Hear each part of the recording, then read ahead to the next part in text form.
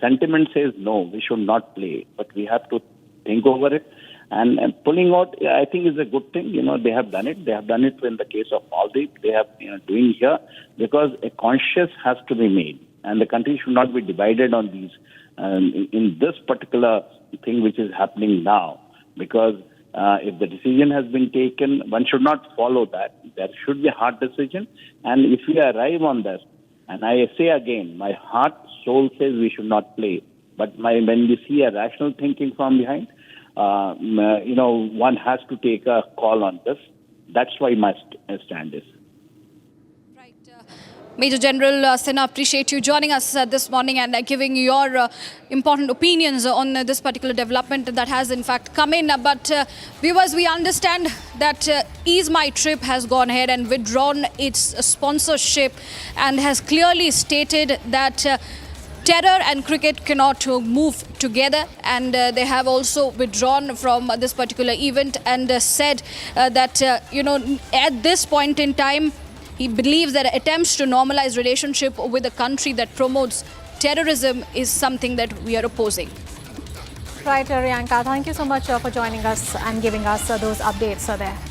All right, viewers, let's move on in the bulletin now. The U.S. State Department has stopped short of providing details on President Donald Trump's proposed aid plan for Gaza. Now, speaking to reporters in Washington, D.C., State Department spokesperson Tammy Bruce sidestepped questions on how the aid package would be implemented.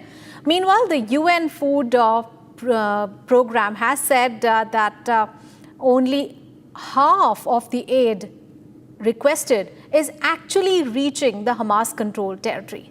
Here's a report. Amid the crippling hunger crisis and claims of starvation in Gaza, the White House refused to elaborate on President Donald Trump's aid plan for the region.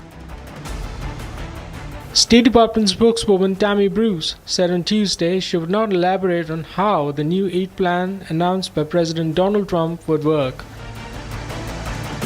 She said everybody should make a contribution to alleviate the suffering of the people in Gaza amid claims of an aid bloc.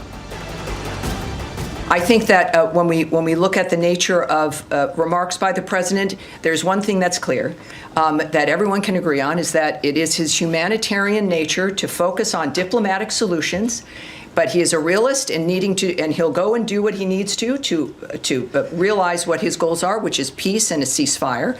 And also, I think the recognition that no one has denied, we have not denied it in this room, that the humanitarian assistance to this point has not been enough. My argument is that it would never be enough in that obscene, unnatural environment. And so we're proceeding in that regard, and of course with President Trump's leadership, as he noted yesterday, to do even more to assist when it comes to food and other aid. Meanwhile, Democrats in Congress implore the Trump administration to step up its role in addressing the suffering and starvation in Gaza. More than 40 senators signed a letter on Tuesday urging the Trump administration to resume ceasefire talks and sharply criticizing the Israeli-backed American organization that had been created to distribute food aid. The EU has been the world's biggest supplier of aid to the Palestinians. In a worrying development, UN World Food Programme said only about half the aid that it had requested for Gaza was reaching the Hamas-ruled territory. WFP wants 100 trucks per day entering the territory of over 2 million people as deaths from alleged starvation increase.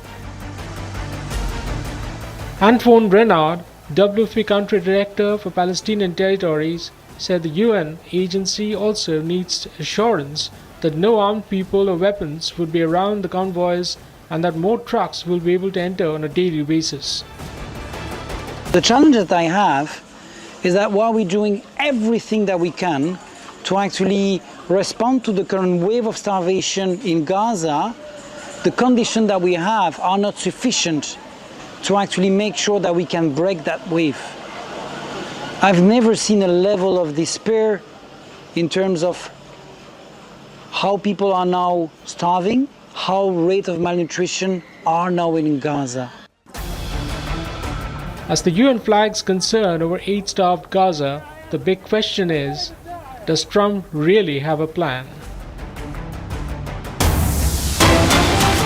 viewers, we have big breaking news coming in from the United States where President Donald Trump has yet again claimed that India is his friend and he ended the war with Pakistan at his request. And when asked if India is going to pay high tariffs between 20 to 25%, US President Donald Trump said, and I quote him now, "India is my friend. They ended the war with Pakistan at my request. The deal with India is not finalized. India has been a good friend, but India has charged basically more tariffs than almost any other country." Remember this statement coming in just ahead of the 1st of August deadline. That is the date before the tariffs come into effect. And the US president has stated that India-US trade deal was working out very well, but he has entered at a 20 to 25% tariffs on New Delhi. And he's also again reiterated his stand that he was the one who brokered the ceasefire between India and Pakistan. Let's take a listen to what Donald Trump said.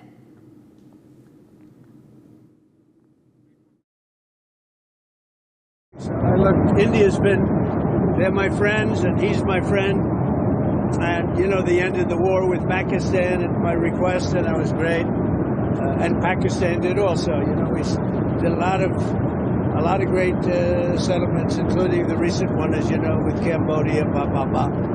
So that was a great one. I think that's been pretty well finalized now, right? India's been a good friend, but India has charged basically more tariffs than almost any other country. You know that, right? Over the years. But now I'm in charge, and you just can't do that. I think the trade deals are working out very well, hopefully for everybody, but for the United States, they're very, very good. And a devastating shooting in the heart of New York City has left 6 people dead, including an NYPD officer and 4 civilians, alongside the suspect. The gunman died by apparent suicide after barricading himself inside the building. Here's the full story. A gunman carrying an assault-style rifle opened fired in a high-rise building in New York in broad daylight. The high-rise building has headquarters of NFL and Blackstone, some of the world's largest investment firms. He killed 4 people, including a police officer, and injured 1 before shooting himself dead. The gunman has been identified as a 27-year-old Shane Tamura from Las Vegas. According to the police, Shane had a concealed carry license for a handgun and documented mental health history. The attacker walked into an office block on Manhattan's Park Avenue in the evening and opened fire in the lobby. After that, he took the lift to the 33rd floor to continue his firing spree. First, we walking down the block, we see mad people walking, like running. We're like, what the hell going on? And then some lady, she couldn't stop talking. She said, oh, is somebody gun this and that? So we asked questions, what was going on? They said somebody was on the floor. Was on the floor. He got messed up. Supposedly he got cut on the neck. And some shit like that. And then after that, they said somebody's inside with a gun. An eminent British Indian economist, Lord Meghnad Desai, passed away in London on Tuesday. He was 85 at the time of his death. Prime Minister Narendra Modi led the tributes for the long-time member of the British House of Lords, remembering him as a distinguished thinker, writer and economist who stayed rooted to Indian culture. And here is a brief report.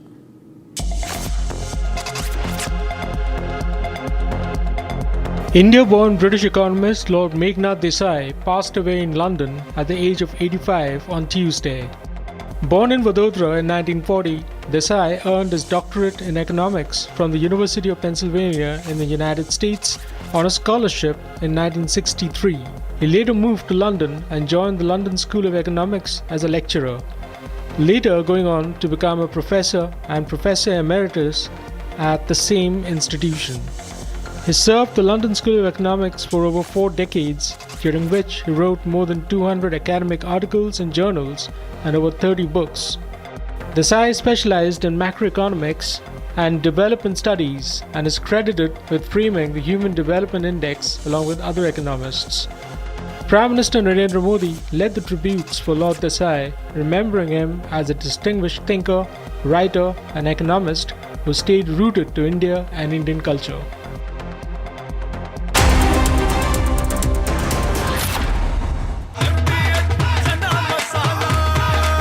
अब छोलिया हो या लोबिया, सफेद चने या काले चने, सब कुछ मजेदार बने।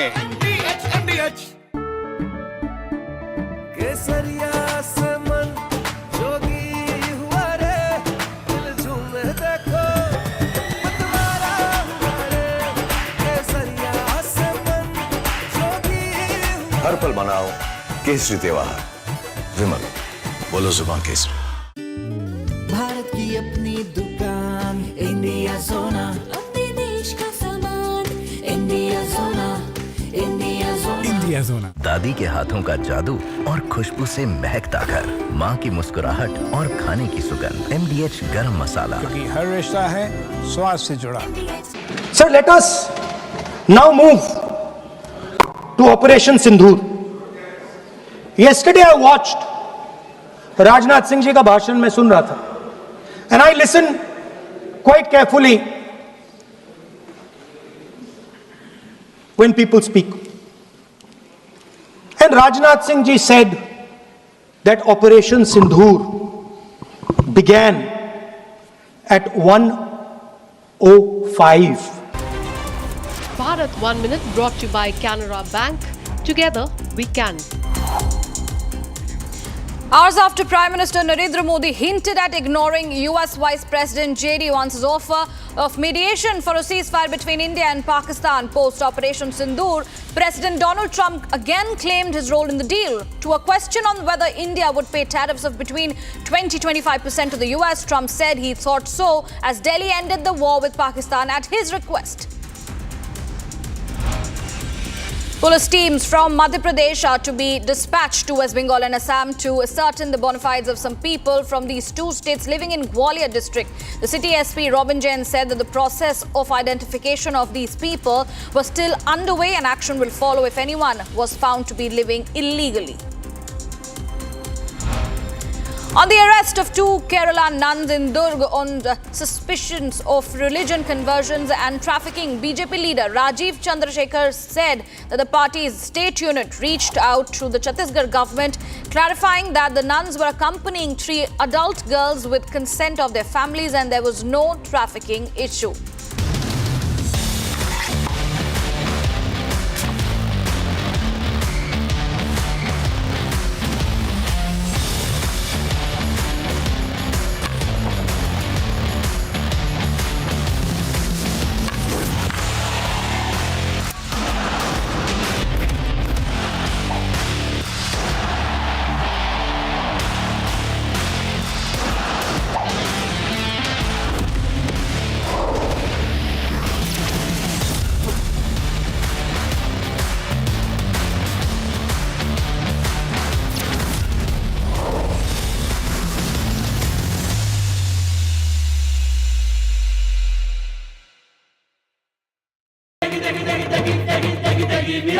MDH की देगी मिर्च, देगी मिर्च का तड़का, अंग अंग फड़का। MDH की देगी मिर्च।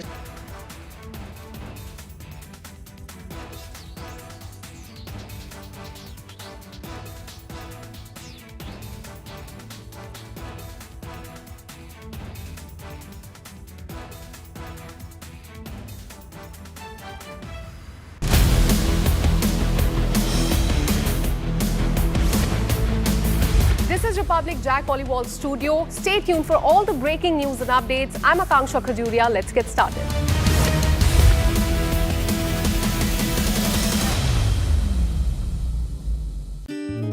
भारत की अपनी दुकान, इंडिया सोना, अपने देश का सामान, इंडिया सोना, इंडिया सोना, इंडिया सोना। MDH की हल्दी मिर्ची धनिया करे कमाल, ये रंग दे, ये खुशबू दे, ये तीखा, ये कम पड़े, क्या निराला MDH मसाला। केसरिया से मन जोगी हुआ रे, दिल झूमे देखो मतवारा हुआ रे। केसरिया से मन जोगी हुआ। हर पल मनाओ केसरी त्योहार। विमल, बोलो जुबान केसरी। कुछ लोग जानबूझ करके कुछ चीजें भूलने में इंटरेस्टेड होते हैं। देश भूलता नहीं है, देश को याद है। 6 रात और 7 मई सुबह ऑपरेशन हुआ था और 7 मई को सुबह भारत ने प्रेस कॉन्फ्रेंस हमारी सेना ने की और इस प्रेस कॉन्फ्रेंस में भारत ने स्पष्ट कर दिया था और पहले दिन से क्लियर था कि हमारा लक्ष्य है आतंकियों के आका, आतंकियों की जो व्यवस्थाएं जहां से होती है वो और उनके अड्डे, उनको हम ध्वस्त करना चाहते थे और हमने प्रेस कॉन्फ्रेंस में कह दिया था, हमने हमारा काम कर दिया है, हमने जो तय किया था पूरा कर दिया है। और इसलिए 6-7 मई को ऑपरेशन हमारा संतोषजनक होने के तुरंत बाद कल जो राजनाथ जी ने कहा था, मैं डंके की चोट पर दोबारा दोहराता हूं, भारत की सेना ने पाकिस्तान की सेना को चंद मिनटों में बता दिया कि हमारा ये लक्ष्य था, हमने लक्ष्य पूरा कर दिया है, ताकि उनको पता चले और हमें भी पता चले कि उनके दिल दिमाग में क्या चलता है। Pakistan From Asia's largest news headquarters, setting the agenda for Bharat.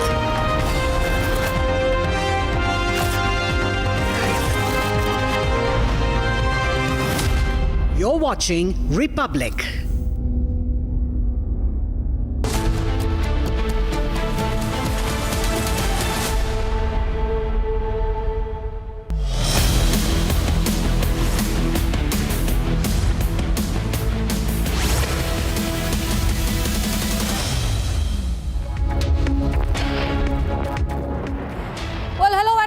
Viewers, you're watching Republic TV and I'm Riyanka Chaudhary. We will be bringing you all the top stories from how the Pahalgam terror attack was avenged and Operation Mahadev was a success.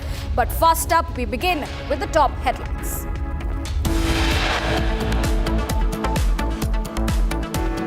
EaseMyTrip co-founder Nishant Pitti announced that the company will not be associated with the much-anticipated India versus Pakistan semi-final in the ongoing World Championship of the Legends.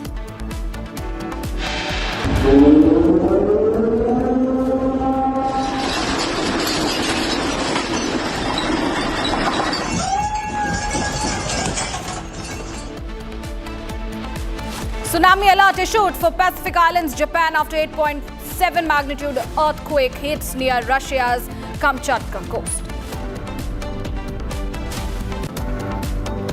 Debate on Operation Sindhur begins in the Rajya Sabha today. External Affairs Minister Jaishankar to open at 1 p.m. JP Nadda to speak around 3, with Amit Shah likely to deliver the concluding remarks. दुनिया के किसी भी नेता ने भारत के operation रोकने के लिए नहीं कहा और इसलिए मैं फिर से लोकतंत्र के इस मंदिर में दोहराना चाहता हूं, ऑपरेशन सिंदूर जारी है. Prime Minister Modi said that no leader in the world had asked India to stop during Operation Sindhur. He also said Operation Sindhur will continue and India will always act till Pakistan stops attacks. And in one of its most anticipated missions in the recent years, ISRO will launch an NISAR, a sophisticated and expensive Earth observation satellite developed in collaboration with NASA from Sriharikota today.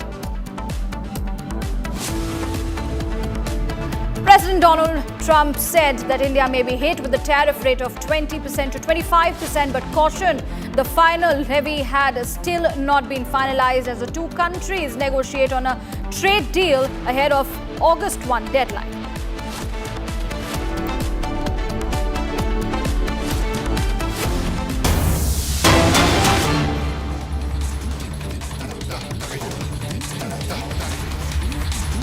And viewers, breaking news coming in. 2 Lashkar terrorists have been killed in the encounter in Jammu and Kashmir's Poonch district, which was underway a few hours ago. And that is the latest development coming in. 2 Lashkar-e-Toiba terrorists have been killed, successfully killed in this particular encounter, which was underway in Poonch. And it was indeed an infiltration bid which was foiled by the armed forces.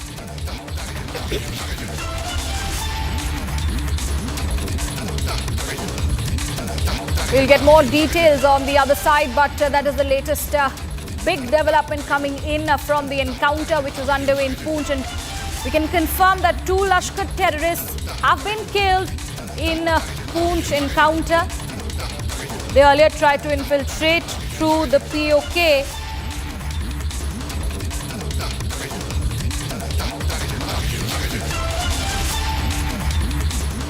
My colleague Gursimran is joining us live from Jammu. Gursimran, help us understand more details. 2 LET terrorists have been neutralized. 2 Lashkar-e-Toiba terrorists, both Pakistani, have been neutralized in a joint operation by Jammu and Kashmir Police and Indian Army in the Kasalia area of the Gulpur sector in the Poonch. The sources in the Indian Army and the Jammu and Kashmir Police are confirming to us that both of the bodies of these terrorists have been located using the drones that have been pressed into the action. Though the weather situation continues to be inclement, the bodies and the weapons have not been retrieved so far in the ongoing operation, but it will take time. See, because there is a heavy rains that are going on in the Rajouri and the Poonch district and the area close to the line of control, which is a densely forested area. The weather continues to be inclement, and also there is a dense fog that is making the visibility almost zero, and it is taking time for the forces to retrieve the bodies, but the forces are hopeful that the bodies will be retrieved very soon, and after that there will be a joint briefing. It is expected by the Indian Army along with the Jammu and Kashmir Police that how this operation actually took place. What we are being told by the sources in the Indian Army, that there was a input that was generated by Jammu and Kashmir Police and was shared with them a couple of days ago. The forces, joint forces, were working on that input, and late last night at around 3 to 4 in the morning, there was some suspected movement of 2 Pakistani Lashkar terrorists that was seen along with the weapons, and they were intercepted and fired upon, in which 2 Lashkar terrorists have been neutralized in the ongoing operation. The sources are confirming that the input that the police had was very specific to the Pakistani terrorists trying to escape and sneak into the Indian territory. So we can say that 2 Pakistani terrorists of Lashkar-e-Toiba have been neutralized. This was a desperate attempt by Lashkar-e-Toiba, coming at a time when 3 of their top commanders have been neutralized in the Srinagar encounter, where we saw that how the Pahalgam butchers, they were killed by the security forces in the ongoing encounter, and now as we speak, the security forces are carrying out the search operations not only to retrieve the bodies and weapons, but also to ensure that if any accomplice or any of other terrorists or overground worker is there, they can also be neutralized at an earliest in the operation that is underway in Poonch. Right, Gursimran, there has been back-to-back wins for the Indian Army as well as the Jammu and Kashmir Police. What we understand after the success of Operation Mahadev, there are several attempts we see that are made by the side of the terrorists trying to infiltrate into our land, but our forces are vigilant and they are giving them a befitting response. Yes, the forces are giving a befitting reply to any attempt that is being made from across the border. We have seen what has happened in the Srinagar encounter in the Dachigam, where the security forces, after 4-month-long operations they carried out roughly 4 months, they were able to neutralize the terrorists that were behind the Pahalgam terror attack. So the forces are carrying out the relentless operation, and as we speak, the searches are underway in the area of the Poonch, and also multiple anti-terror operations are underway in the districts of Kishtwar, Doda, Udhampur, Kathua, so that if the terrorists are there, that groups that have earlier infiltrated, they can also be neutralized at an earliest. Appreciate Gursimran for you joining us this morning and giving us all the details on the very important encounter which is happening in Poonch. And let's move on and bring to you more important news breaks coming in this morning. EaseMyTrip co-founder Nishant Pitti announced that the company will not be associated with the much anticipated India versus Pakistan semi-final in the ongoing World Championship of the Legends. Now, this decision, which was shared via social media post, was framed around the national interest and the belief that terror and cricket cannot go hand in hand. The ex-post by Nishant Pitti was placed in context with the recent Pahalgam terror attack that killed 26 civilians in the scenic Paisaran Valley in Jammu and Kashmir.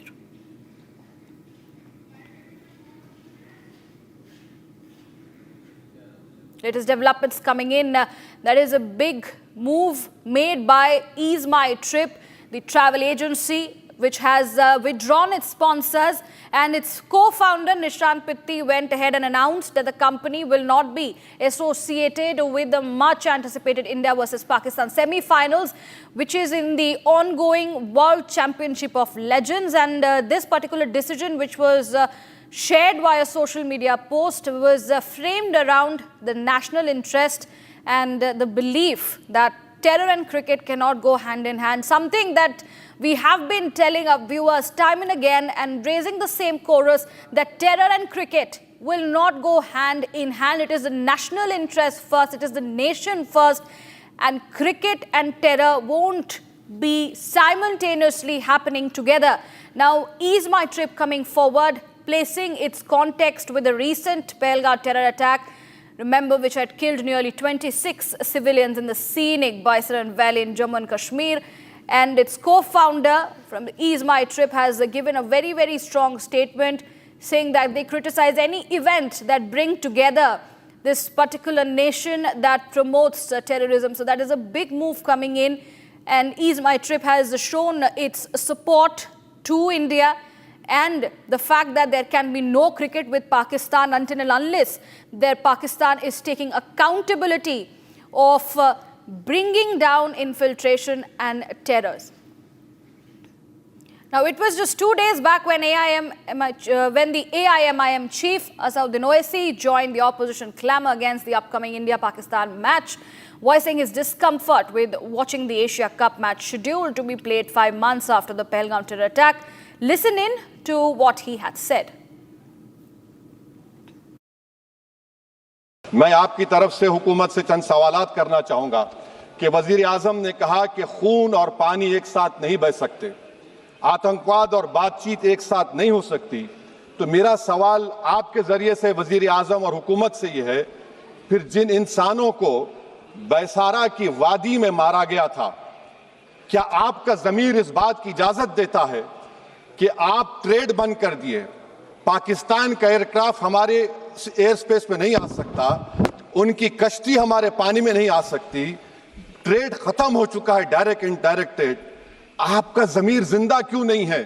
किस सूरत से आप पाकिस्तान से cricket match खेलेंगे जब हम पानी नहीं दे रहे हैं? 80% पानी पाकिस्तान का हम रोक रहे हैं, ये कहकर के पानी और खून नहीं बहेगा, आप क्रिकेट मैच खेलेंगे? मैडम, मेरा ज़मीर तो गवारा नहीं करता कि मैं उस मैच को देखूंगा। क्या इस हुकूमत में इतनी हिम्मत है कि उन 25 मरने वालों को फोन करके कहे कि देखो हमने ऑपरेशन सिंदूर में बदला ले लिया, अब तुम पाकिस्तान का मैच देखो? बड़ी अफसोस की बात है मैडम। मैडम, अकाउंटेबिलिटी किस पर है? पहलगाम किसने किया? 7.5 लाख हमारी फौज और सेंट्रल पैरामिलिट्री फोर्स है, ये कहां से 4 चूहे घुसकर हमारे भारत के नागरिक को मारे? अकाउंटेबिलिटी किस पर फिक्स होगी? Well, so as we understand how there is an accountability demanded from the stakeholders, given the fact that cricket and terrorism will not go hand in hand, will not go together.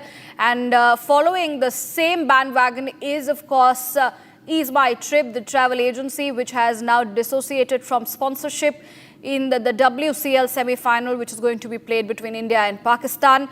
They have pulled out, and the co-founder has very clearly shown full support and strength to our nation, to the country. It has been very clearly mentioned that how it is going to be nation first and cricket can wait until unless Pakistan goes ahead and brings down its tactics. Also, we will try and understand more details at this point in time with the EaseMyTrip moving forward and withdrawing itself. I've been joined by Mr. Rajan Kochar to give us his opinion. Mr. Kochar, how do you, see this development from the side of EaseMyTrip as it has gone ahead and withdrawn its sponsorship and said that cricket and terror cannot go hand in hand? You see, we have to be very conscious in this decision of ours. There are two aspects to it. See, I totally agree that terrorism and cricket cannot go together. Pakistan is a state-sponsored terrorism state, and we should not have any sporting ties with Pakistan. I entirely agree with that. But at the same time, we also have to see, in case these matches are taking place in international venues which are neutral. And what happens that once India starts withdrawing from these venues, we are depriving our own sports person. We are actually isolating them just because of Pakistan. I think the line which the government needs to take is ICC, especially ICC and ACC, because these are the two organizations, International Cricket Conference and International Asian Cricket Youth Conference. We need to stress upon them that Pakistan should be sanctioned from these tournaments, because why should we start abstaining and isolating ourselves because of Pakistan? I think it will be a sign of weakness. We need to pursue a strong policy with these cricket bodies, because remember, BCCI has a very large clout with these bodies, because unless the entire funding for their tournaments, everything is from the BCCI, so we are in a position of strength. So we need to exert ourselves, which we are not doing right now. We need to exert ourselves to ensure that Pakistan is removed from these tournaments. Because if Pakistan is not removed and we continue saying that we will not play against Pakistan, then we will never be able to play any international cricket tournaments like this. So I think this policy needs a greater deliberation. I totally agree with the sentiments that we should not play Pakistan, and I still maintain that. But we should make efforts to remove Pakistan away from the sporting arena in terms of sanctions. You see, if America can impose sanctions on Russia, or it can impose sanctions on Iran, why not India? Because India has a position of strength in cricket. And I'm specifically mentioning cricket here because cricket is a sport which is followed by a million of viewers all over our country. So I think this kind of a stand is warranted, and I totally agree with EaseMyTrip, because we should not encourage any form of cricketing ties between India and Pakistan. Right. Major General Kochar, I would also, bring in the fact that, as you mentioned, that there has to be sanction which needs to be imposed at this point in time. There are several individual efforts, just like EaseMyTrip withdrawing from its sponsorship. But as a country, what could be your suggestions in terms of what are these particular sanctions that are required at this point in time to be imposed on Pakistan? See, we need to understand one thing, that no tournament, in case supposing India is not going to take part in Asia Cup, I'll just sort of give you an example of Asia Cup, because right now the Asia Cup is on. There is going to be a great monetary loss for the ACC, and these tournaments will become actually unviable. So that is one important aspect. If we can start with the Asia Cup, we need to present a strong case. See, yesterday that Operation Mahadev has taken place, and Home Minister Amit Shah has made a statement in Parliament saying that these three terrorists are Pakistanis, and they may be linked with the Pahalgam attack. So this sort of dossier has to be prepared, and this emergency meeting of the ACC must be called right now, because that is what I feel it should be done. And a case projected that a state which is sponsoring terrorism, what kind of pressure can we put on such countries to stop this policy? And one of the pressure points can be that we debar these countries from taking part in such tournaments. And once we do for the ACC, I'm sure the ICC will also take a cue from this. Right. All right, Major General Rajan Kocha, appreciate you joining us and giving your opinion on this latest development that has come in with the EaseMyTrip pulling out of its sponsorship in the WCL. We will also try and understand at this point in time what this means for Pakistan and, of course, what it means for the BCCI. When it comes to the BCCI, there is a mounting pressure on BCCI in order to pull back and make several steps in order to bring in a no cricket situation with Pakistan. And on the other hand, Pakistan, it is very clear to them that India is not going to be forgetting what had happened, because there have been several operations which are also underway. The Operation Mahadev was also one of the success. In fact, the debate also going on in the parliament regarding Operation Sindhur is also showing the strength that our country is moving forward to corner Pakistan for its terror tactics and several infiltration pits that are going on across the borders. Well, moving on, Indian cricketer Gautam Gambhir got into a heated argument with the pitch curator during a recent match. Now, this dispute reportedly arose over concerns about the pitch's condition and its potential impact on the game. Now, Gambhir, known for his competitive spirit and dedication to the sport, expressed his frustration with the pitch's unevenness or other issues, leading to a tense exchange with the curator. Watch this video.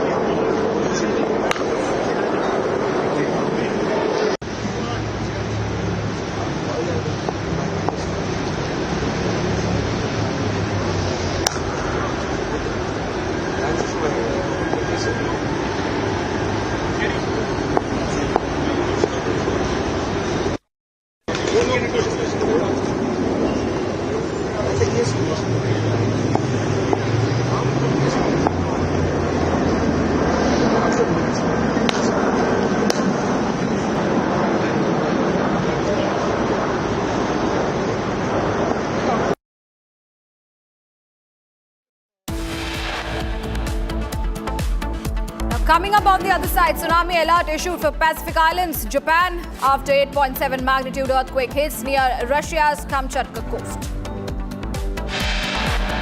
And also, debate on Operation Sindhur begins in the Rajya Sabha today. External Affairs Minister S. Jaishankar to open at 1 p.m. and JP Nadda will speak around 3 p.m. with Home Minister Amit Shah likely to deliver the concluding remarks.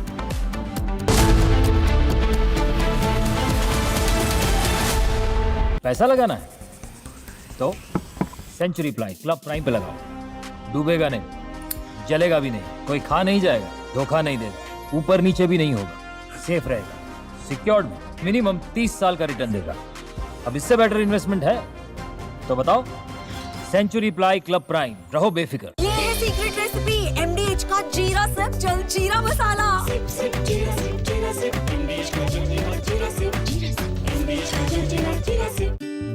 Bharat की अपनी दुकान India सोना, अपने देश का सामान India सोना, India सोना, इंडिया सोना।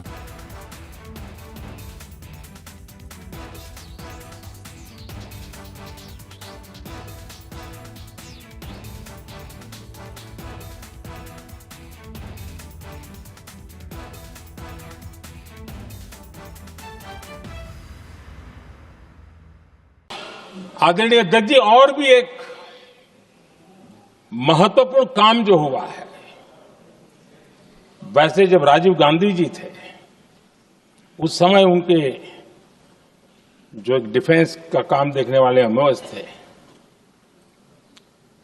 उन्होंने जब मैंने CDS की घोषणा की तो वो बहुत Bharat 1 Minute brought to you by Canara Bank. Together we can. Hours after Prime Minister Narendra Modi hinted at ignoring US Vice President J.D. Vance's offer of mediation for a ceasefire between India and Pakistan post-Operation Sindhur, President Donald Trump again claimed his role in the deal. To a question on whether India would pay tariffs of between 20-25% to the US, Trump said he thought so as Delhi ended the war with Pakistan at his request. Police teams from Madhya Pradesh are to be dispatched to West Bengal and Assam to ascertain the bona fides of some people from these two states living in Gwalior district. The city SP Robin Jain said that the process of identification of these people was still underway and action will follow if anyone was found to be living illegally. On the arrest of two Kerala nuns in Durg on suspicions of religion conversions and trafficking, BJP leader Rajiv Chandrasekhar said that the party's state unit reached out to the Chhattisgarh government, clarifying that the nuns were accompanying 3 adult girls with consent of their families and there was no trafficking issue.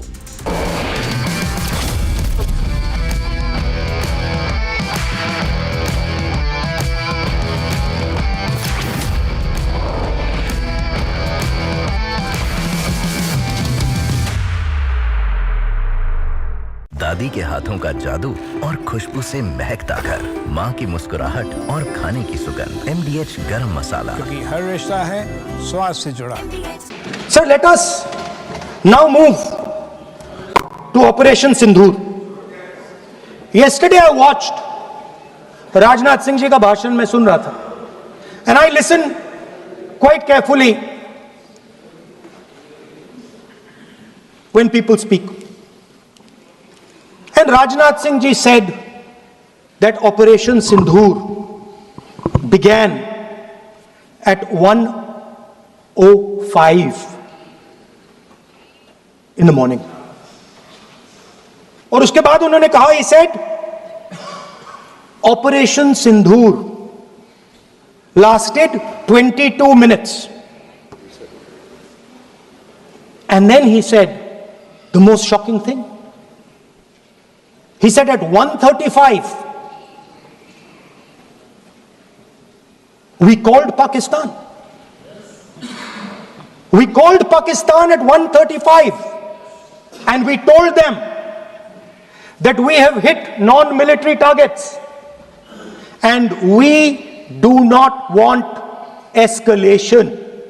These are the words of the Defense Minister of India.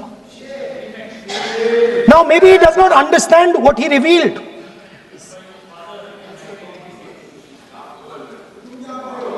The DGMO of India was told by the government of India to ask for a ceasefire at 1:35 at night itself, on the night of Operation Sindhur. You told the Pakistanis exactly what you would do. You told them that we will not hit military targets. India-born British economist Lord Meghnad Desai passed away in London at the age of 85 on Tuesday. Born in Vadodara in 1940, Desai earned his doctorate in economics from the University of Pennsylvania in the United States on a scholarship in 1963. He later moved to London and joined the London School of Economics as a lecturer, later going on to become a professor and professor emeritus at the same institution. He served the London School of Economics for over 4 decades, during which he wrote more than 200 academic articles in journals and over 30 books. Desai specialized in macroeconomics and development studies and is credited with framing the Human Development Index along with other economists. Prime Minister Narendra Modi led the tributes for Lord Desai, remembering him as a distinguished thinker, writer and economist who stayed rooted to India and Indian culture.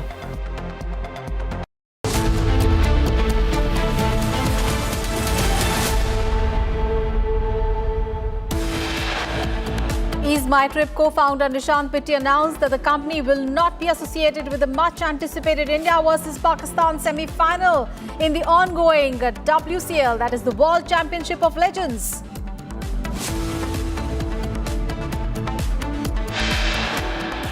Tsunami alert issued for Pacific Islands, Japan after 8.7 magnitude earthquake hits Russia's Kamchatka coast.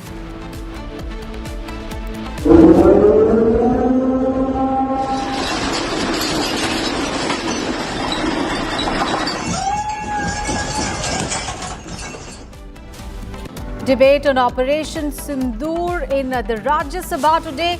External Affairs Minister S. Jaishankar to open at 1 p.m. JP Nadda to speak at around 3, with Amit Shah likely to deliver the concluding remarks. दुनिया के किसी भी नेता ने भारत के operation रोकने के लिए नहीं कहा, और इसलिए मैं फिर से लोकतंत्र के इस मंदिर में दोहराना चाहता हूं, ऑपरेशन सिंदूर जारी है. Prime Minister Modi said no leader in the world had asked India to stop during Operation Sindhur. He also said Operation Sindhur will continue. India will always act till Pakistan stops attacks.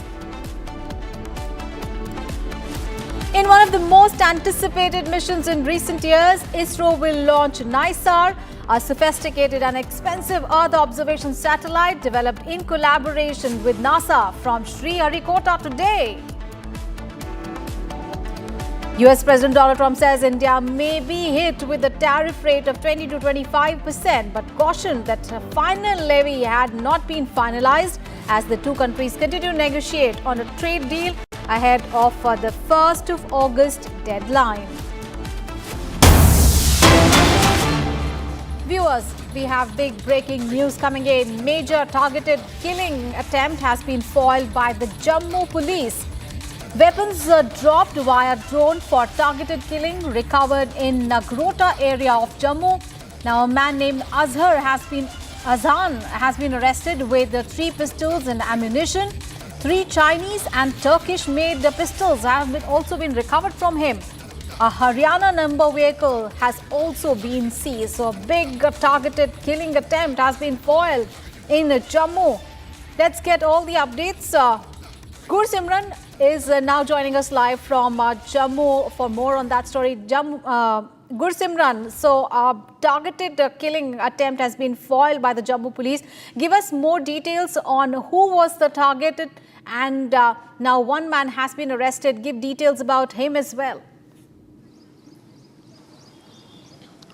See a major success coming for the Jammu police as they have foiled a major targeted killing plot in the Jammu, and right now we are in the Nagrota area where this plot has been foiled, and one vehicle, this car that you see that is parked inside the Nagrota police station, this was the car from where this consignment was being taken from Jammu. This has been dropped using drone. It is very likely that it was dropped somewhere in the Kathua or Samba sector, and it was taken to Kashmir Valley. A man named Azhan has been arrested by the Nagrota police. This was an intel-based operation that was carried out by the Jammu Rural Police, in which the recovery has been made. What we are picking up that the recovery includes 3 pistols. These 3 pistols are the Chinese and the Turkish pistols that have been recovered from the possession of this man named Azhan, and now he is being interrogated. He is from Srinagar. Also 8 rounds have been recovered. 2 rounds were used rounds and 8 were the live rounds that have been recovered from the possession of Azhan. As we speak, the interrogation of Azhan is underway. We are told that the senior police officials will also be reaching the spot in a short while from now at the Nagrota police station, because this was a major targeted attempt that was done by the terror groups, because they were smuggling the weapons from across the border. There were 3 pistols, we are told. 1 pistol is of the Chinese manufacturer, other pistol is of the Turkish manufacturer, and third is another foreign-made pistol that was being smuggled from across the border. This vehicle that you see, this is a Etios vehicle, the Haryana number vehicle with a yellow number plate. This was the one in which this person named Azhan was traveling, and what Azhan was doing, he was carrying this consignment of weapons from Jammu to Srinagar. See, he's a Srinagar-based individual and he was carrying the weapons to the Kashmir Valley. But due to the timely input that was generated by the Jammu Rural Police, the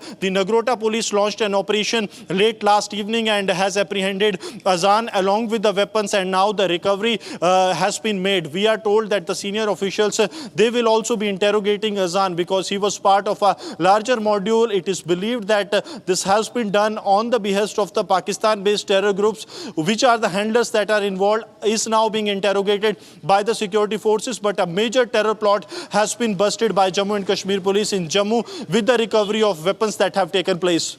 Absolutely, and Gursimran, this is a repeated pattern that we've been seeing for the last few years, especially the dropping of weapons along the LOC in Jammu and Kashmir has been happening. Pistols, ammunition, explosives. There have been a number of instances where the anti-national elements are doing this.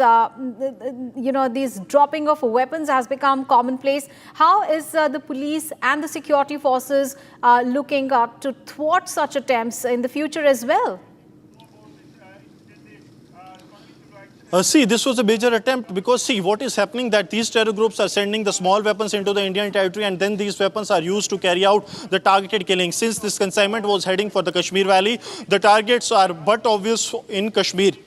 But due to the timely intervention, this attempt has been foiled. I'll request Sarjeevan to once again go to the visuals that the security has been beefed up here at the Nagrota police station as well. You will see the armed police, these sentries have been deployed at the multiple locations because yesterday the recovery that has been made by the security forces, this is a major recovery. This includes the 3 weapons, that includes the Chinese and the Turkish made pistols. And this is really concerning because during Operation Sindhur as well, we have seen that how Pakistan was actively getting the help of the Chinese as well as the Turkish groups, those who were actually part of these operations that Pakistan attempted to carry out against India. And now the recovery of the Turkey-made and the Chinese weapons by the Jammu and Kashmir police in the Nagrota area in an operation that was launched late last evening. This shows that the Pakistan is actively getting the help from the Chinese as well as from the terror groups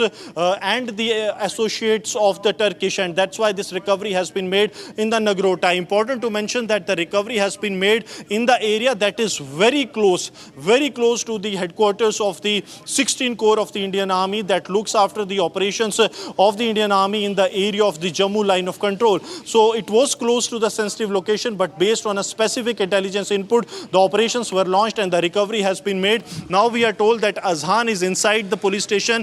The Azhan, the individual who has been arrested along with the 3 pistols and 10 magazines, and he is presently being questioned by the security forces at Nagrota police station, because this was a major catch that the security forces had from the Azan, as the recovery of 3 Chinese and the Turkish weapons that have been recovered from his possession. All right. Thank you so much for those details there, Gursimran. We'll keep coming back to you for more on that story. And viewers, here is some more breaking news related to the Parliament's session today. And that is that the debate on the Operation Sindhur begins in the Rajya Sabha today. External Affairs Minister S.J. Shankar is going to open at 1 p.m. JP Nadda is also going to speak, and that will be around 3. And Amit Shah likely to deliver the concluding remarks. Remember, at the ongoing monsoon session of Parliament, there was a fierce debate that we saw in the Lok Sabha yesterday, and there was an intense debate. There was an address from Prime Minister Narendra Modi, leader of opposition in the Lok Sabha, Rahul Gandhi, and also various other members in Parliament as well. And today, again, it is going to be a very, very significant debate. External Affairs Minister S.J. Shankar is going to speak.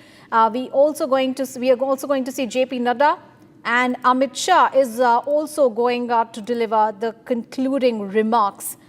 And Rajya Sabha's LOP Mallikarjun Kharge and P. Chidambaram had spoken in the upper house yesterday. And today, again, a very, very significant day in the upper house of Parliament.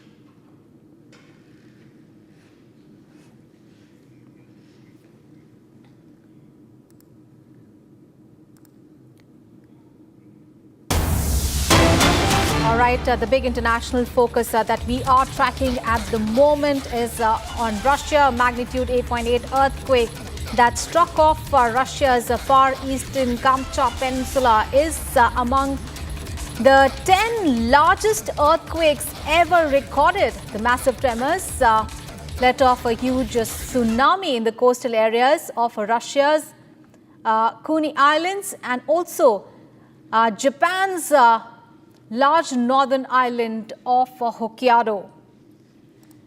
So the big international focus continues to be the earthquake that has struck Russia, and that has led to a huge tsunami there. And all right, we are right now joined in by Mr. Anil Gupta, who is a seismologist, who is joining us on the phone line. Thank you so much, sir, for joining us here on Republic TV. Sir, how do you look at the big tsunami that has been generated because of the earthquake, 8.8 magnitude earthquake that has struck off Russia? And, you know, there is a warning that has been issued for Japan and US coasts as well. How big this tsunami is going to be? See, am I audible? Yes, sir. Please continue, sir. Yeah. The kind of earthquake that has hit has been basically is rare. And the level of preparedness that Japan had, that has witnessed that they have immediately started issuing the tsunami warning and created evacuation of the people. So that has been very proactive. But the devastation can be seen more in terms of losses to infrastructure, losses to other kind of property, natural systems, because now what has been witnessed over past 25 years or so, that with our better preparedness, we are able to reduce the loss of life. That has been seen in this particular incidents also, like the casualty almost negligible, but the losses to infrastructure, yes, to some extent, despite of the best level of technology and best level of the mitigation measures in place. Japan, we consider that one of the leading country in the world, demonstrating the both technological interventions as well as the behavioral preparedness. Because in such cases where large-scale evacuations are required, the behavioral dimensions besides the local preparedness, both are very important. Many times what happens that when the warnings are issued, people do not respond it properly. But in case of both Japan, Russia and these kind of countries, this is not a challenge, and they can evacuate the people in as per the requirement or as per the protocol. So this has been a major disaster, and this is also leading to a global lesson, because these are the countries which are having the best level of preparedness. If such kind of damages, such kind of challenges can be seen here, so how do we relate to the situations in India and situations in other countries of the South Asia or Asia Pacific, where the risk of such kind of major earthquake, the risk of such kind of tsunamis are also possible. So we have to see both ways. We have to watch the situation, how the things are taking place there, how the situations are being handled there, but how do we draw the lessons? Both are important, in fact. Right. Yeah. Sir, looking at, this is a magnitude of 8.8 earthquake that we are talking about, but evacuations are currently underway, as you mentioned, along the US West Coast, Hawaii, as well as, of course, Japan as well. And there are also speculations that there could be some impact on China as well. So looking, since you've been you've been an expert, so how do you expect this entire tsunami to spread? Because we're talking about the Pacific area, and the entire Pacific area that we're talking about. How much damaging really it could be for the entire Pacific region? This is very important aspect, basically. So the specific institutions like India has an Indian Ocean Information System located in Hyderabad. They work with the tsunami warning system of Japan. Both jointly work, and they provide the tsunami warning for this region. And where the evacuation has been proactive and effective, so the losses of life, that is very much possible that we would be able to avoid the losses of life. But as I told that, you cannot evacuate and you cannot move the infrastructure, or the ships and many things are there on the port. So those damages are more likely, and to a certain extent we can say that those would be seen in case of a major tsunami waves hitting these coastlines. But that will also depend that how these things take shape in the time. We cannot be very sure at present, because this is entirely the game of energy. How energy dissipates, and whether the waves continue or waves increase, or there are any kind of aftershocks also. Because many times what happens that one earthquake may be followed by another earthquake, maybe of a smaller Richter scale, or a series. So I think that is also important. So we have to keep a watch, and the specialist agencies are keeping a watch on this. And as we do not have any kind of early warning system for earthquake, so that is a great challenge for tsunami warning system also. Only after the earthquake is triggered and earthquake is measured, then it is transformed into the possible scenarios of tsunamis. So that is the way. Right. Yeah. All right. Thank you so much, sir, for joining us. So it is a 8.8 magnitude earthquake. It is said to be the 6th most severe quake in the history. Thank you so much, sir, for those updates and your insights into that story. And viewers, let's move on in the bulletin now. We have big breaking news coming in. The SIT has seized 11 crore rupees cash in the Andhra Pradesh liquor scam. A probe is right now underway, and major revelations have emerged in the Andhra Pradesh liquor scam that took place during the YSR CP regime. Now, Varun Purushottam, who has been listed as A40 in the case, has confessed to his role and has disclosed explosive details. Now, sources say that SIT conducted raids and seized 11 crore rupees in cash from a farmhouse on the outskirts of Hyderabad. The scam allegedly involving thousands of crores is now under investigation. The SIT has accelerated its probe in these recent days and is believed to have gathered crucial information about the involvement of senior YSR Congress party leaders.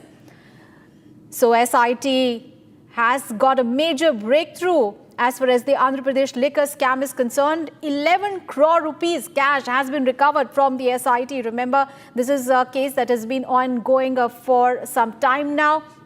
And number of people have been arrested already. A case right now is underway, and many leaders from the YSR Congress party have been also named as as accused in the case. And so far, the SIT has now seized 11 crore rupees in cash from a farmhouse on the outskirts of Hyderabad.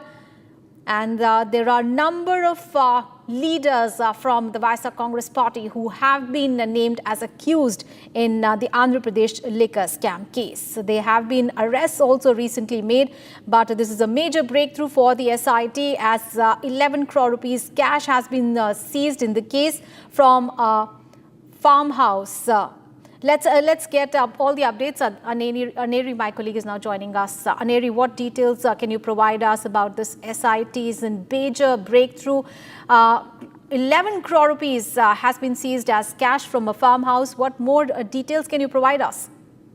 Well, it's a major breakdown by the special investigation team which has been probing the liquor scam, the Andhra Pradesh liquor scam, which is being alleged that there are crores of rupees which are involved in this scam, and many of the YSRCP leaders have been involved. Earlier, we had seen that YSRCP MP Mithun Reddy was also arrested, and now following the further investigation, we see that in the outskirts of Hyderabad, the SIT officials had raided one of the locations and they found this 11 crores cash. Well, to whom this cash belongs to and what exactly are the links?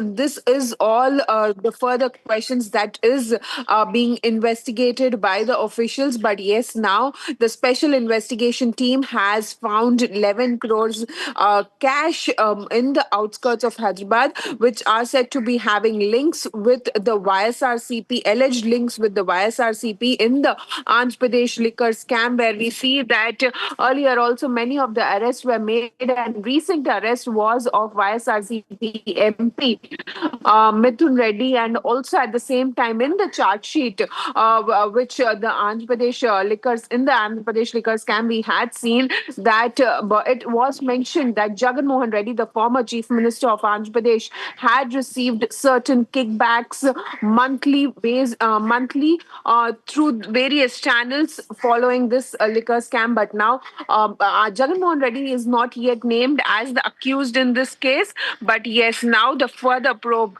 further investigation will reveal what exactly is this and what links does this cash have now. All right. Thank you, Neri, for all those details there. Thank you so much. And viewers, we have more breaking news coming in. This is coming in from Gujarat, where the state ATS has got a major success in the Al-Qaeda terror module case. Now, ATS has arrested the mastermind of the module. And earlier, 4 terrorists of the module have been arrested. 2 were arrested from Gujarat, from Noida, another one from the national capital, Delhi. And now the mastermind of the module has been arrested. Gopi, my colleague, is now joining us for more details. Gopi, we earlier saw Al-Qaeda module busted by ATS in Gujarat. 4 terrorists were arrested, and now the mastermind of the case has also been arrested. Give us more details. Well, in fact, it was just a few days back, 8 days back, that 4 terrorists were nabbed from different parts of the country. 2 were nabbed from Gujarat, while 1 each from Noida, which is Uttar Pradesh, and Delhi. 4 terrorists were nabbed, and major revelations were made by the Gujarat ATS, wherein this particular module was operating from an Instagram group, and they were also a part of various social media pages. While one more person has been nabbed, more details are being awaited. Gujarat ATS is going to address a press conference at 12 noon today. So we'll be getting more details from there. But yes, it is a terror module which is the Al-Qaeda of Indian subcontinent, based on this AQIS and based on a person who was based in Ahmedabad, wherein they had got a tip from this person Fardeen, and later on 3 more arrests were made, one from Ahmedabad and 2 others from Uttar Pradesh and Delhi. We will have to wait and watch what pans out next after the press conference is done we'll have to wait and watch, and more things will be clear once that press conference takes place. Thank you so much for joining us here on Republic TV. And viewers, let's get you some more news from across the nation in Bharat in 1. Bharat 1 Minute brought to you by Canara Bank. Together, we can. Starting 1st of August, UPI will undergo key changes. The National Payments Corporation of India is introducing new rules to ease pressure on servers, speed up struck payments and tighten account linking. Daily limits will apply. Autopay will run only during off-peak hours, and failed transactions can be retried just 3 times. A man was caught at Puri's Jagannath temple using a hidden camera in his spectacles to film the deities during the Mangal Aarti, violating the strict no camera rule. Security detained him, deleted the footage and released him after questioning. However, the incident has sparked renewed calls for stricter enforcement inside the temple. BJP's Sumendhu Adhikari has filed a complaint against West Bengal Chief Minister Mamata Banerjee, accusing her of sharing a fake video to incite unrest. The video alleged Delhi police assaulted a Bengali woman, but police say that it was staged at a Bengal political worker's behest.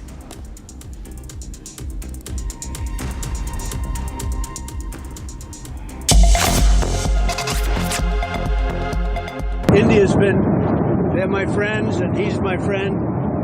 And, you know, they ended the war with Pakistan at my request, and that was great. And Pakistan did also. You know, we did a lot of great settlements, including the recent one, as you know, with Cambodia. So that was a great one. I think that's been pretty well finalized now, right? I did a good job in about 5 different wars. You think I'll get credit for it? No. So, will I get credit for it? She'll say yes. So what rate are you expecting? Well, we're going to see. We're going to see. But India's been a good friend. But India has charged basically more tariffs than almost any other country. You know that, right? Over the years. But now I'm in charge, and you just can't do that. I think the trade deals are working out very well, hopefully for everybody. But for the United States, they're very, very good. पैसा लगाना है तो century ply club prime पे लगाओ, डूबेगा नहीं, जलेगा भी नहीं, कोई खा नहीं जाएगा, धोखा नहीं देगा, ऊपर नीचे भी नहीं होगा, सेफ रहेगा, सिक्योर्ड में मिनिमम 30 साल का रिटर्न देगा। अब इससे बेटर इन्वेस्टमेंट है तो बताओ। सेंचुरी प्लाई क्लब प्राइम, रहो बेफिक्र। भारत की अपनी दुकान, इंडिया सोना, अपने देश का सामान, इंडिया सोना, इंडिया सोना, इंडिया सोना। MDH की हल्दी मिर्ची धनिया करे कमाल, ये रंग दे, ये खुशबू दे, ये तीखा, ये कम पड़े, क्या निराला MDH मसाला। इसको घर पे लगाओगे तो शादी का तो पता नहीं, पर घर पक्का नहीं टूटेगा। रुंगटा नहीं तो घर स्ट्रॉन्ग नहीं। रुंगटा स्टील TMT बार एकदम सॉलिड। पहाड़ों में एक हाइकिंग शिप भी बन सकती है। आदरणीय अध्यक्ष जी, मैं एक आंकड़ा आज बताना चाहता हूं। पूरा देश गर्व से भर जाएगा। कुछ लोगों का क्या होगा मैं नहीं जानता। पूरा देश गर्व से भर जाएगा। 9 मई को पाकिस्तान ने करीब 1000 Bharat 1 Minute brought to you by Canara Bank. Together, we can. Hours after Prime Minister Narendra Modi hinted at ignoring US Vice President J.D. Vance's offer of mediation for a ceasefire between India and Pakistan post-Operation Sindhur, President Donald Trump again claimed his role in the deal. To a question on whether India would pay tariffs of between 20-25% to the US, Trump said he thought so as Delhi ended the war with Pakistan at his request. Police teams from Madhya Pradesh are to be dispatched to West Bengal and Assam to ascertain the bona fides of some people from these two states living in Gwalior district. The city SP Robin Jain said that the process of identification of these people was still underway and action will follow if anyone was found to be living illegally. On the arrest of two Kerala nuns in Durg on suspicions of religion conversions and trafficking, BJP leader Rajiv Chandrasekhar said that the party's state unit reached out to the Chhattisgarh government, clarifying that the nuns were accompanying 3 adult girls with consent of their families and there was no trafficking issue. पैसा लगाना है तो century ply club prime पे लगाओ, डूबेगा नहीं, जलेगा भी नहीं, कोई खा नहीं जाएगा, धोखा नहीं देगा, ऊपर नीचे भी नहीं होगा, सेफ रहेगा, सिक्योर्ड, मिनिमम 30 साल का रिटर्न देगा। अब इससे बेटर इन्वेस्टमेंट है तो बताओ। सेंचुरी प्लाई क्लब प्राइम, रहो बेफिक्र।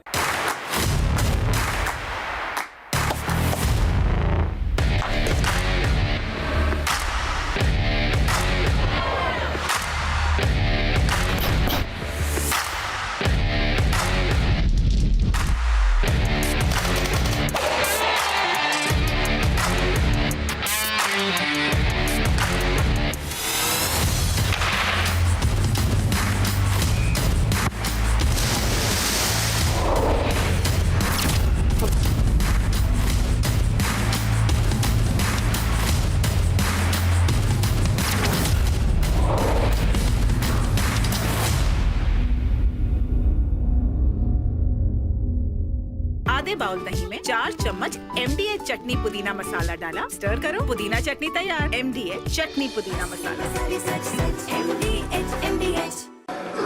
कुछ लोग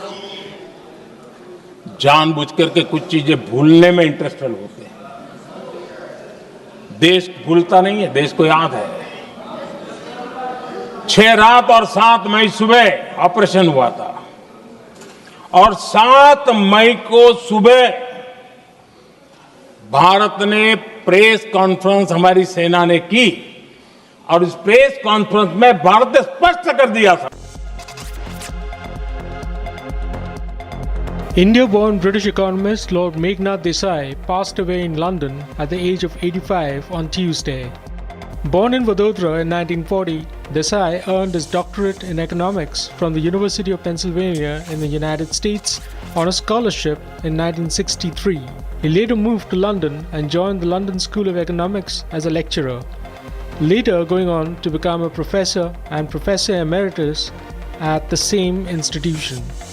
He served the London School of Economics for over 4 decades, during which he wrote more than 200 academic articles in journals and over 30 books. Desai specialized in macroeconomics and development studies and is credited with framing the Human Development Index along with other economists. Prime Minister Narendra Modi led the tributes for Lord Desai, remembering him as a distinguished thinker, writer and economist who stayed rooted to India and Indian culture. From Asia's largest news headquarters, setting the agenda for Bharat.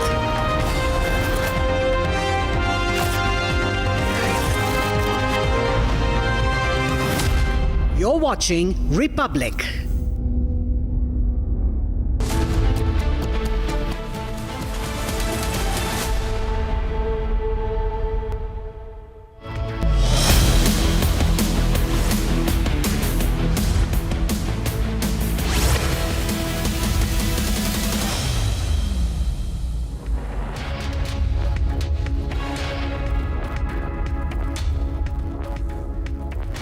Hello and welcome. You're watching Live and Breaking at 10 a.m. with me, Tanisha. See, there is a massive pressure and anger on the BCCI. This over the India-Pakistan match that is going to be held in just few days from now. EaseMyTrip, one of the sponsors, has already pulled out. The question is, will other sponsors also follow the same? And after this massive pressure that the BCCI is being put under, will BCCI now finally take action and put nation first? That's the big question. We are opening our lines on that as well, but first we'll have a quick check of the headlines.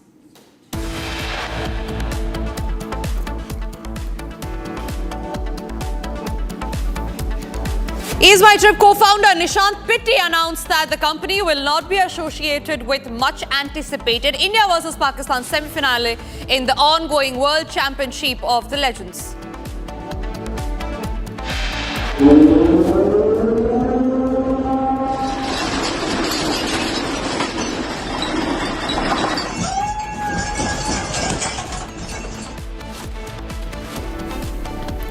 Tsunami alert issued for Pacific Island, Japan after 8.7 magnitude earthquake hits near Russia's Kamchatka coast. Debate on Operation Sindhur begins in Rajya Sabha today. External Affairs Minister S. Shankar to open it at 1 p.m. JP Nadda to speak around 3, with Amit Shah likely to deliver the concluding remarks.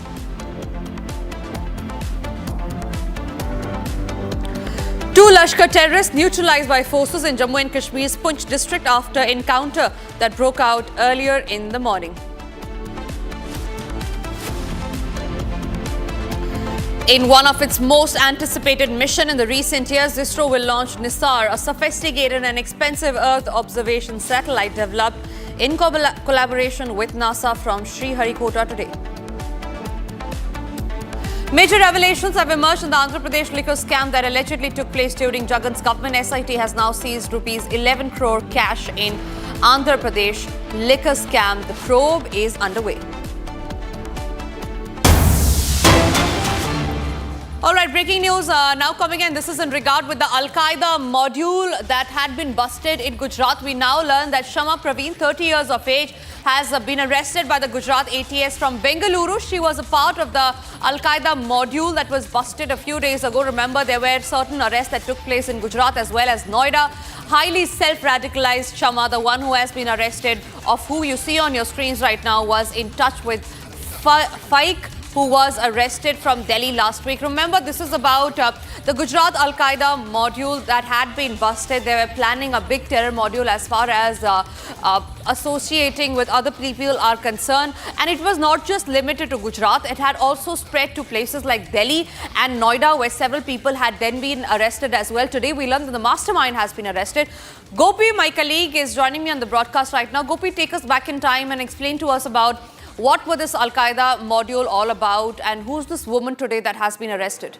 Well, in fact, Tanisha, to speak about the fresh arrest which has been made in the same module, let's tell our viewers that this is a 30-year-old woman, Shama Parveen, from basically from Jharkhand, but she has been nabbed from Hebbal area of Bengaluru. She was in fact produced in the ACMM court yesterday, and Gujarat ATS has now taken her custody.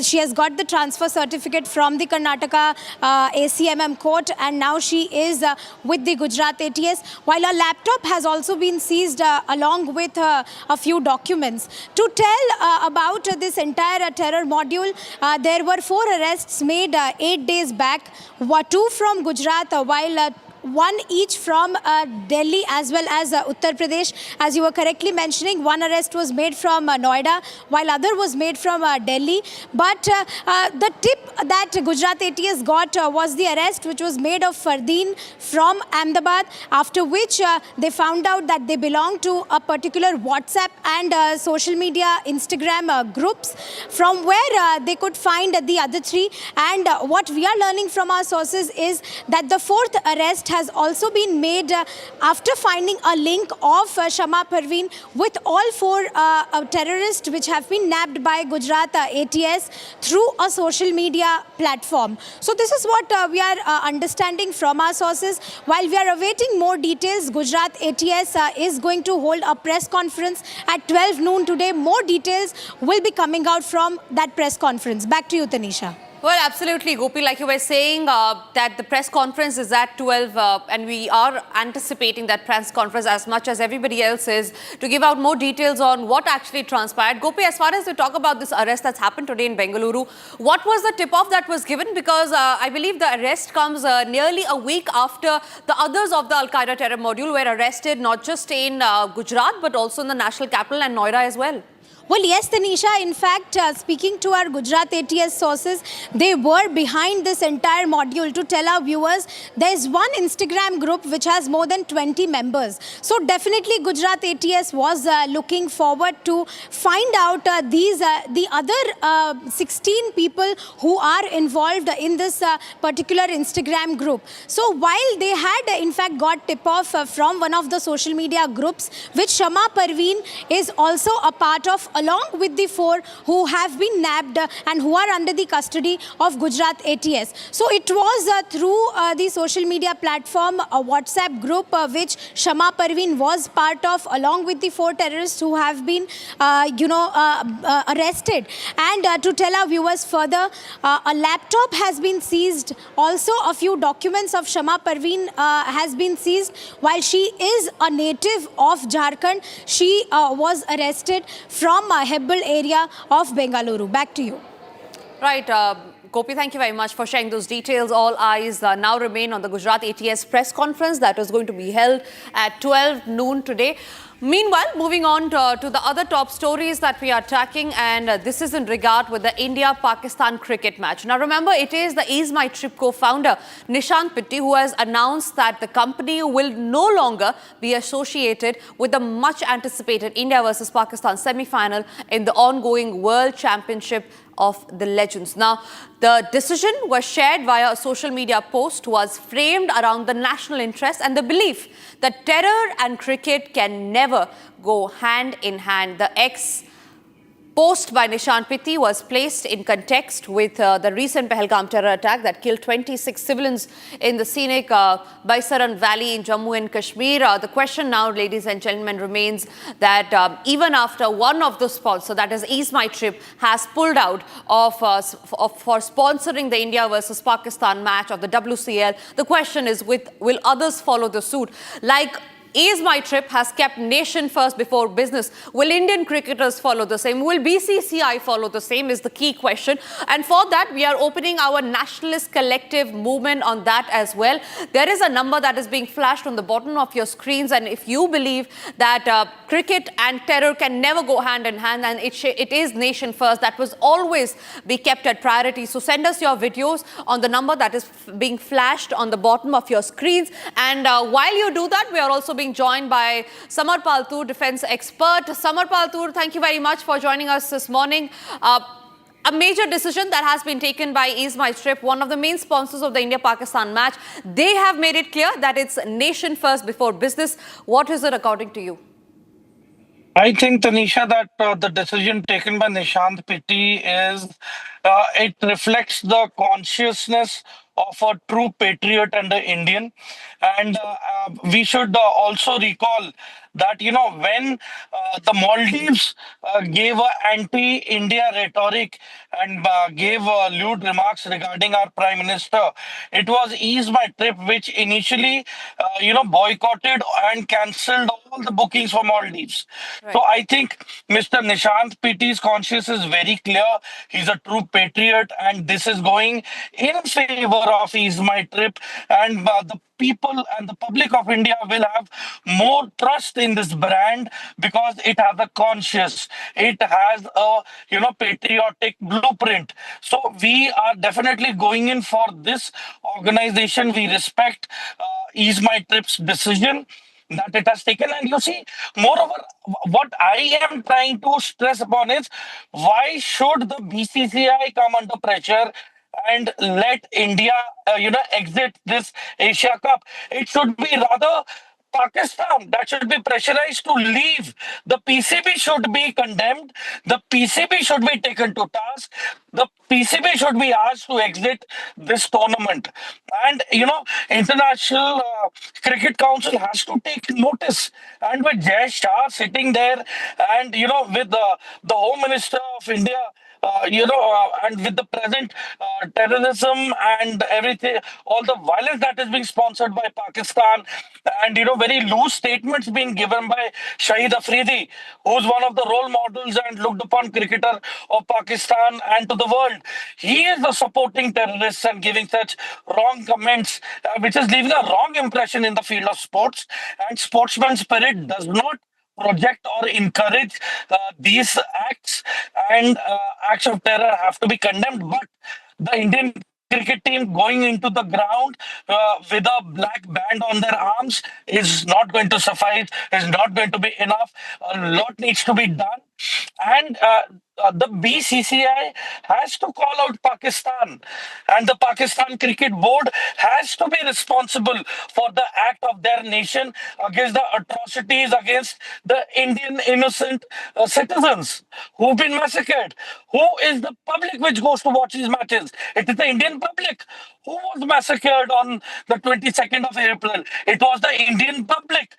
So, for the respect and due regard of the public, the BCCI has to take a call, and moreover, whatever earnings come from these matches, they should be given to the widows of the war veterans and to the 26 victims of the Pahalgam attack.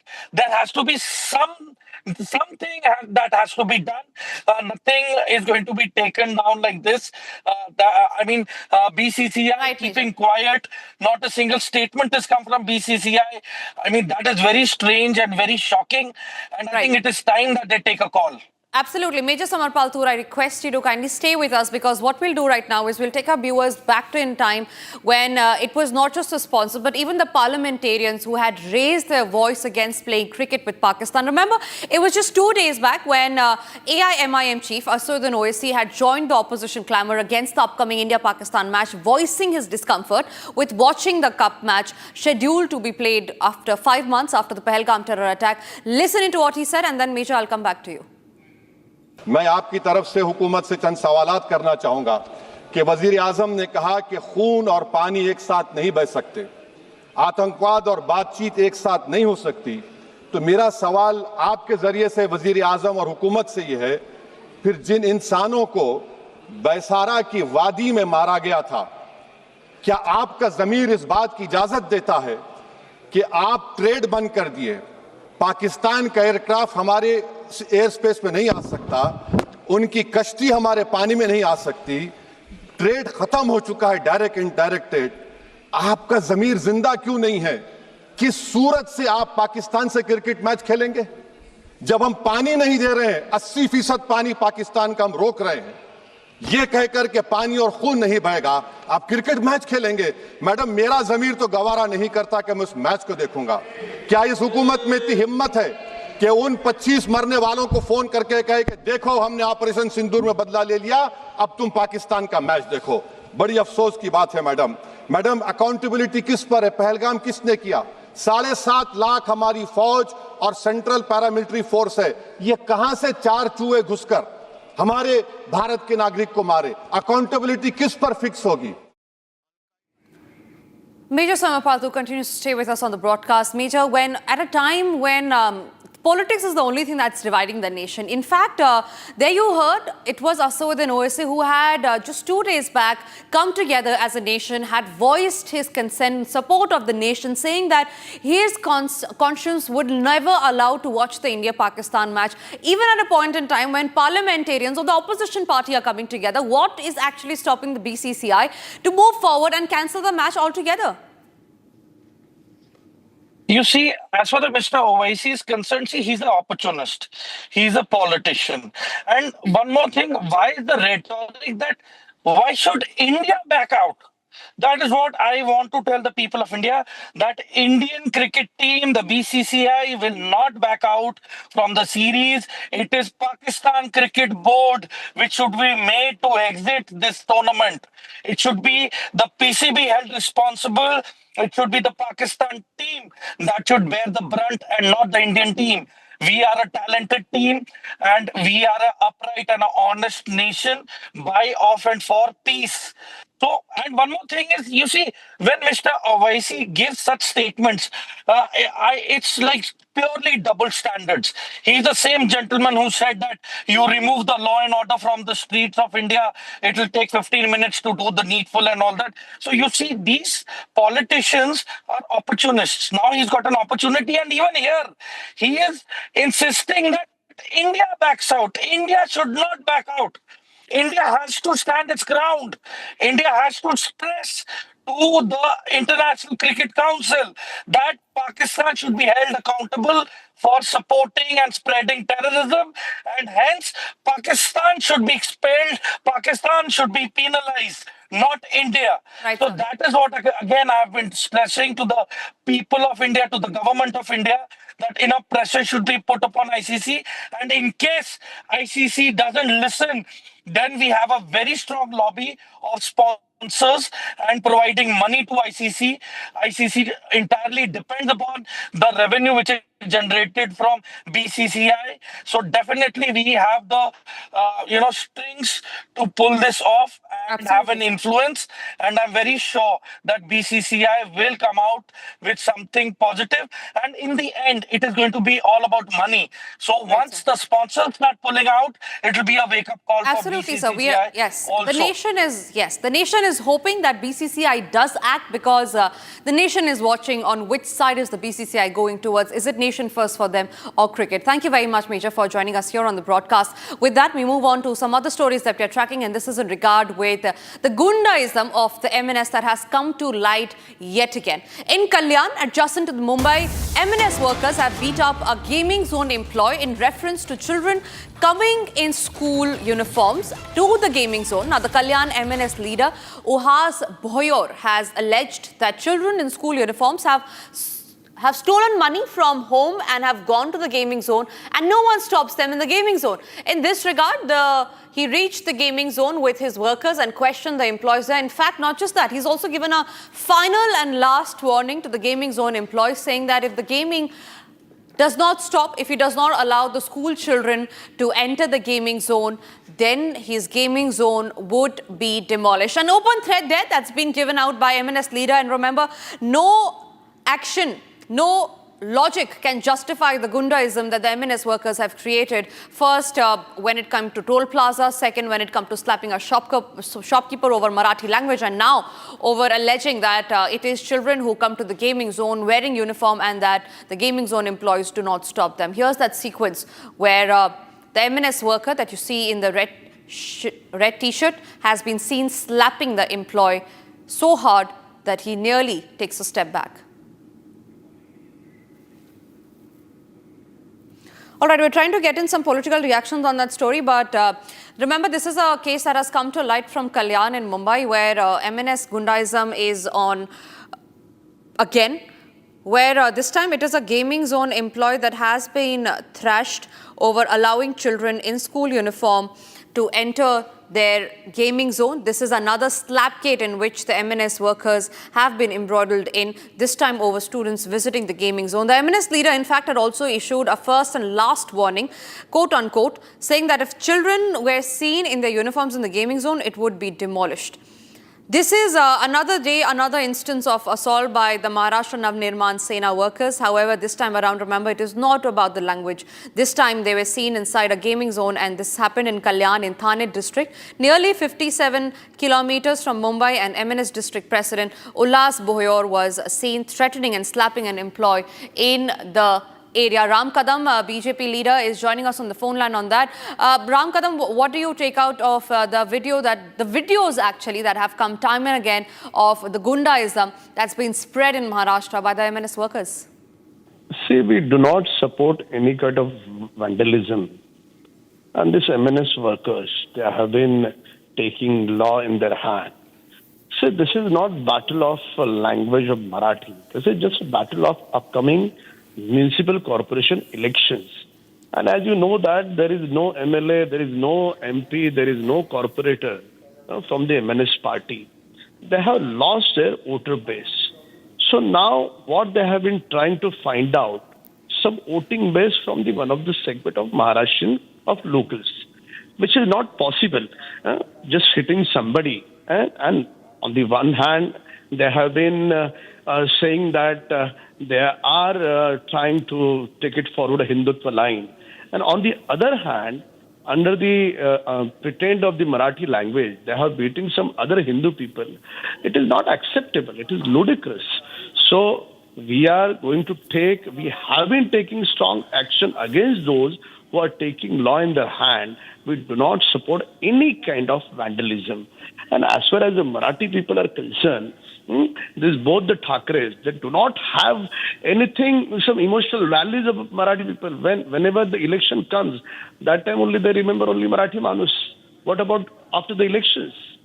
So we have seen that Ubata, how they have tortured Marathi people in Goregaon, Patrachal. They supported the developer. They did not support the local Marathi Manus. This is what the fact is. Absolutely, so this sir. is... Right, Yeah. sir.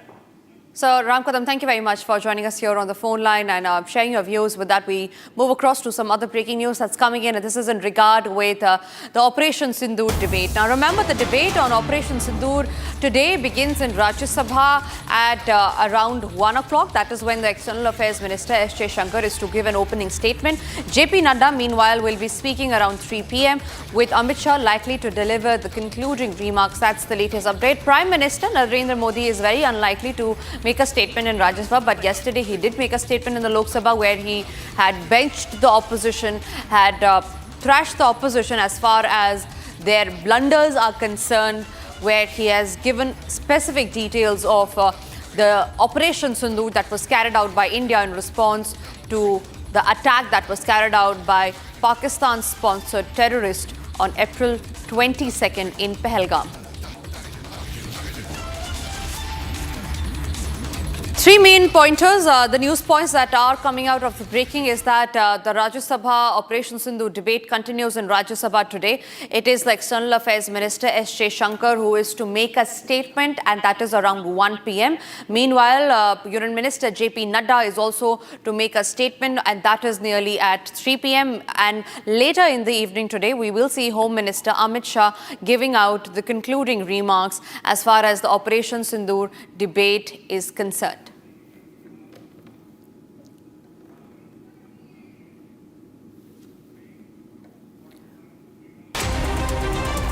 Bharat 1 Minute brought to you by Canara Bank. Together we can. Quick check of the other stories that we're tracking in Bharat in 1 minute. In a major development in Andhra Pradesh liquor scam during the YSRCP regime, the SIT has seized 11 crore in cash from a farmhouse on the outskirts of Hyderabad. Varun Purushottam, listed as a A40, accused number 40 that is in the case, has confessed to his involvement and revealed explosive details. The scam, allegedly worth thousands of crores, points to the involvement of a senior YSRCP leader. A joint search and rescue operation is underway in Kullan in Jammu and Kashmir, where a bus carrying ITBP jawans plunged from the Kullan bridge into the river Sindh. The operation, led by SDRF Gandarbal, is focused not only on the rescue efforts but also on recovering weapons that went missing during the incident. In Gonda in Uttar Pradesh, one criminal was injured and another arrested during a police encounter in Kanolganj police station area as a part of joint night checking operation. Police recovered a motorcycle without a number plate, a bag containing gold and silver jewellery, 8,500 in cash, an illegal pistol and cartridges from their possession.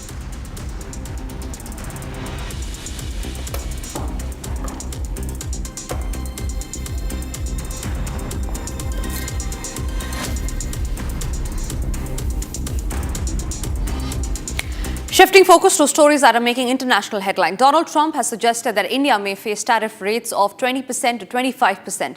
This comes as the United States and India negotiate a trade deal before an August 1st deadline. Donald Trump, remember, states that India charges high tariff. The United States seeks greater market access for the American exports. Here's what Donald Trump had to say.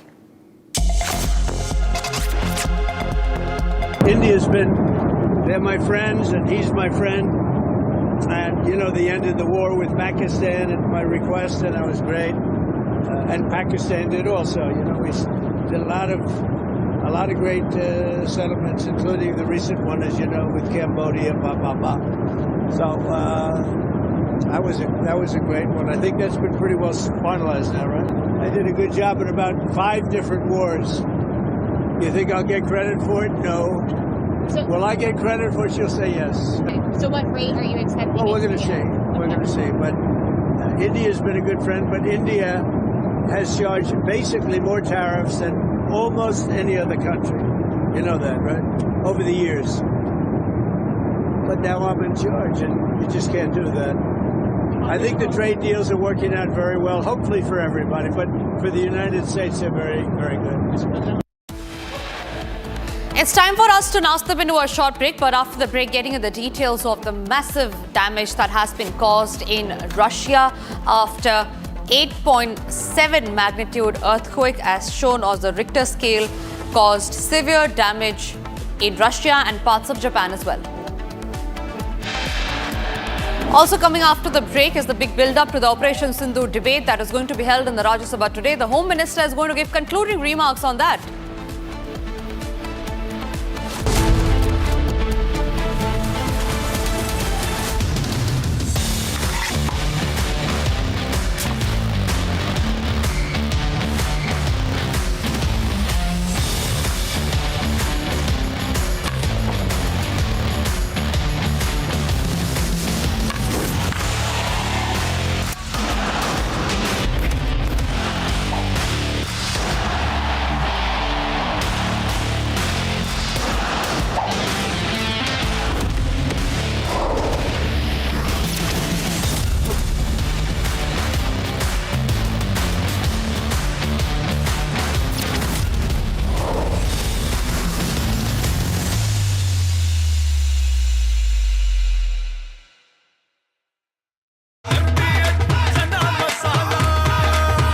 Chholiya हो या लोबिया, सफेद चने या काले चने, सब कुछ मजेदार बने।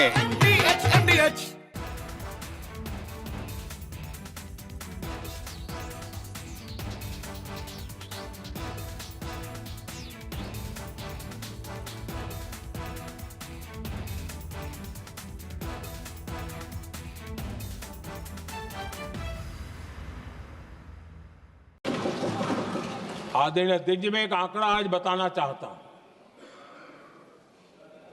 पूरा देश गर्व से भर जाएगा। कुछ लोगों का क्या होगा मैं नहीं जानता।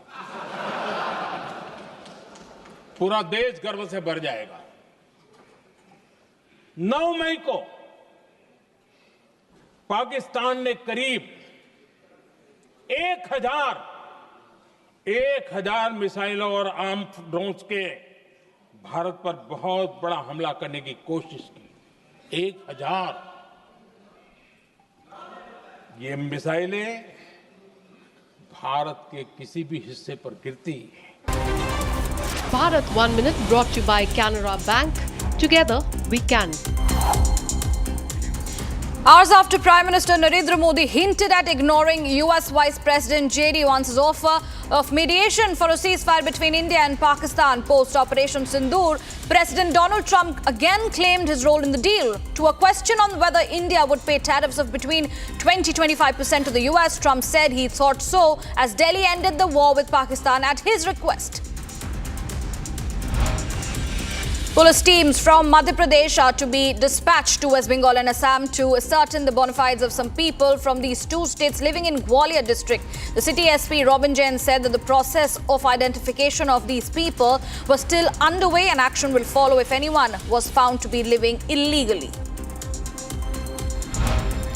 On the arrest of 2 Kerala nuns in Durg on suspicions of religion conversions and trafficking, BJP leader Rajiv Chandrasekhar said that the party's state unit reached out to the Chhattisgarh government, clarifying that the nuns were accompanying 3 adult girls with consent of their families and there was no trafficking issue.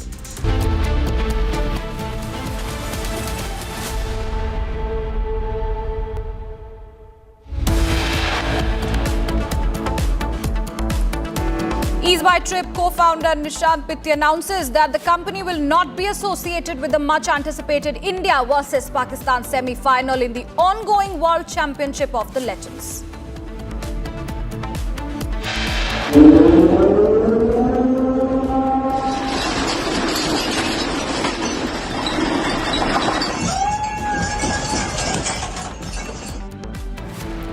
Tsunami alert issued for Pacific Islands, Japan after 8.7 magnitude earthquake hits near Russia's Kamchatka coast. Debate on Operation Sindhur begins in the Rajya Sabha today. External Affairs Minister Jaishankar to open at 1 p.m. and JP Nadda will speak around 3 p.m. with Home Minister Amit Shah likely to deliver the concluding remarks. 2 Lashkar terrorists have been neutralized by the forces in Jammu and Kashmir's Poonch district after the encounter broke early this morning.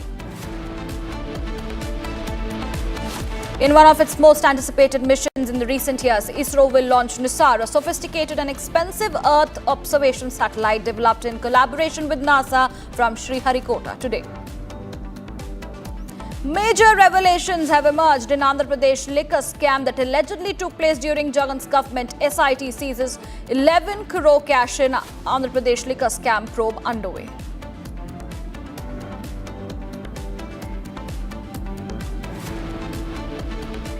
Well, thank you for staying with us on Republic TV. We are going to bring you all the top stories. But before that, let's get started with the breaking news coming in on top of this very hour. SIT has seized 11 crore in cash in Andhra Pradesh liquor scam. The probe is currently underway. There have been major revelations which have emerged in the Andhra Pradesh liquor scam that took place during YSRCP regime. Now, Varun Purushottam, listed as A40 in the case, and has confessed to his role and disclosed the explosive details. Now, sources have said that SIT has conducted raids and seized 11 crore in the cash from a farmhouse on the outskirts of Hyderabad. This scam, allegedly involving thousands of crores, is now under investigation. The SIT has also accelerated its probe in recent days and is believed to have gathered crucial information about the involvement of senior YSRCP leaders. My colleague Aneri is joining us live at this point in time from Hyderabad. Aneri, this is indeed a big explosive details which is coming in terms of the liquor scam in Andhra Pradesh that was in fact taken place during the YSRCP regime. Help us understand with all the details and the recoveries made by the SIT. Well, that's right. What we see is that in a major crackdown by the special investigation team, which has been investigating the Andhra Pradesh liquor scam, where we see that YSRCP leaders are said to be allegedly involved in this very scam, where in the most recent arrest that was made by the SIT was of the YSRCP MP, Mithun Reddy, who was arrested in connection with this liquor scam. And now the SIT has conducted raids in the outskirts of Hyderabad, following which we see that there were around 11 crores of cash which was said to be found, and further investigation is underway by the SIT and also the alleged links over this very cash. And remember earlier in the charge sheet which was filed by the police in the court, where it mentions that the former Chief Minister Jagan Mohan Reddy also had received certain kickbacks in connection with the liquor scam when he was in power. This comes when Jagan Mohan Reddy was in power, and there was a new excise policy that was brought in back then during his regime. And now we see a massive probe that is underway in the Andhra Pradesh liquor scam, where we see that the SIT has now found 11 crore rupees from one of the farmhouses in Hyderabad's outskirts, and that is said to be having links with the YSRCP. Well, further investigation will only reveal what exactly is there and what links does it have with YSRCP. All right, Aneri, appreciate you joining us and giving us all those details. We will be coming back to you to get more updates as and when they come in. But now shifting focus to more breaking news coming in from Russia. The magnitude 8.8 earthquake that struck off the Russia's far eastern Kamchatka Peninsula is among the 10 largest earthquakes ever recorded. The massive tremors let off a tsunami in the coastal areas of Russia's Kuril Islands and Japan's large northern island of Al-Qaeda. That's the breaking news coming in.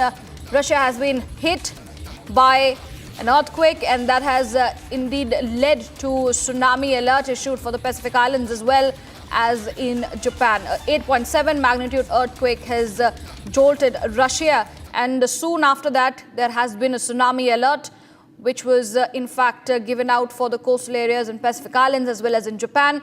If we talk about the earthquake, the massive tremors, as you can see on your screens, were felt because it was an 8.8 6.7 magnitude earthquake that jolted Kamchatka in Russia.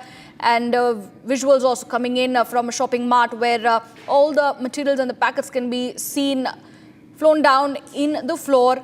And also at this point in time, waves of 3 to 4 meters have hit the Kamchatka coast in Russia already. In Hawaii and Japan as well, there have been alert issued and the people have been moved to higher locations as the authorities take every measure. An emergency advisory also being issued in these particular places for the tsunami alert at this point in time.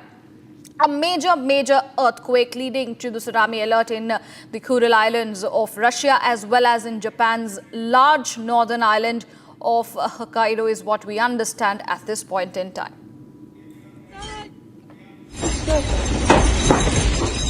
Господи, боже мой!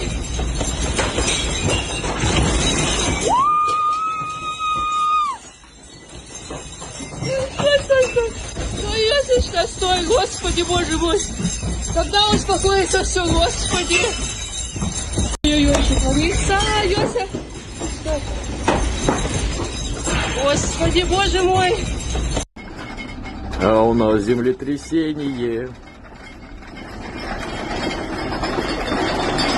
А у нас землетрясение.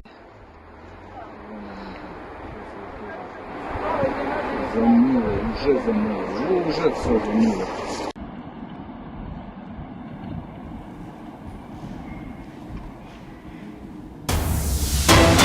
Breaking news coming in. Tsunami waves have hit the Russia's coastal area in the main settlement of the Kuril Islands in the Pacific. As we had also shown you that there have been alerts already issued previously.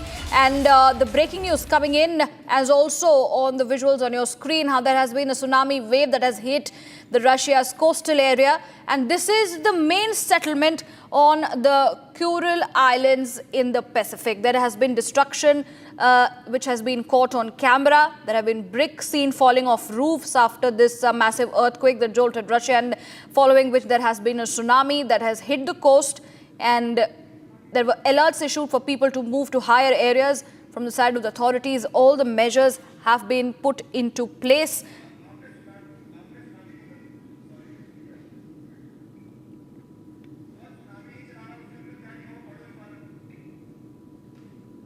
Visuals on your screens, viewers, with the massive earthquake jolting Russia, a tsunami leading to that, and alert also issued on that note, with several coastal areas of Russia being hit by the tsunami waves, the early waves of the tsunami alert, which was already issued earlier. There was destruction of the earthquake, which had hit in Russia's areas, were also caught on camera, and then there were bricks seen falling off roofs. There were materials from the shopping store which was seen falling.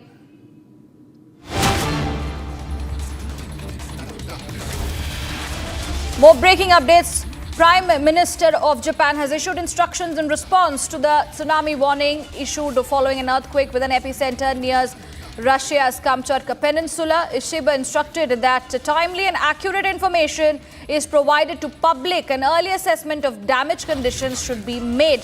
He's also saying that human life should be prioritized by cooperating with the local governments to prevent the damages. So that is the big statement now coming in from the Japanese Prime Minister. He's saying that he is monitoring the situation very closely, and he has also ordered a swift response by the authorities at this point in time. He's instructed timely and accurate information to be provided to the public, and he's also said that there has been early assessment of the damage conditions that also needs to be made, and clearly mentioning on the other hand that human life is the priority now, and there has to be a cooperation by the local governments to prevent more damages. So there, the Japanese Prime Minister, who has gone ahead and ordered a swift response regarding the tsunami alert in the coastal areas of Japan, and this has happened after 8 magnitude earthquake jolted Russia. This led to the tsunami alert being given in several areas of Russia as well as in Japan, and that statement coming in from Japanese Prime Minister, where he has clearly mentioned that he is very closely monitoring the situation. And also remember, viewers, the epicenter was at Russia's Kamchatka Peninsula, and on that note, Japan is taking a timely arrangements and making measures very clear for the public.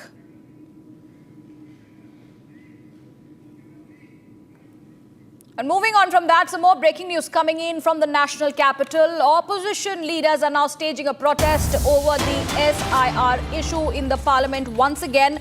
Remember, opposition has been making this particular move and they have been disrupting the house for in the starting of the monsoon session, and now there has been a protest. The opposition is leading this protest, and we are showing our viewers the visuals also at this point in time. That looks like the Makar Dwar of the parliament, where opposition leaders all raising their voice, and there they are coming with a banner as well which says their opposition towards the SIR issue. And we can see Priyanka Gandhi Vadra also standing in the front of the row leading this particular protest, and this coming in ahead of the Bihar elections, where opposition has been constantly demanding a debate on the SIR issue, and they have been saying that the electoral row in the parliament that is taking place, they want discussion and debating regarding the SIR, understanding the electoral impositions on this.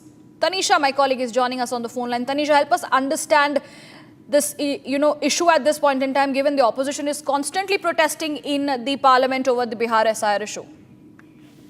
Well, absolutely, Riyanka. There was a huge banner, as you see, in front of the opposition leaders, which says, drop the SIR, and also read SIR is an attack on democracy. And this is as they lined up and staged a protest. And for the 8th consecutive day, the protest is still underway in the parliament. There are several MPs of the Indi bloc, including the Congress chief Mallikarjun Kharge, Sonia Gandhi, and Congress parliamentary chairperson, who protested in the Parliament House complex against the Election Commission's voter roll revision in Bihar, and have demanded its rollback. But remember, this also comes at a time when the EC has said that SIR will not just be issued in states like West Bengal and Bihar, but also nationwide. And the opposition now alleges that it is an attempt to give an upper hand to the BJP, to the NDA government as far as the elections is concerned. Bihar elections are already knocking at the doorstep, and the opposition fearing that the SIR could give BJP and the NDA alliance an edge, and that is why they are demanding the rollback. Now, this is,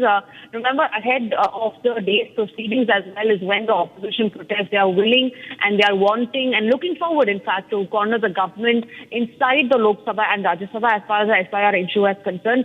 Last week as well, we saw how the opposition did corner the government, stormed the well of the House, and started sloganeering as soon as the session commenced, so as to corner the government over the SIR issue. And just few minutes after the commencement of the session, we saw how the session was stalled in both the houses of the parliament. Minimum hours of business hours that was taken, no question hour was held, and all of this after the storming of the session. Now, remember, the government has been stern on their demand. They have been stern as far as the reply is concerned, as far as discussion is concerned, saying that every issue, starting from an SIR to debate on Operation Sindhur, will be taken up, but it will be taken up in a more civilized manner, but where both sides are ready for discussion and not hounding one side over the other. Riyanka. Absolutely, Tanisha. I appreciate you giving us those details and help us understand what exactly has been happening in the parliament. With that, we will be keeping a close eye on the developments that happened today as well. But moving on for now, we have some more breaking news coming in on the broadcast at this point in time. Well, breaking news updates coming in. What we understand, there have been 2 Lashkar terrorists who have been killed in the encounter in Jammu and Kashmir's Poonch district, and this comes after 3 terrorists who were involved in the April 22 Pahalgam terror attack were gunned down by the security forces in Operation Mahadev in Jammu and Kashmir yesterday. Now, Union Home Minister Amit Shah has confirmed in the parliament that the terrorists who were killed in the Operation Mahadev had their role in the Pahalgam terror attack. And following that, there has been a big efforts made by the army and the Jammu and Kashmir police, where they have neutralized successfully 2 Lashkar terrorists in the encounter that broke up this morning in Jammu and Kashmir's Poonch. Well, several arms and ammunition have also been recovered from them, and there are more details that are going to be coming in. We will be trying to get my colleague to give us more details on that. But All right, let's listen in to Home Minister Amit Shah's reaction on the success of Operation Mahadev.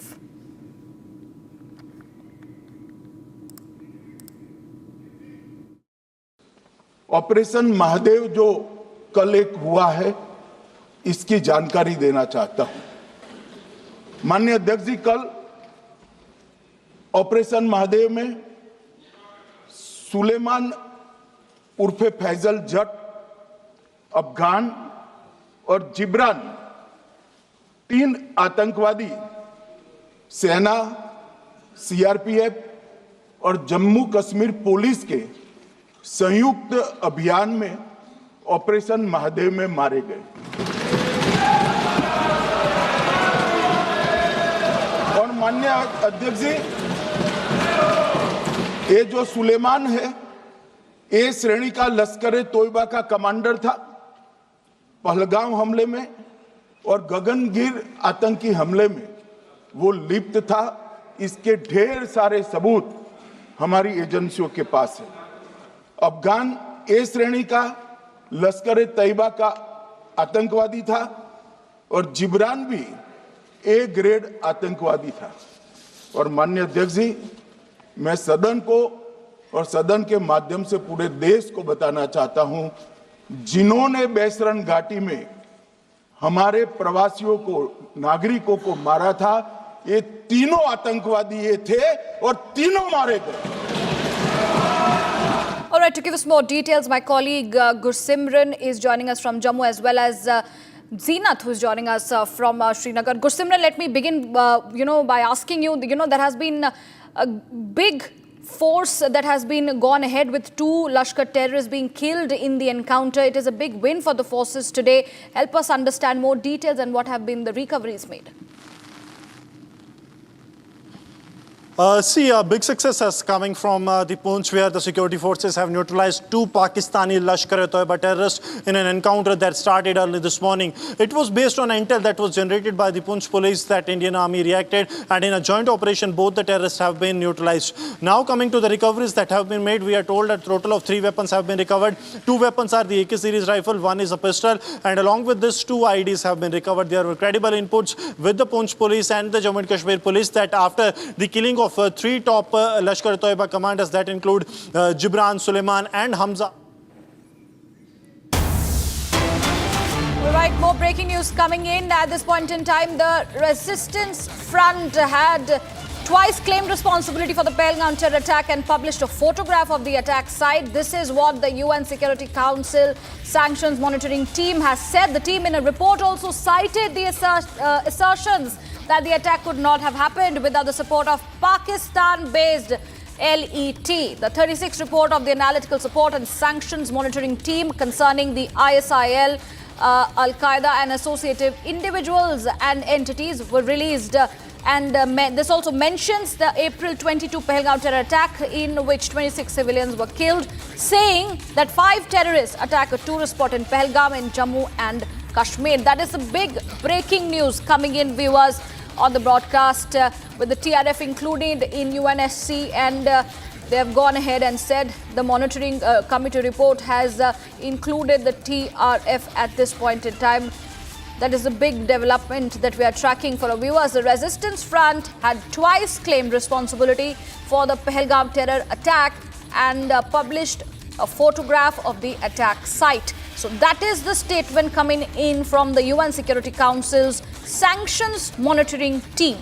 The team, in its report, has also cited assertions that the attack could not have happened without the support of Pakistan-based LET. So the role of Lashkar-e-Taiba, the role of the TRF is all in sync now. My colleague Abhishek is joining us on the broadcast. Abhishek, help us understand this big breaking development that we are now tracking for our viewers, where it is made very clear by the UN Security Council's monitoring team that it was the TRF which could not have, done this big move without the help of the Pakistan-based LET. Well, you see, this is a major diplomatic win that the Resistance Front, the terror organization which carried out the Pahalgam terror attack on April 22, has been put up in the monitoring committee report of the United Nations Security Council. Now, why I say this is a major diplomatic win is because Pakistan happens to be chairing this month the UNSC, and under its helmsmanship, if all the members brought about this consensus that no, that TRF has to be mentioned, Pahalgam terrorist attack has to be mentioned, and not only that, and the para that you read is the operative para, and it mentions the Lashkar-e-Taiba. This is the first time that in the UN Sanctions Committee 1267 committee report or any document of the 1267 Sanctions Committee report, Lashkar-e-Taiba has been mentioned since 2019, and that really gives you an idea of the kind of consensus that's there in the world community, that Lashkar-e-Taiba is a terror organization irrespective of whatever Pakistani claims, that the resistance front which carried out the Pahalgam terror attack is just a front of Lashkar-e-Taiba, and that all origins go back to Pakistan. I think this really calls the bluff of Pakistan's strategy of plausible deniability, which they thought that they could, with the help of the resistance front or organizations like the PAFF, which was Pakistan Against Fascist Front. And remember, just yesterday we had this debate in the Lok Sabha on Operation Sindhur. It's going on in the Rajya Sabha as we speak today.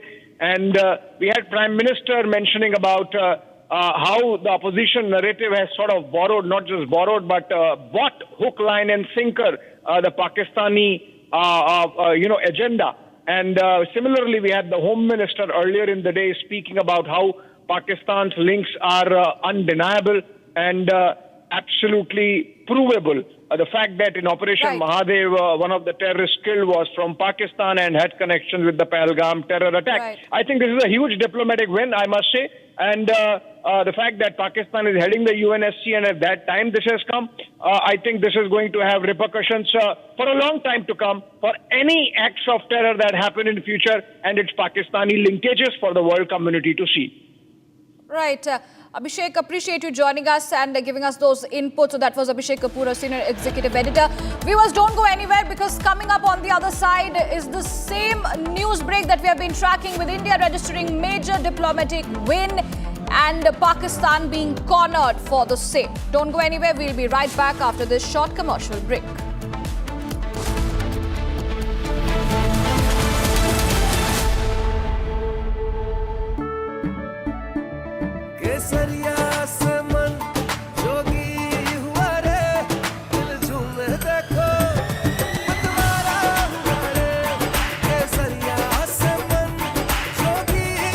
हर पल मनाओ केसरी त्योहार।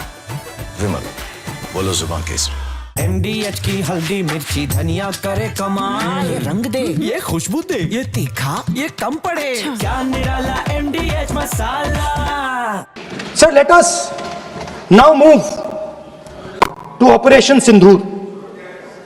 Yesterday I watched Rajnath Singh ji का भाषण मैं सुन रहा था, and I listened quite carefully when people speak. And Rajnath Singh ji said that Operation Sindhur began at 1:05 in the morning. और उसके बाद उन्होंने कहा, he said, Operation Sindhur lasted 22 minutes.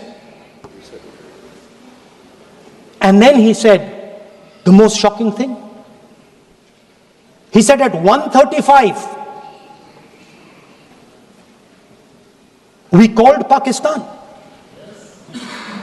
We called Pakistan at 1:35 and we told them that we have hit non-military targets and we do not want escalation. These are the words. India-born British economist Lord Meghnad Desai passed away in London at the age of 85 on Tuesday. Born in Vadodara in 1940, Desai earned his doctorate in economics from the University of Pennsylvania in the United States on a scholarship in 1963. He later moved to London and joined the London School of Economics as a lecturer, later going on to become a professor and professor emeritus at the same institution.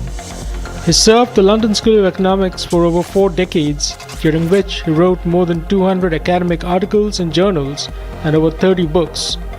Desai specialized in macroeconomics and development studies and is credited with framing the Human Development Index along with other economists.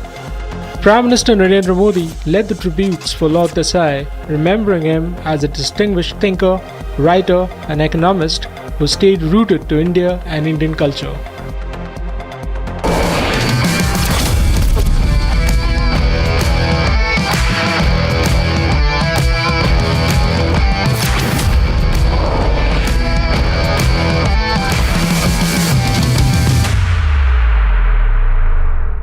Bowl दही में 4 चम्मच MDH चटनी पुदीना मसाला डाला, stir करो, पुदीना चटनी तैयार। MDH चटनी पुदीना मसाला। आदरणीय अध्यक्ष जी, और भी एक महत्वपूर्ण काम जो हुआ है, वैसे जब राजीव गांधी जी थे उस समय उनके जो एक डिफेंस का काम देखने वाले अमोस थे, उन्होंने जब मैंने CDS की घोषणा की तो वो बहुत प्रसन्न होकर के मुझे मिलने आए थे और बहुत बहुत प्रसन्न थे वो। इस समय ऑपरेशन में नेवी, आर्मी, एयरफोर्स, तीनों सेनाओं का जॉइंट एक्शन, इसके बीच की सिनर्जी, इसने पाकिस्तान के छक्के छुड़ा दिए।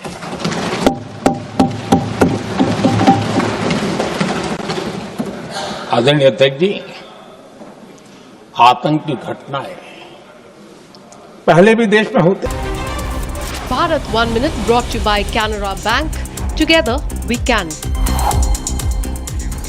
Hours after Prime Minister Narendra Modi hinted at ignoring US Vice President J.D. Vance's offer of mediation for a ceasefire between India and Pakistan post-Operation Sindhur, President Donald Trump again claimed his role in the deal. To a question on whether India would pay tariffs of between 20-25% to the US, Trump said he thought so as Delhi ended the war with Pakistan at his request. Police teams from Madhya Pradesh are to be dispatched to West Bengal and Assam to ascertain the bona fides of some people from these two states living in Gwalior district. The city SP Robin Jain said that the process of identification of these people was still underway and action will follow if anyone was found to be living illegally. On the arrest of 2 Kerala nuns in Durg on suspicions of religion conversions and trafficking, BJP leader Rajiv Chandrasekhar said that the party's state unit reached out to the Chhattisgarh government, clarifying that the nuns were accompanying 3 adult girls with consent of their families and there was no trafficking issue. From Asia's largest news headquarters, setting the agenda for Bharat.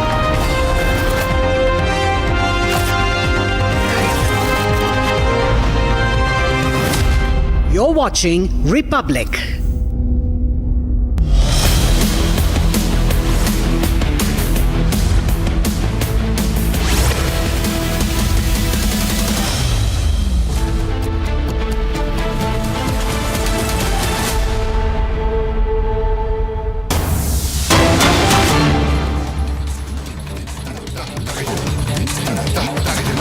Name at serial number 1A, today's revised list of business.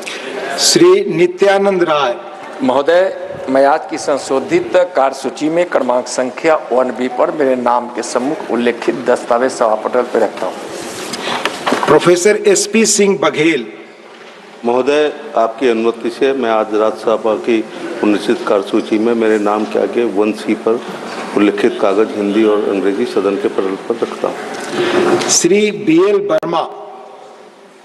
उपसभापति महोदय, मैं आपकी अनुमति से आज की राज्यसभा की संशोधित कार्यसूची में क्रम संख्या 1 के भाग ग पर अपने नाम के सम्मुख अंकित प्रपत्र सभा पटल पर रखता हूँ। श्री नित्यानंद राय। महोदय, मैं आज की संशोधित कार्यावली में अपने सहयोगी श्री बंडी संजय कुमार गृह राज्य मंत्री के नाम के सम्मुख उल्लेखित दस्तावेज 1E सभा पटल पे रखता हूँ। Shri Sukanta Majumdar.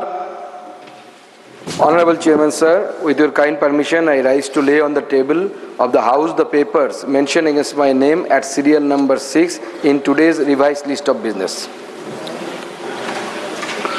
Reports of the Committee on Empowerment of Women, Srimati Sudha Murthy.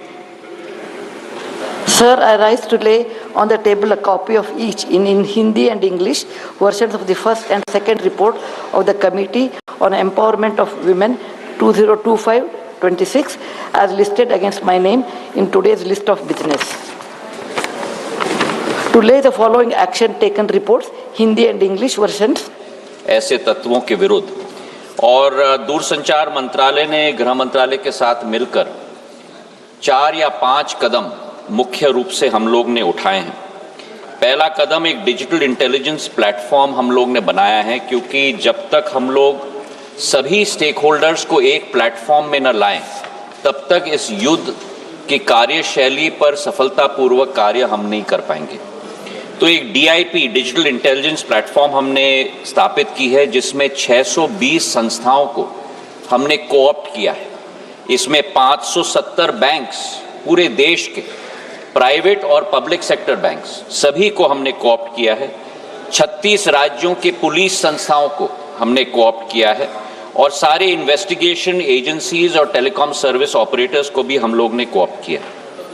इसी के साथ आम नागरिक को भी इस युद्ध में हमने शामिल किया है। एक संचार साथी पोर्टल हम लोगों ने 16 मई 2023 को स्थापित किया था और मुझे खुशी है आपके द्वारा अध्यक्ष महोदय सदन को ये सूचित करते हुए कि 15.5 करोड़ हिट उस पोर्टल पे आए हैं और उस पोर्टल की सफलता के आधार पर एक ऐप भी, मोबाइल ऐप, एंड्रॉयड और iOS दोनों के लिए हम लोग ने 2025 में 17 जनवरी को स्थापित किया, जिस ऐप पे भी करीब 44 लाख हिट्स हो चुके हैं। और इस ऐप के आधार और पोर्टल के आधार पर इतनी सफलता हमें मिली है कि मोबाइल नंबर्स करीब 29 लाख हम लोग ने डिस्कनेक्ट किए हैं।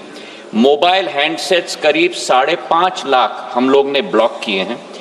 बल्क SMS सेंडर्स 20,000 हम लोग ने ब्लॉक किए हैं और व्हाट्सएप अकाउंट्स करीब 24 लाख हम लोग ने ब्लॉक किए हैं। इसी के साथ एक और सुविधा इस ऐप पे दी गई है कि आप स्वयं अपना जो चुराया हुआ हैंडसेट है उसे आप ब्लॉक कर सकते हैं और पुलिस रिपोर्ट भी फाइल कर सकते हैं।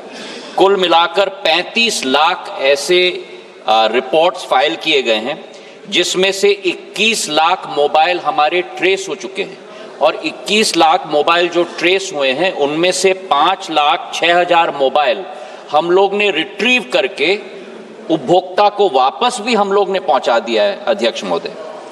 तीसरा हमने ये सुविधा भी हमने लगवाई है कि know the mobile connections in your name, क्योंकि कई बार ये होता है कि जैसे उदाहरण के तौर पे अखिलेश जी को मालूम भी नहीं पर इनके नाम पर कई मोबाइल कनेक्शन दोबारा कई और लोगों के द्वारा लिया गया।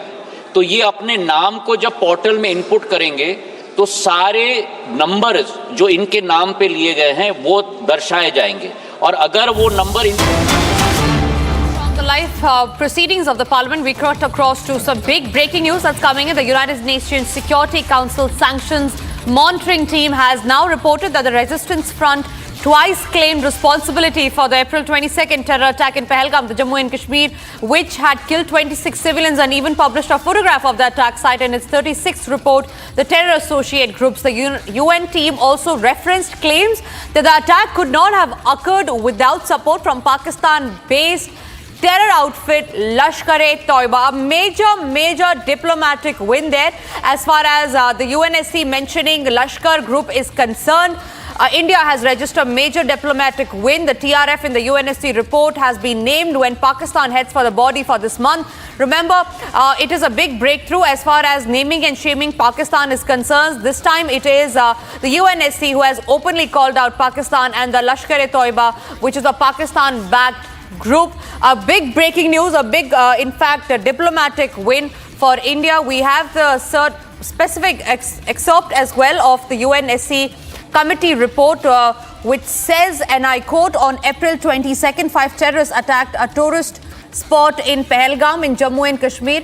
26 civilians were killed. The attack was claimed at the same day by the Resistance Front, who in parallel published a photograph of the attack site. Meanwhile, they've also added that another member state said that the attack was carried out by TRF, which was synonymous with the LET. One member state rejected these views and said that the LET was defunct. We're also being joined on that note by Major General A.K. Sivaj, who's a defense expert. Also, I'm being joined by K.K. Sinha. Both of us are joining her on the broadcast on that note. Thank you so very much for speaking to the Republic, joining us here. A.K. Sivaj, first to you. How do you simplify it to our viewers when we say the UNSC has named and shamed Pakistan on its committee report? Major General, it comes as a big breakthrough and a big diplomatic win, in fact, for India. Absolutely correct. No doubt about it. It's a big diplomatic win. You see, Pakistan has been always denying that there is no involvement of Pakistan terrorist group or Pakistan direct involvement. But India has been telling it is the TRF, and the TRF, the Resistance Front, is an offshoot of Lashkar-e-Toiba. They have owned up twice, and they have even claimed as to how did they kill these 26 innocent civilians.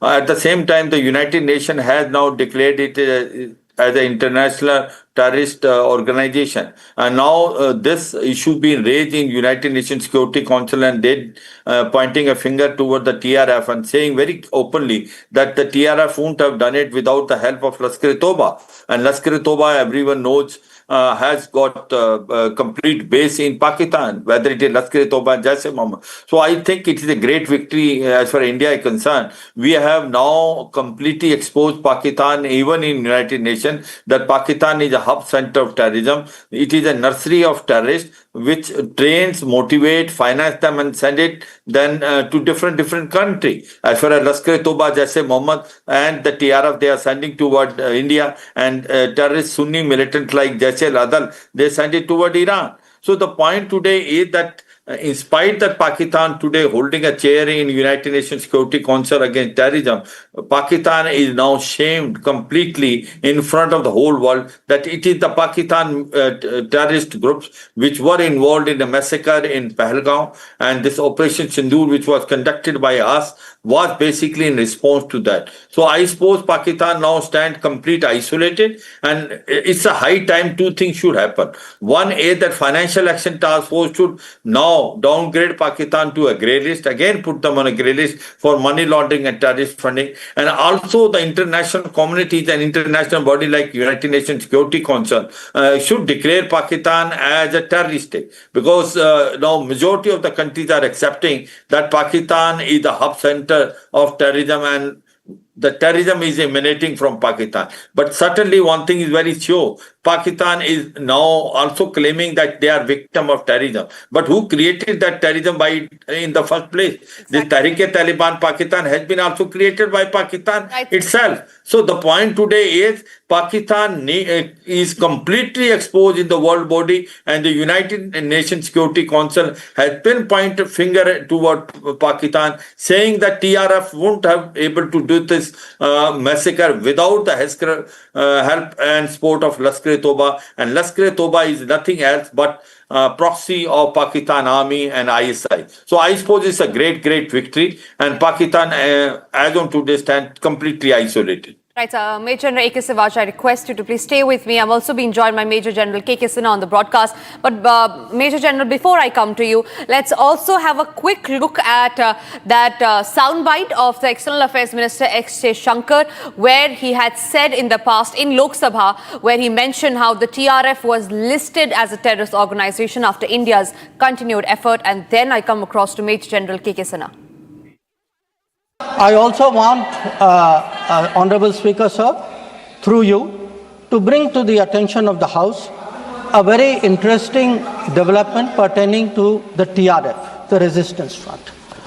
When the Security Council was debating this on the 25th of April, and TRF had twice claimed responsibility for the Pahalgam attack, Pakistan defended the TRF. Pakistan tried to get any mention of TRF excluded, and in fact the Pakistani foreign minister told his parliament that this is a great diplomatic achievement. Now, I mention it because today, again, thanks to our diplomacy, the TRF has been designated as a global terrorist organization by the US government, and the same Pakistani foreign minister who took so much pride saying, I defended the TRF, says, well, now if the US has done this, we accept it. Right, I'm being joined by Major General K.K. Sinha on that. Major General, it comes as a big diplomatic win for India, not just because TRF and Lashkar-e-Toiba have been named, but also at a time, the statement of the UNSC comes at a time when Pakistan is actually heading it for this month. Good morning and Jai Hind. The great victory for India, and especially when the debate on, pre-Operation Sindhur was in Parliament last 2 days, Operation Mahadev, that was a great success, and now you are in the morning, but you are bringing it out. I think it is the greatest success, and it is adding to the layer of successes what the India has been saying about the diplomatically we have got the TRF.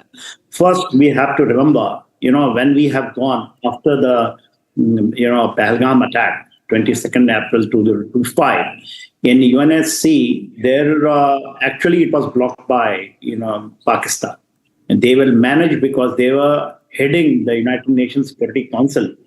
Sanction monitoring team, is also because they are there. They blocked it, and the foreign minister of Pakistan, actually claiming in their own parliament. This is exactly what our foreign minister was bringing out in parliament. They claim that they were able to block it, and it is not done by, it is an indigenous group. TRF is an indigenous group. This is what the line, and this is the line taken by the Chinese. When the TRF was launched, after 2019, after we carried out the, Balakot strike, because whatever has been covered by the Watch. But this is very important to, understand. In 2019, it came. And there was a major, a narrative creation in India by many people who are, it is an indigenous group which is fighting for and struggling for the liberation of Kashmir. This is the thing, their line has taken, and it has taken 2025, so many years, with a very, very hard diplomatic, fight on this. And United Nations Security Council have also played a double game in this. So now when we got it, because United States, if you remember, a few days back, in their United Nations, they, actually declared it. It's the first time United States, and that is the greatest victory, that the Total Resistance Front is a global terrorist organization.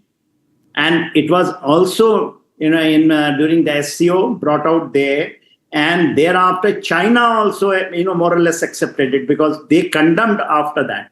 And that's why what is a roller coaster is happening. United Nations Security Council now changed their stance, and Security Sanction Monitoring Team now declared it in the 36th report of theirs that it is a global terrorist organization.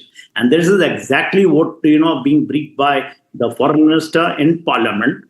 And he was saying what the Pakistan will take, taking the credit by their foreign minister in their parliament, that they have been able to block it, that the TRF is an Indian or indigenous group fighting for the liberation of Kashmir. Now, whole table has been turned, and a great, great diplomatic victory of India. Absolutely, sir. Both of you, Major General K.K. Sinha and Major General A.K. Sivash, thank you very much for speaking to us this morning and sharing your views on that. It's indeed a major diplomatic win for India. Meanwhile, before we move out of the story, let's also get you that statement that the Pakistan Foreign Minister Ishaq Dar had backed and made, where he had admitted that TRF's involvement in the Pahalgam attack was there and that he made an attempt to remove their name from the UNSC. Listen in. Jammu and Kashmir में एक forum बना जिसका नाम है the resistance forum, और उस पे उसको कंडेम किया गया, उसको जिम्मेदार ठहराया गया उस प्रेस रिलीज में। तो मुझे आई, मैंने देखा, मैंने कहा ये एक्सेप्टेबल नहीं है। पहलगाम के साथ आपको लिखना पड़ेगा जम्मू एंड कश्मीर। मुझे बड़े बड़े कैपिटल से कॉलें आई कि देखें इस वक्त मैं कही नथिंग डूइंग, ये नहीं हो सकता, पाकिस्तान विल नॉट एक्सेप्ट। वो कहते हैं आप पे ब्लेम आएगा, प्रेस रिलीज नहीं हुई, इतना बड़ा वाकया हुआ, आपके जावर एक्सप्रेस भी ये आई थी, कंडेमनेशन की, टेररिस्ट एक्टिविटी को कंडेम किया गया था। मैंने कहा we are ready, but please you have to put in Jammu and Kashmir and have to delete this TRF. Moving on, in a major crackdown on terror in Jammu and Kashmir, major targeted killing attempt was foiled by the security forces in Jammu's Nagrota. Our colleague Simran brings you this report on what actually transpired. Jammu and Kashmir police has foiled a major targeted killing plot by the terror groups and have recovered 3 Chinese and the Turkish pistols that were sent from across the border using the drone.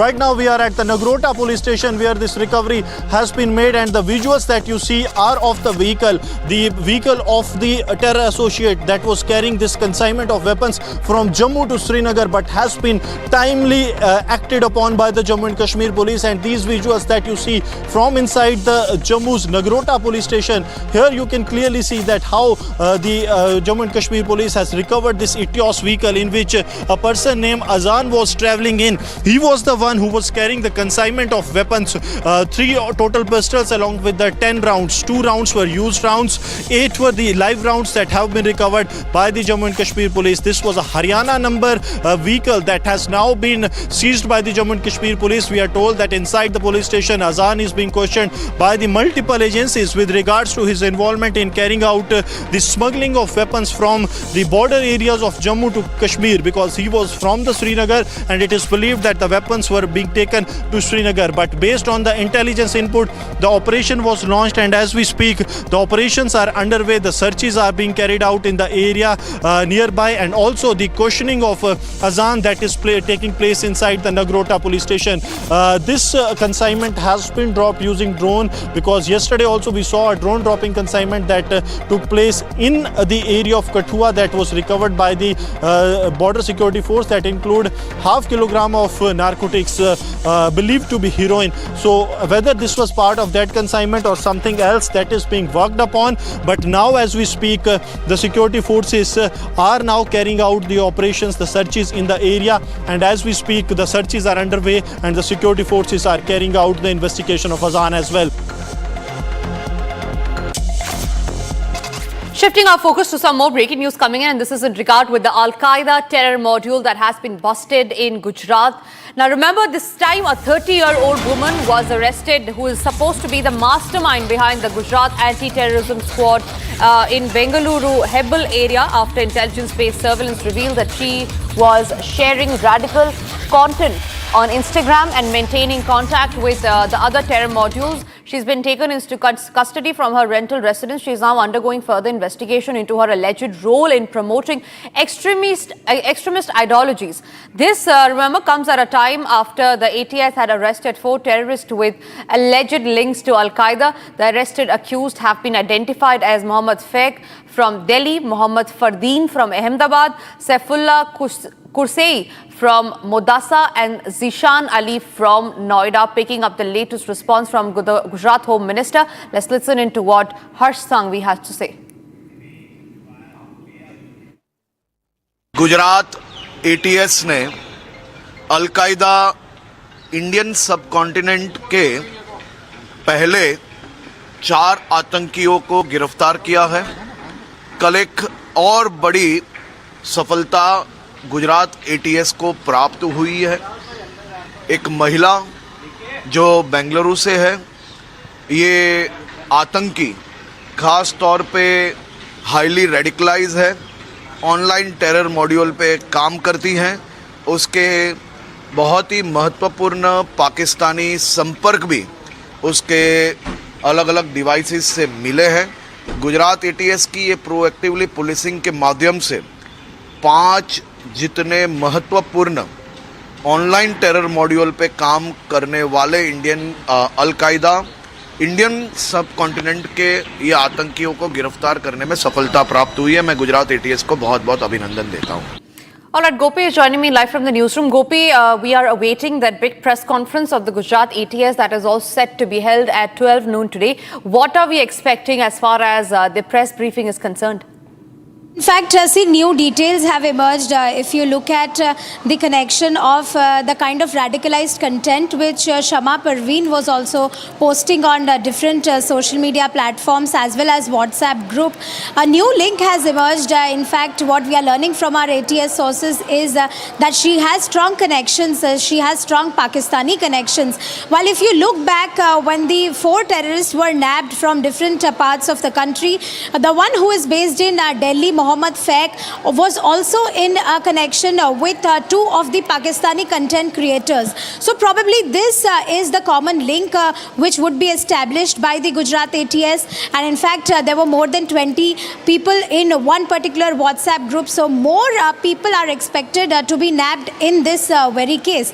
But we have to wait what pans out during the press conference, which will be shortly addressed by the Gujarat ATS. But yes, there have been strong Pakistani connections which have been established by the Gujarat ATS as of now. Right, Gopi, thank you very much for getting us those details. Let's also have a quick check of the other stories that we're tracking in Bharat in 1 minute. Bharat 1 minute brought to you by Canara Bank. Together we can. In a major development in the Andhra Pradesh liquor scam during the YSR CP regime, the SIT has seized 11 crore in cash from a farmhouse on the outskirts of Hyderabad.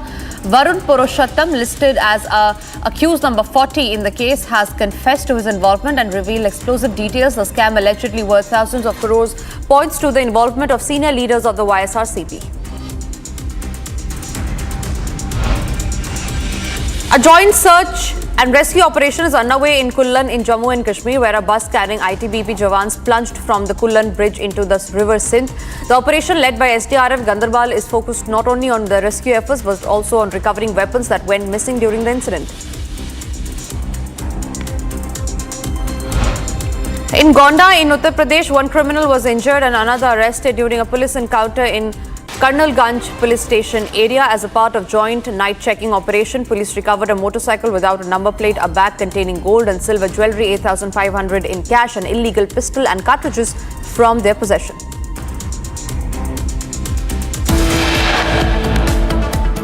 Time for us to now slip into a short break. Getting you the details after the break is how EaseMyTrip has now pulled out as a sponsor for the India-Pakistan match. Will BCCI now act? Also building up to the big Operation Sindhur debate, round 2 in Rajya Sabha. The External Affairs Minister is likely to speak in a few hours from now.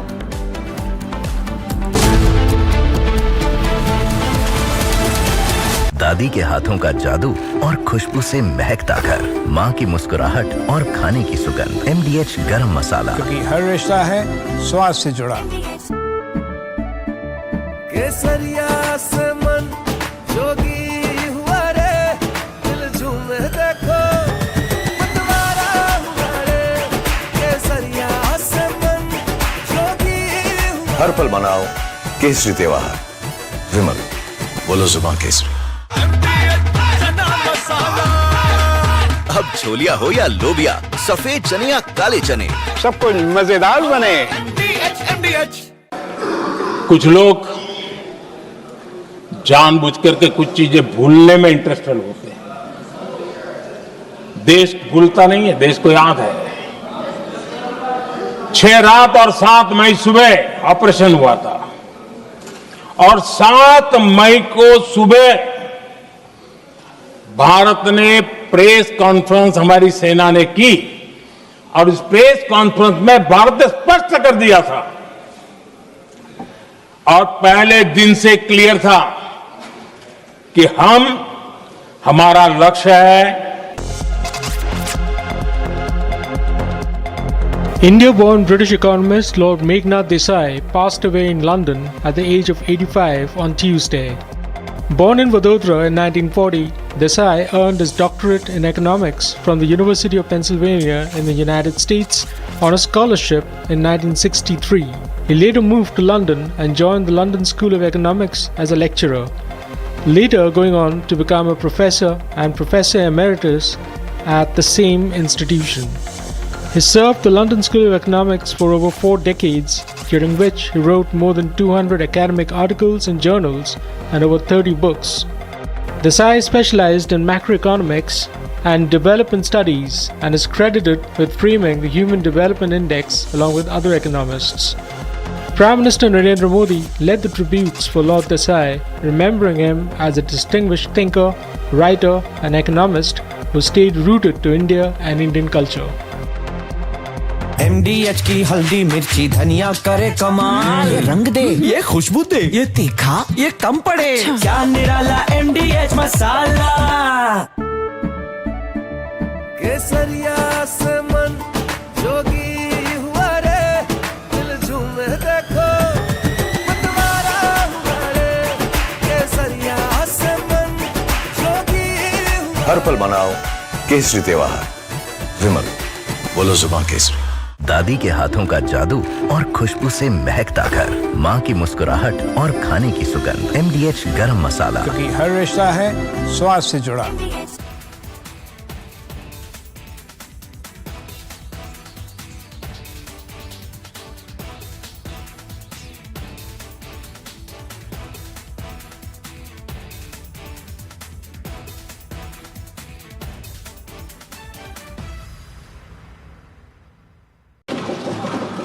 आदरणीय अध्यक्ष जी, मैं एक आंकड़ा आज बताना चाहता हूं। पूरा देश गर्व से भर जाएगा। कुछ लोगों का क्या होगा मैं नहीं जानता। पूरा देश गर्व से भर जाएगा। 9 मई को पाकिस्तान ने करीब 1000 मिसाइलों और आर्म ड्रोन्स के भारत पर बहुत बड़ा हमला करने की कोशिश की। 1000 ये मिसाइलें। Bharat 1 Minute brought to you by Canara Bank. Together we can. Hours after Prime Minister Narendra Modi hinted at ignoring US Vice President J.D. Vance's offer of mediation for a ceasefire between India and Pakistan post-Operation Sindhur, President Donald Trump again claimed his role in the deal. To a question on whether India would pay tariffs of between 20-25% to the US, Trump said he thought so as Delhi ended the war with Pakistan at his request.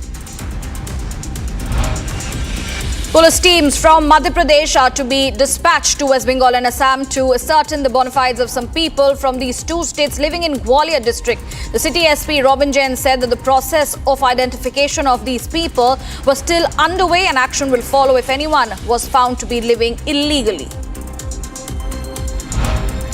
On the arrest of 2 Kerala nuns in Durg on suspicions of religion conversions and trafficking, BJP leader Rajiv Chandrasekhar said that the party's state unit reached out to the Chhattisgarh government, clarifying that the nuns were accompanying 3 adult girls with consent of their families and there was no trafficking issue.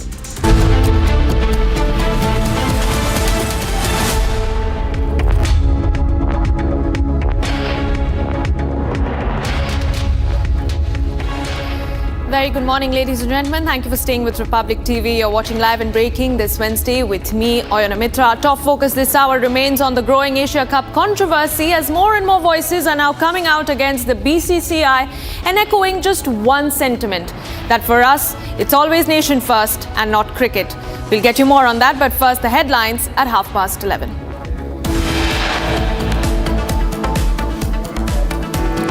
Big diplomatic win for India. United Nations Security Council statement exposes Pakistan, mentions TRF in its Pahalgam report. EaseMyTrip co-founder Nishant Pitti announces that the company will not be associated with the much-anticipated India vs Pakistan semi-final in the ongoing World Championship of Legends.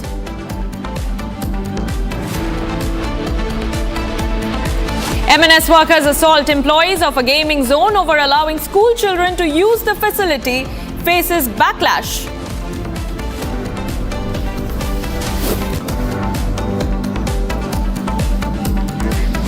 The Operation Sindhur debate to resume in the Rajya Sabha shortly. External Affairs Minister Dr. Jaishankar to open the debate at 1 p.m. followed by JP Nadda at around 3, and Amit Shah is likely to deliver the concluding remarks. 2 Lashkar terrorists neutralized by forces in Jammu and Kashmir's Poonch district after encounter broke earlier in the morning. And in one of its most anticipated missions in recent years, ISRO will launch NISAR, a sophisticated and expensive Earth observation satellite developed in collaboration with NASA from Sriharikota today.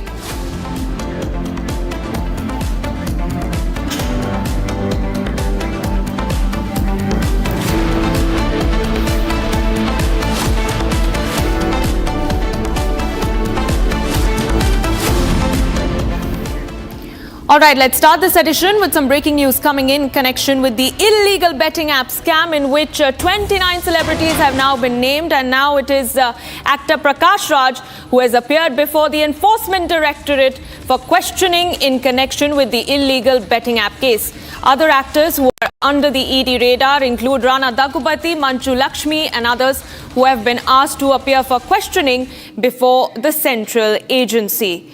Now remember viewers, this case had come to the fore after a 32-year-old businessman had complained and alleged that celebrities and influencers were promoting illegal betting and gambling apps through social media, leading to significant financial losses to the common man. Let's go across to Aneri, my colleague who joins me live from Hyderabad. Aneri, a very good afternoon. I beg your pardon, a very good morning to you. Tell us more about this case and what sort of interrogation is actor Prakash Raj going through as we speak? Well, what we see is that now the Enforcement Directorate, which has issued summons and given dates to actors like Rana Daggubati, Vijay Devarkonda, Manju Lakshmi and Prakash Raj earlier. Today is Prakash Raj who has appeared before the Enforcement Directorate for questioning in connection with the illegal betting app case. Well, earlier it was Rana Daggubati who has asked for more time, and now what we see is that actor Prakash Raj has appeared before the Enforcement Directorate for questioning, and also at the same time what we see is that they will be questioning on the lines of their links for promoting these very betting apps, which Enforcement Directorate had booked the case based on the FIR that was booked by the Hyderabad City Police and also the Cyberabad Police. So based on that, the ED had booked the case, following which now we see that actor Prakash Raj has been called for questioning, and later in the coming days we will be seeing actors like Rana Daggubati, Vijay Devarkonda, Manju Lakshmi who will be appearing for questioning at the Enforcement Directorate in connection with this illegal betting app case. Yeah. Aneri, stay on with me because we're also learning that these celebrities were accused of endorsing these apps through social media and luring vulnerable individuals to invest in such platforms. So can you tell us a little bit about this alleged nexus that we are really looking into over here, and how all these other celebrities, like Rana Daggubati, Manju Lakshmi, they are prominent faces in the film industry, people look up to them. How were they really running this network and promoting such illegal apps under the watch of the central agencies? Well, what we see is that these actors have been promoting these illegal betting app cases, and following which we see that we have for promoting these betting apps, many people fall a prey of these apps and start investing into these apps, and then what we see is that they face financial difficulties, financial losses, and then they had gone ahead and filed a complaint, and now based on that complaint only we will be seeing that investigation will be taken up, and also whole of this nexus of over the illegal betting app, because illegal betting apps are not allowed, and promoting these many big actors like Rana Daggubati, Vijay Devarkonda who have been promoting these, many people fall a prey of it, and that is the reason why we see that Enforcement Directorate will now be questioning the actors, and also the financial links also will be checked in. Yep. All right, Aneri, I request you to stay on with us because we're getting in more breaking news from Hyderabad. The ED is currently raiding 8 locations across the city over the sheep distribution scam. Now, a money trail has led to several beneficiaries and middlemen through FIRs, I beg your pardon, mention a 2.1 crore rupees nexus, and a CAG report also pegs losses at over 1,000 crore rupees statewide. The audit report, in fact, also went on to found fake invoices, duplicate tags and payments to non-existent persons. Now, the ED has gathered key evidence pointing to a large-scale fraud. Let's go back to my colleague Aneri in Hyderabad. Aneri, give us the details of this case. What is the sheep distribution scam that we're talking about? Well, what we see is that this sheep distribution scam is alleged that this was done during the BRS regime, and now the Enforcement Directorate has booked a case. And what we see is that the ED had conducted raids early in the morning at around 8 locations, where we see that this was in connection with the sheep distribution scam, and the money trail had led to very many of the beneficiaries in this very case. And also it is being said that near about 2.1 crore is mentioned in the FIR. The GAG pegs losses also involves a lot of money trails, and that is the reason why we see that the Enforcement Directorate had earlier in the morning conducted raids at near about 8 locations, and now further investigation will be underway into this matter. All right, Aneri, thank you for giving us those very crucial details. Viewers, let's quickly move on to more breaking news coming in. This one is from the Parliament. BJP MP Nishant Pitti has written to the Speaker of the Lok Sabha to expunge LOP Rahul Gandhi's remarks during the Operation Sindhur debate yesterday. And we're learning that Nishant Pitti has expressed discontent over Rahul Gandhi's statement and what he mentioned about the war that Indira Gandhi had led in 1962 during her regime, and BJP MP Nishant Pitti has in fact claimed that Rahul Gandhi has made factually incorrect remarks during his statement. Let's listen in to that soundbite by the BJP MP.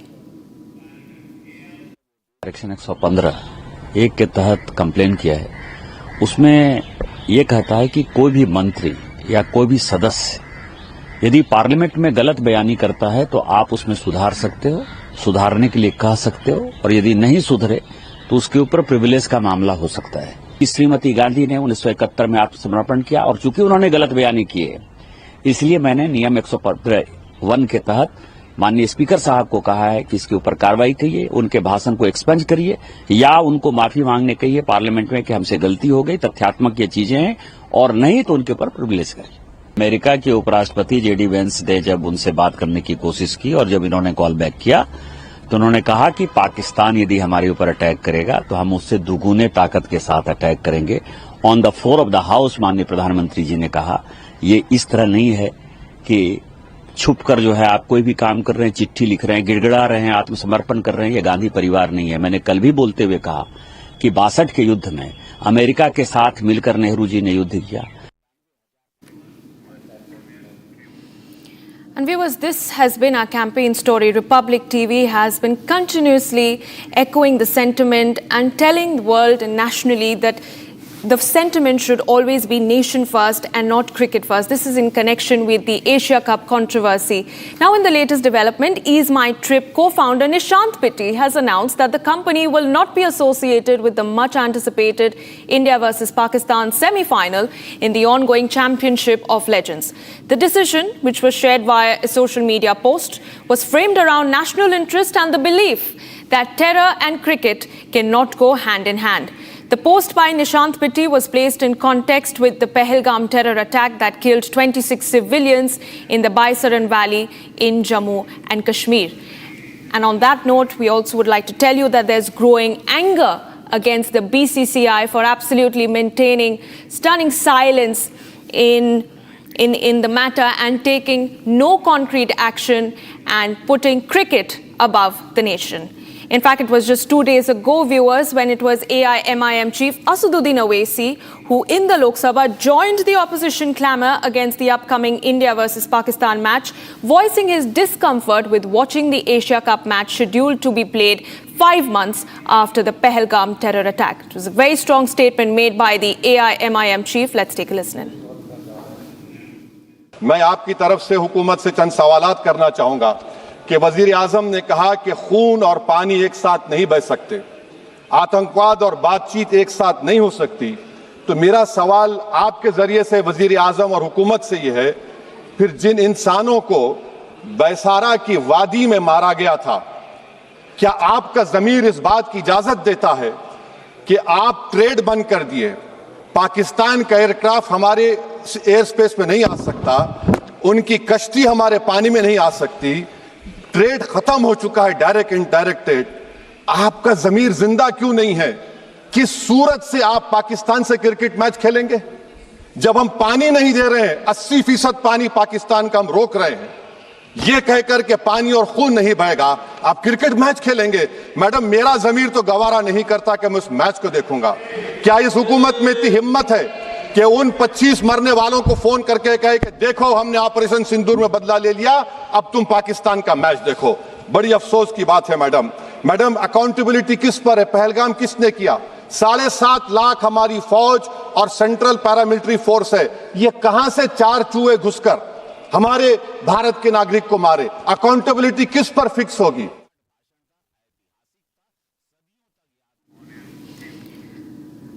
And shifting focus to what's been happening in Himachal Pradesh, monsoon fury continues to wreak havoc in the state. Flash floods, landslides and cloudbursts have caused devastation in districts like Mandi and Kullu. While the death toll continues to rise, rescue operations are now underway and hundreds remain stranded.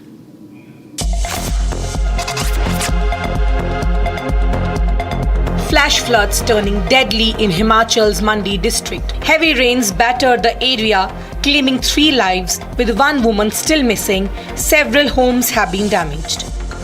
जो हमारा लगभग 5 kilometre का radius है और खासकर ये लंबाई है जेल रोड वाला जो स्ट्रेच है और जो सैन मोहल्ला अस्पताल होते हुए सैन मोहल्ला जाता है, ये सारा एक तरीके से रेंज प्रभावित तो हुआ ही है। यहाँ पे खासकर जेल रोड के पास जो मोहल्ला है वहाँ पे 3 व्यक्ति कंफर्म डेड हैं, 1 व्यक्ति की तलाश जारी है, 1 महिला की तलाश जारी है। In Kullu district, the situation is equally grim. The district has reported 17 deaths so far. In the flood-hit area of Kullu, NDRF team conducted evacuation as villages remain submerged in slush and water. जब से हमारी monsoon शुरू हुई है, around 48 crore के losses across departments हुए हैं और अबाउट 50 लाख के इंडिविजुअल डैमेजेस हुए लोगों के घरों के, शेड्स के, और इसके साथ साथ बड़ा अनफॉर्चुनेट है but we have had about 17 human life losses, जिसमें से एक हमारे यात्री श्रीखंड यात्रा में थे, 3 लोग हमारे सियून में फ्लैश फ्लड में थे, जिसमें से 2 अभी भी मिसिंग है। इसके साथ साथ हमारे हाइड्रो प्रोजेक्ट्स को भी NHPC पार्वती 2 और PCL को जो रेला में फ्लैश फ्लड आया था उसमें काफी नुकसान हुआ। A cloudburst in a village in Kullu wiped out 4 houses and 3 people and even shut down an entire hydropower plant. Meanwhile, an orange alert remains in place for Kullu, Mandi and Kangra. Over 200 roads are blocked across Himachal. The MET department warns of more heavy rains even as rescue teams race against time.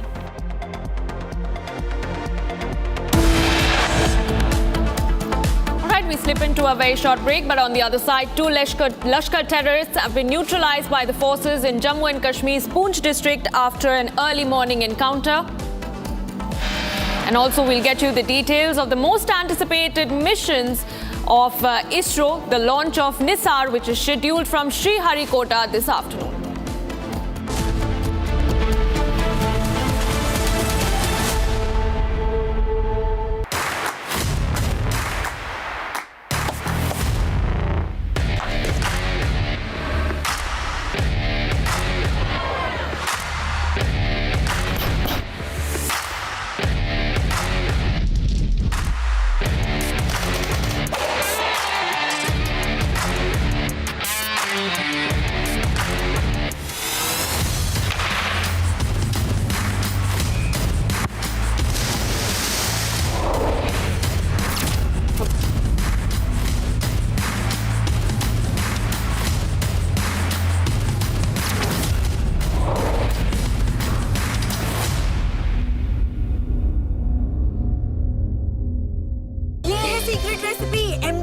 जीरा SIP जल जीरा मसाला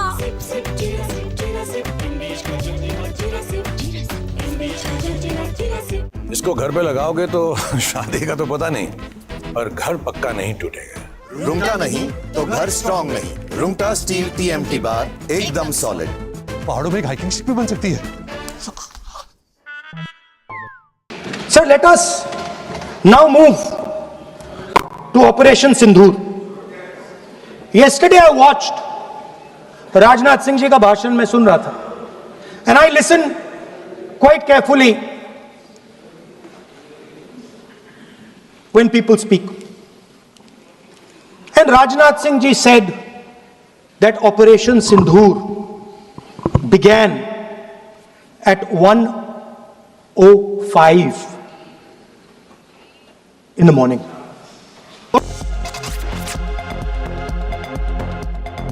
India-born British economist Lord Meghnad Desai passed away in London at the age of 85 on Tuesday. Born in Vadodara in 1940, Desai earned his doctorate in economics from the University of Pennsylvania in the United States on a scholarship in 1963. He later moved to London and joined the London School of Economics as a lecturer, later going on to become a professor and professor emeritus at the same institution.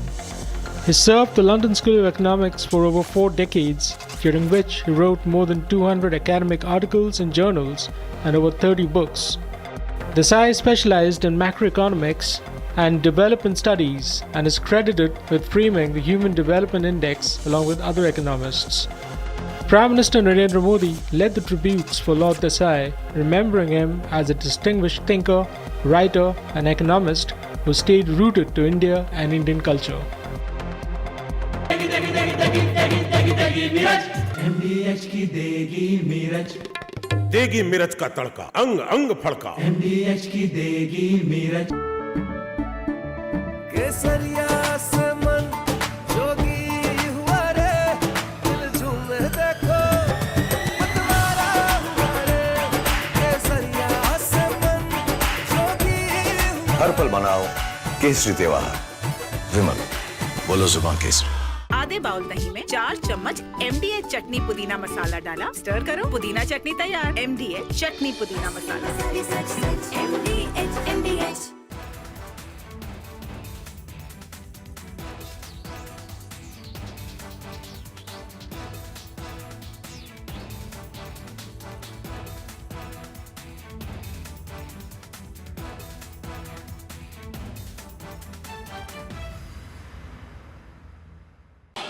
आदरणीय अध्यक्ष जी, और भी एक महत्वपूर्ण काम जो हुआ है, वैसे जब राजीव गांधी जी थे उस समय उनके जो एक डिफेंस का काम देखने वाले अमोज थे। Bharat 1 Minute brought to you by Canara Bank. Together we can. Hours after Prime Minister Narendra Modi hinted at ignoring US Vice President J.D. Vance's offer of mediation for a ceasefire between India and Pakistan post-Operation Sindhur, President Donald Trump again claimed his role in the deal. To a question on whether India would pay tariffs of between 20-25% to the US, Trump said he thought so as Delhi ended the war with Pakistan at his request. Police teams from Madhya Pradesh are to be dispatched to West Bengal and Assam to ascertain the bona fides of some people from these 2 states living in Gwalior district. The city SP Robin Jain said that the process of identification of these people was still underway and action will follow if anyone was found to be living illegally. On the arrest of 2 Kerala nuns in Durg on suspicions of religion conversions and trafficking, BJP leader Rajiv Chandrasekhar said that the party's state unit reached out to the Chhattisgarh government, clarifying that the nuns were accompanying 3 adult girls with consent of their families and there was no trafficking issue.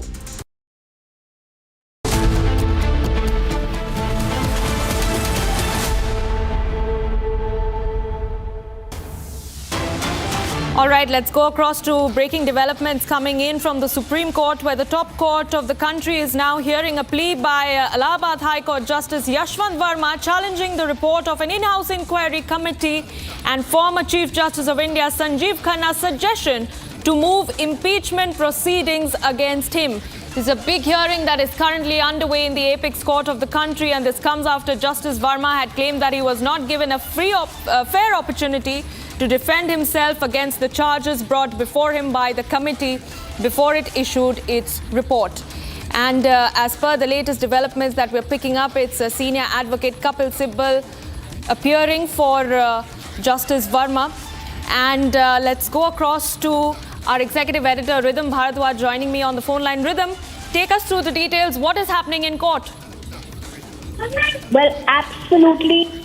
We are hearing in the Supreme Court a challenge by Justice Yashwant Verma. There is a firecracker hearing happening where senior advocate Kapil Sibal, who's appearing for Justice Verma, is telling the court that the entire procedure of having the recommendations made by the former Chief Justice of India, Justice Sanjeev Khanna, for the removal of Justice Yashwant Verma was unconstitutional. He wants this entire in-house committee procedure to be relooked, and this is where Justice Datta is against. In fact, on one side, I'm actually listening to the hearing, and the bench is saying, why don't you challenge the procedure when you know the committee making a recommendation for the removal of justice was unconstitutional? Why did you not move bench? So I'm thinking the Supreme Court is also asking very tough questions to Kapil Sibal in this case, who's also appearing, for Justice Yashwant Verma. On the other side, we're also hearing this in the hearing. We're seeing appearing for him proper arguments being made by Kapil Sibal, who's also there, and other judges like Justice Datta is also there. We've also seen Mukul Rohde appear for Yashwant Verma and other people in this case. Right. Ridham, stay on with me and do tell us, looking at the observations of the bench, as you correctly mentioned, they're questioning senior advocate Kapil Sibal on why the petitioners didn't challenge the procedure back then, when in fact it was known that the committee was making a very specific recommendation for the removal of a sitting High Court judge.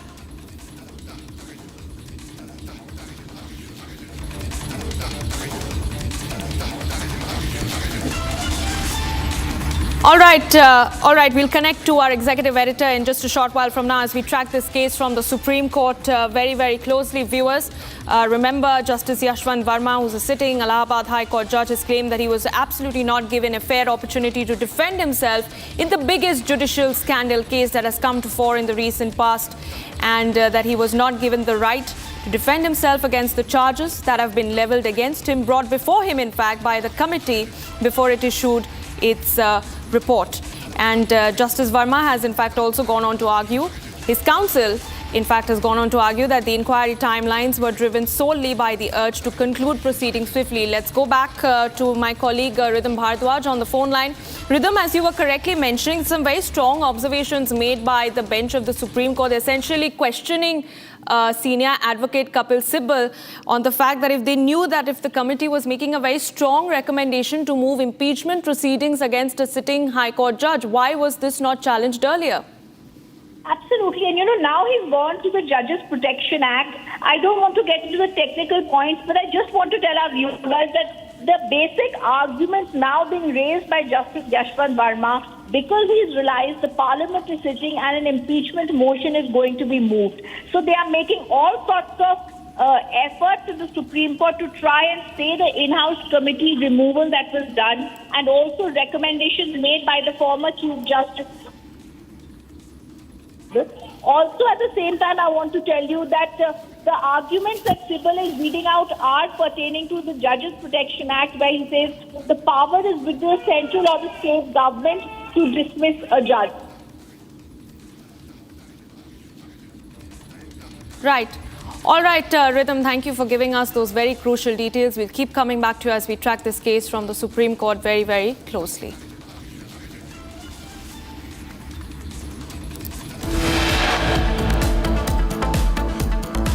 And let's slip into a very short break, but on the other side, we'll give you the details of the latest case of hooliganism that has come to the fore in Maharashtra. And it's once again M&S workers who have been exposed for their blatant show of gundaism in the state.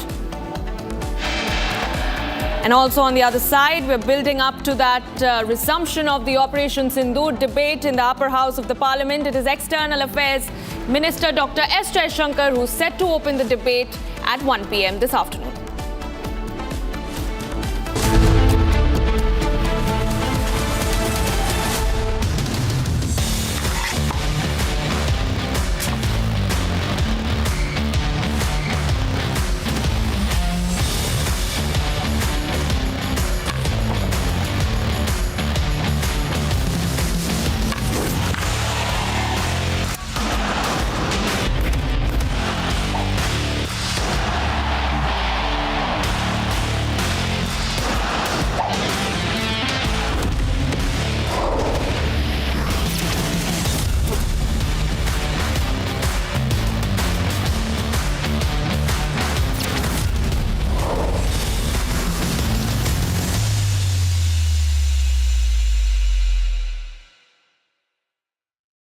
Secret recipe MDH का जीरा SIP जल जीरा मसाला।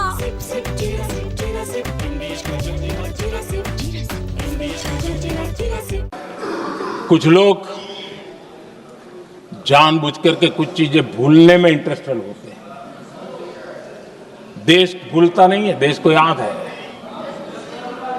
6 रात और 7 मई सुबह operation हुआ था और 7 मई को सुबह भारत ने प्रेस कॉन्फ्रेंस हमारी सेना ने की और इस प्रेस कॉन्फ्रेंस में भारत ने स्पष्ट कर दिया था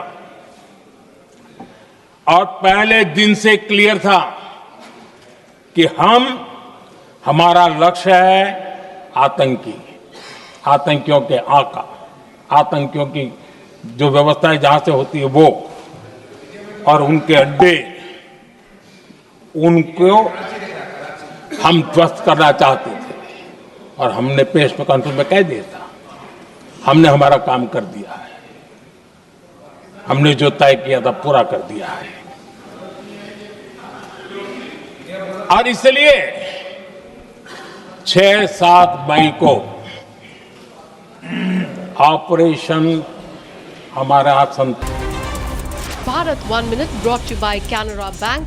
Together we can. Hours after Prime Minister Narendra Modi hinted at ignoring US Vice President J.D. Vance's offer of mediation for a ceasefire between India and Pakistan post-Operation Sindhur, President Donald Trump again claimed his role in the deal. To a question on whether India would pay tariffs of between 20-25% to the US, Trump said he thought so as Delhi ended the war with Pakistan at his request. Police teams from Madhya Pradesh are to be dispatched to West Bengal and Assam to ascertain the bona fides of some people from these two states living in Gwalior district. The city SP Robin Jain said that the process of identification of these people was still underway and action will follow if anyone was found to be living illegally. On the arrest of 2 Kerala nuns in Durg on suspicions of religion conversions and trafficking, BJP leader Rajiv Chandrasekhar said that the party's state unit reached out to the Chhattisgarh government, clarifying that the nuns were accompanying 3 adult girls with consent of their families and there was no trafficking issue. From Asia's largest news headquarters, setting the agenda for Bharat.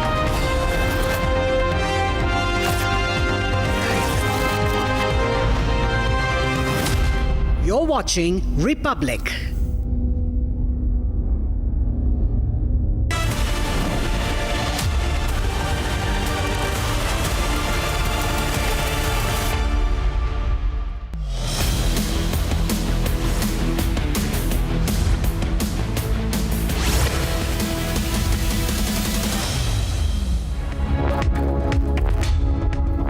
Hello and a very good afternoon, viewers. You're watching Republic TV. I'm Deepak Suresh Kumar and the focus remains on India versus Pakistan, be it at the WCL or the Asia Cup. Now, as far as the WCL is concerned, EaseMyTrip has now pulled out saying that it will not be associated with the semi-finals.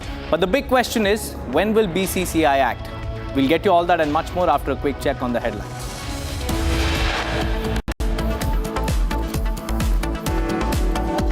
India inches closer to getting TRF sanctioned as UN Security Council monitoring team flags Pahalgam attack. EaseMyTrip pulls out of India versus Pakistan WCL 2025 semi-final, says terror and cricket cannot go hand in hand. Will BCCI now act? M&S workers assault gaming zone staff in Kalyan over school kids skipping class. Round 2 of Operation Sindhur debate in Rajya Sabha. EM to speak at 1 p.m. Shah to give concluding remarks.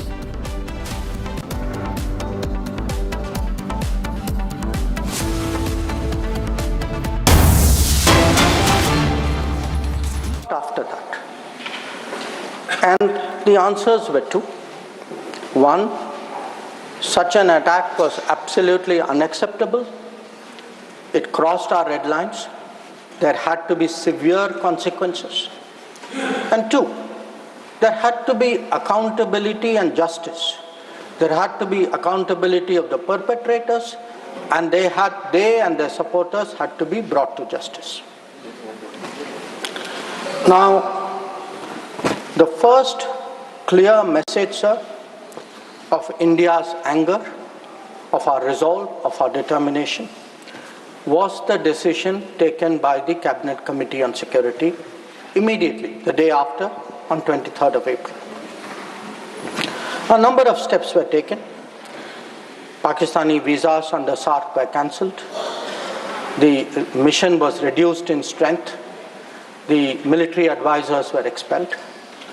But the most important decision was to hold the Indus Waters Treaty in abeyance.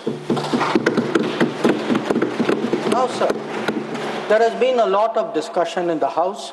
Different members have expressed their opinion, as they should.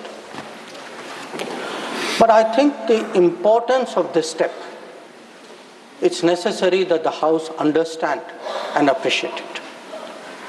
Because, sir, the Indus Waters Treaty in many ways is a very unique agreement. I cannot think of any agreement in the world where a country has allowed its major rivers to flow to the next country without having rights on that river. So it was an extraordinary agreement. And it's important when we have put it in abeyance to recall the history of this agreement. Now I know, sir, yesterday I heard some people are uncomfortable with history. They prefer that historical things are forgotten. Maybe it doesn't suit them, they only like to recall some things. So let me, for the benefit of the House, sir, mention 3 important observations which were made in Parliament on the issue of the Indus Waters Treaty. This was on November 30th, 1960. And the observations were made by the then Prime Minister on this subject. First, he says, I would like to know, is this House now to judge the quantum of supply of water or the quantum of money to be given? I confess I cannot judge it offhand. So the Prime Minister of India then is telling the Parliament, you cannot be a judge of the quantum of water. You should not be looking at how much money we are giving to Pakistan. That is not your business. Let me, sir, give you a second quote. The Prime Minister then goes on, sir, because many members objected to the Indus Waters Treaty. He says, honorable members have been saying that there was a partition. What has happened is none of our lookout. We should not give them anything. That is neither, now this is the Prime Minister's view, sir, then Prime Minister's view. That is neither a strictly legal, constitutional, or just approach to this problem. If we follow that approach, it would mean turning a great part of West Punjab into almost a wilderness. West Punjab is Pakistani Punjab. So the Prime Minister is saying, let us do this treaty because the Indian Parliament, the Indian government, the country should put the interests of Pakistani Punjab Sir, not a word about the interests of the Kisan of Kashmir. Please. Of the people of Punjab. Please take your seat. Mr. Jairam Ramesh, nothing is going on record. Please. Nothing is going on record. Not सिर्फ माननीय विदेश मंत्री की बातें ही record पे जा रही हैं. Not a word about Rajasthan. Not a word about Himachal. But it is turning a great part of Please West take your seat. Punjab Take your seat. Sorry, sir, we can't get tributing like this. into almost a wilderness. He's lying here. Sir, please take your seat. He's not lying. Seat पर बैठ करके बोलना सही नहीं है, आप जानते हैं. Sir, then I'll give you the third quote. Please. He now says, because people are saying, you are paying money. We felt that in the circumstances, this is the right payment, and we purchased a settlement, if you like. We purchased peace, and it is good for both countries. 1960, sir, he says he purchased peace. We did not purchase peace, sir. It was a purchase of appeasement, because within 1 year, the same Prime Minister accepted that with Pakistan there was no peace. Now, sir, I hear some noises across the bench. I would be very happy to submit, sir, the Prime Minister's speech in the record of the Lok Sabha and to keep it on the table. Now, I mention this, sir, because that very treaty. Please. That very treaty. आपका opportunity है अपनी बात को, please. That very treaty mentions in the preamble that the Indus Waters Treaty is done in a spirit of goodwill and friendship. Sir, since 1960, we have had neither goodwill nor friendship. We've had terrorism, we've had attacks on our population, we've had wars. Such a treaty had to be dealt with, and this government dealt with it. सभापति महोदय, मैं एक बार और दोहराना चाहता हूँ कि उनको फिक्र थी पाकिस्तानी पंजाब, उनको फिक्र जम्मू और कश्मीर के किसानों पर नहीं थी, उनको सर फिक्र राजस्थान के किसानों की नहीं थी, उनको फिक्र हिमाचल पर नहीं थी. रुचि जी, right to speak. No, please. और you'll get your opportunity to speak, please. उनका कहना था कि संसद का ना हक है कि कितना पानी जाए ना कितना पैसा जाए. और सर जो वो कहते हैं कि हमने ये शांति की कीमत थी, नहीं सर, ये तुष्टीकरण की कीमत थी. अब sir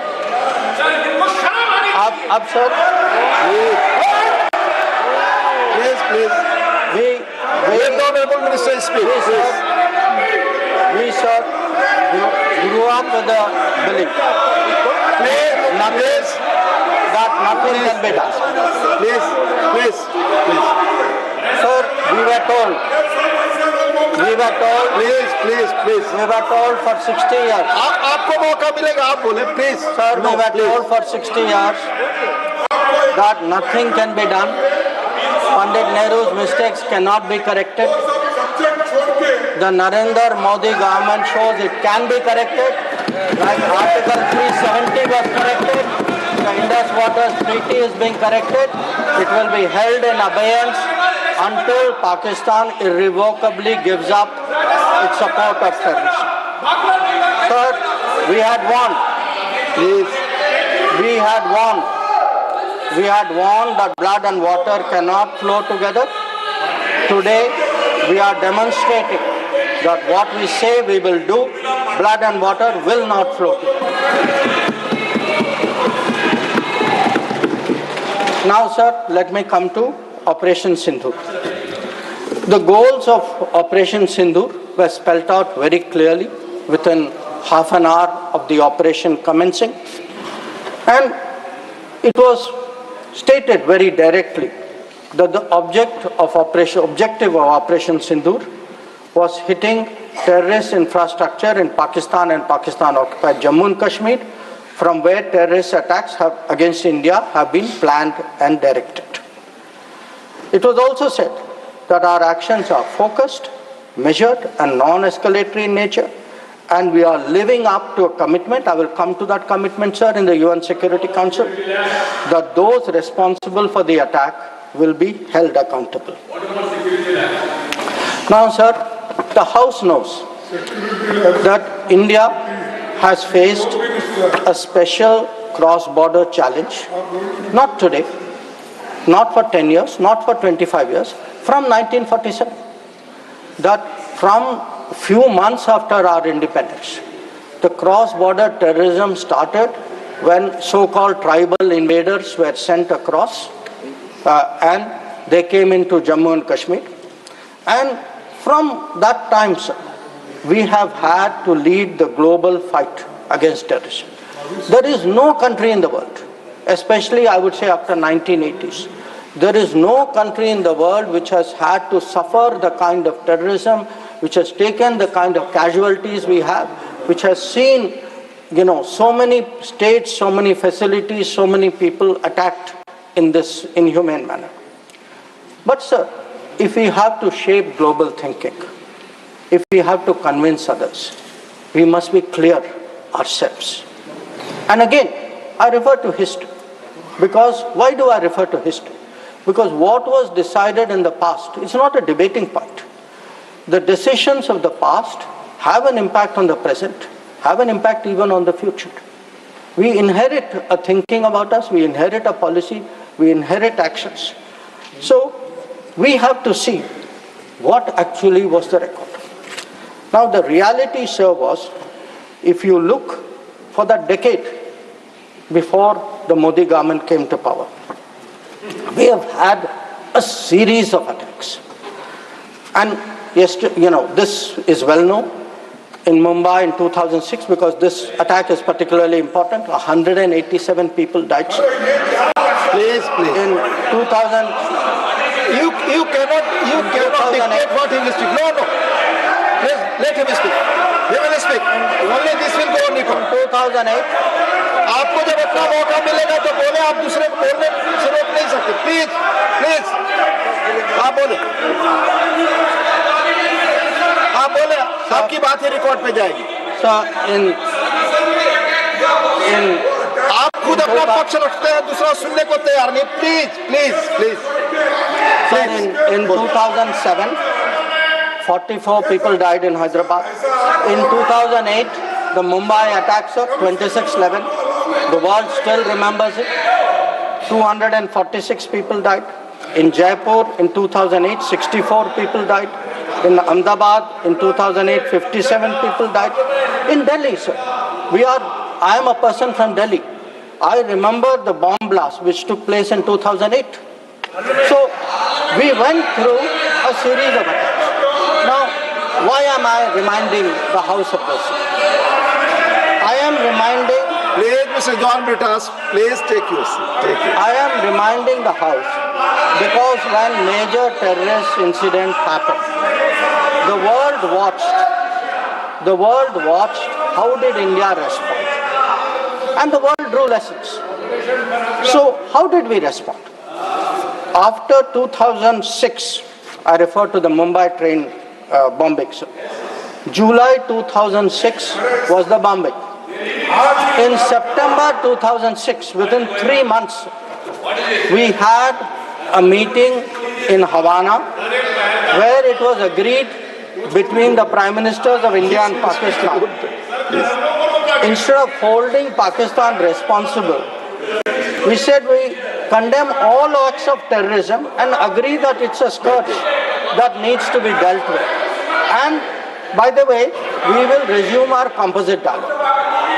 Now, there are two important points which flow out of it, and they're relevant because this shapes the world's perception of how India is likely to respond.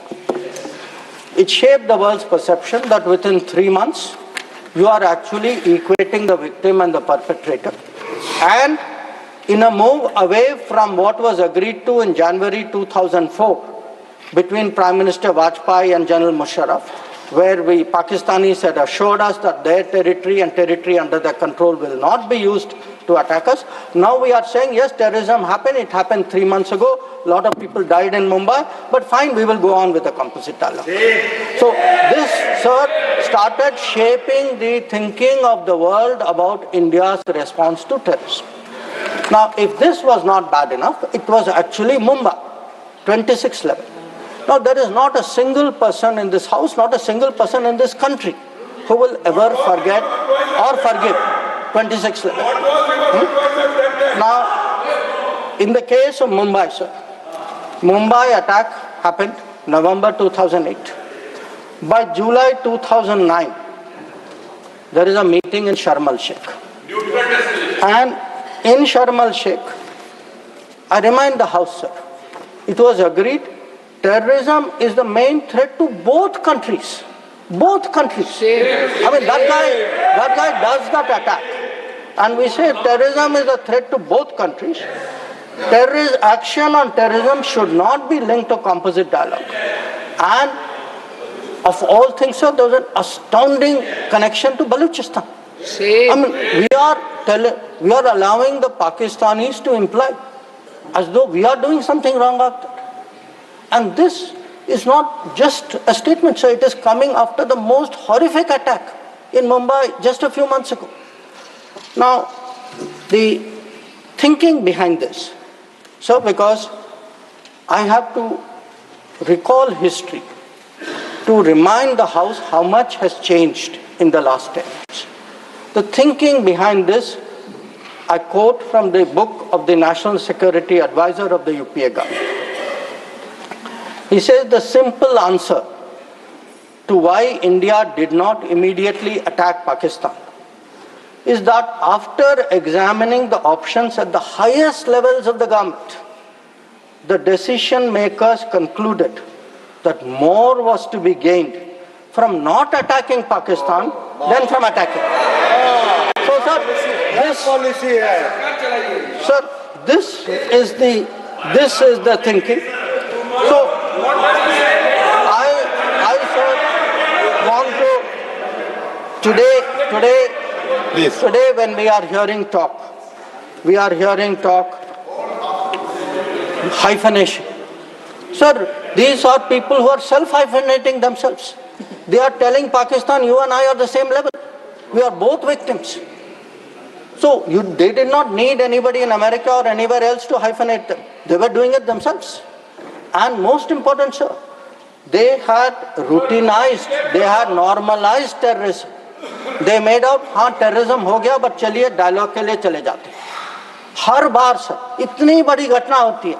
Mumbai 26/11 होती, ट्रेन बॉम्बिंग होती है. कुछ महीने बाद आप कहते हैं नहीं ठीक है वो हो गया चलिए बात के लिए चलते. अब आप ही बताइए सर, दुनिया आपको सीरियसली कैसे लेगी? आप दुनिया क्या सोचेगी? और आप सर जो 2004 में जो तय हुआ कि उनके यहाँ से कुछ भी होगा तो जिम्मेदारी उनकी होगी, आप तो भूल गए उसको. प्लीज चेयर पर बैठकर ना बोलना, ये सदन की परंपरा नहीं है. मेरा सबसे अनुरोध होगा, आप सबको मौका मिलेगा, अपना पक्ष रखेंगे. प्लीज. अब सर मैं समझाना चाहूंगा कि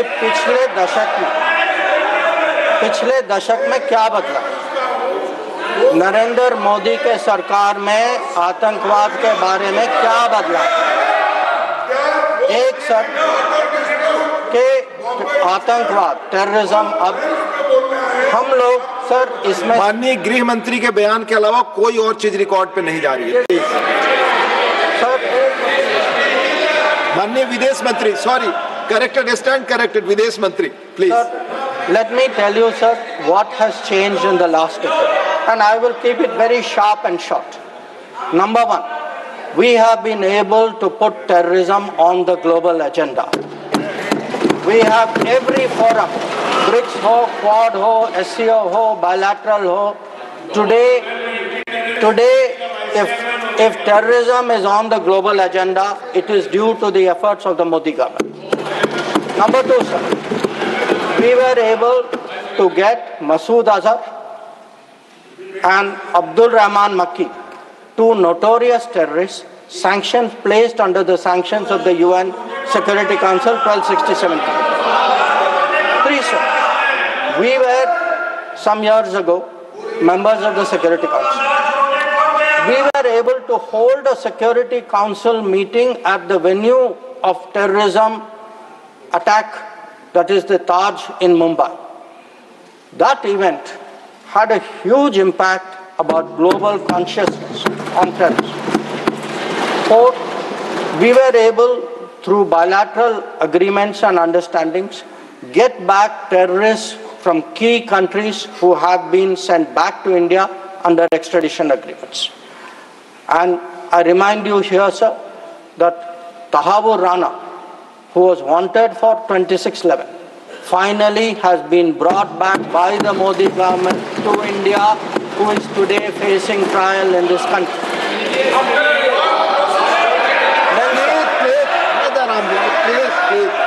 Please. We have exerted. Please listen peacefully. Sanjay ji, please listen.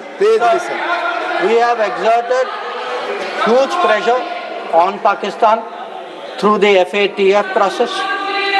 We have convened and we actually had a conference of no money for terror.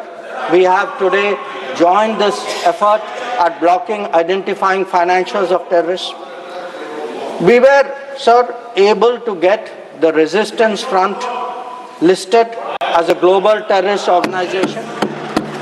And, sir, I would like to inform the House that the monitoring team of the UN has submitted its 36th report of the Analytical Support and Sanctions Team. And it mentions, this has just been received, so it is made public today. For the first time, the United Nations report mentions the Resistance Front, TRF, saying that member states have noted that one member state said the Pahalgam attack could not have happened without Lashkar-e-Taiba support, and there was a relationship between LET and TRF. Another member state said attack was carried out by TRF, which is synonymous with LET, and it mentions that Pakistan actually opposed it and said LET was defunct. So we were able to get into UN a recognition that TRF today is a proxy for the LET and is responsible for Pahalgam.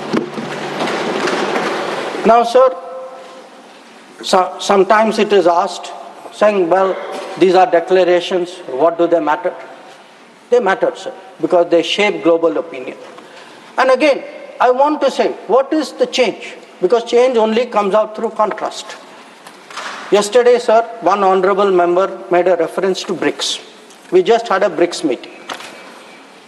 For the first time, we were able, in a BRICS meeting, to get an explicit reference to a terrorist incident. It says here, the BRICS countries, sir, that we condemn in the strongest terms the terrorist attack in Jammu and Kashmir on 22 April, and we reaffirm our commitment to combating terrorism in all forms and manifestations, including cross-border terrorism.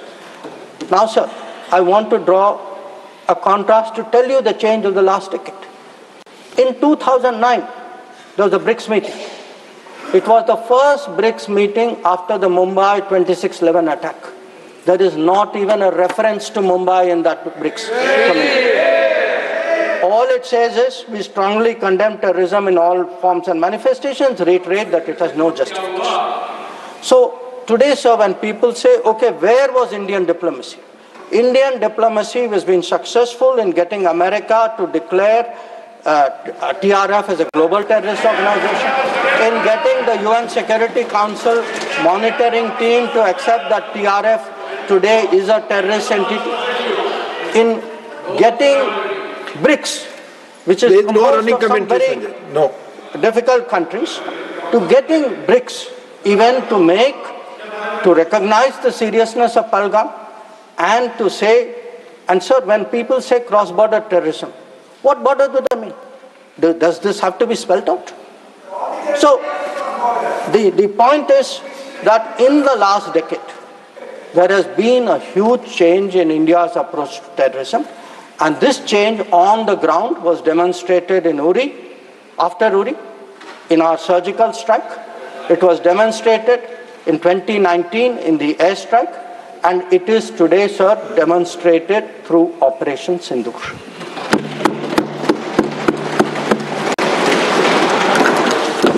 Now, sir, when Operation Sindhur commenced, a number of countries were in touch with us. I'll speak about that in some detail.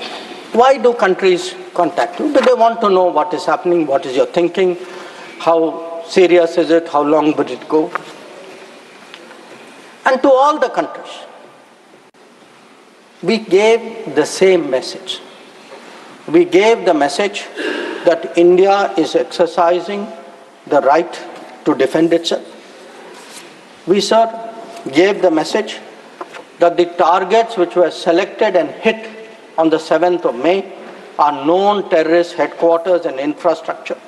So some of them, for example, Bhavalpur, is associated with the murder of an American reporter called Daniel Pearl. So the world is aware of this. We gave a message, sir, that we were not open to any mediation, that anything now between us and Pakistan would only be bilateral. We gave a message that we will not accept nuclear blackmail, that whatever talk there may be about nuclear danger, that will not deter us from going ahead with Operation Sindhur. We gave a message that we are now responding to Pakistani attacks and we will keep responding, and if that fighting is to stop, Pakistan must make a request, and that request can only come through the channel of the DGMO.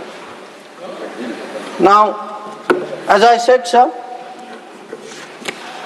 a number of countries spoke to us. There was, I think, particular interest in the House about the conversations with the United States. So let me share a few words there, sir. So first of all, it is somehow being implied that talking to the United States or being in touch with the United States is itself a problem. Now the fact is, over a period of time, if you look at our history, you look at world history, countries contact each other at such times. And look at ourselves. I will not talk about what happened in 1962. What were the letters written after 1962? Because even today it hurts me to read what Pandit Nehru wrote to John Kennedy after 1962.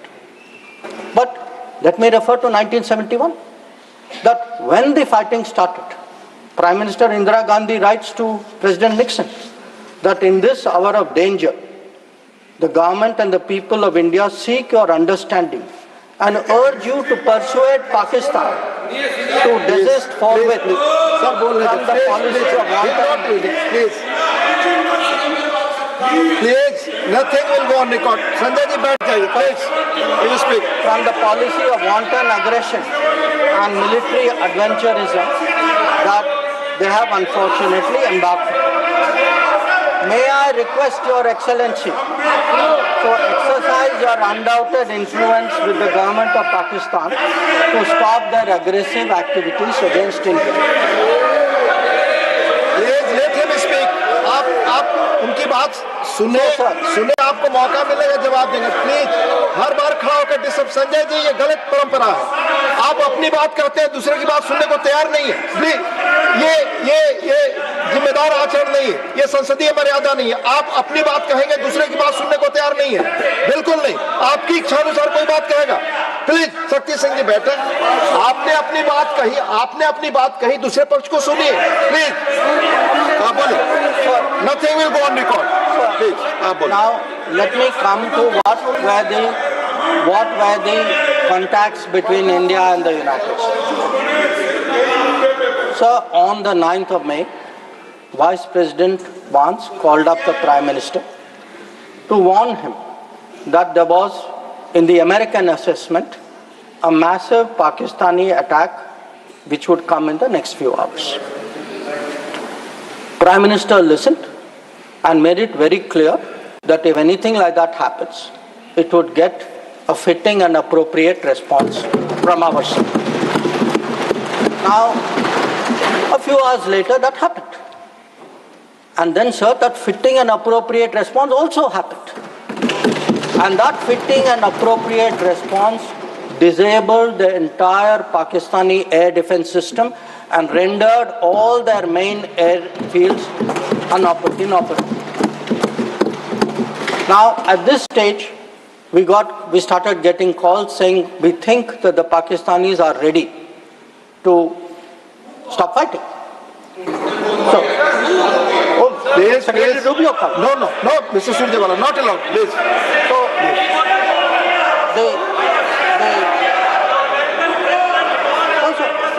please speak. So that will go on the record.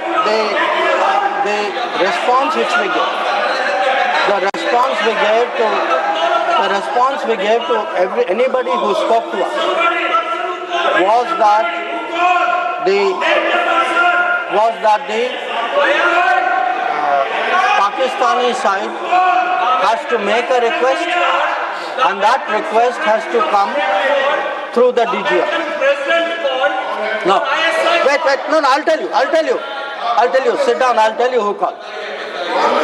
Now, sir, I want to make three things clear. One,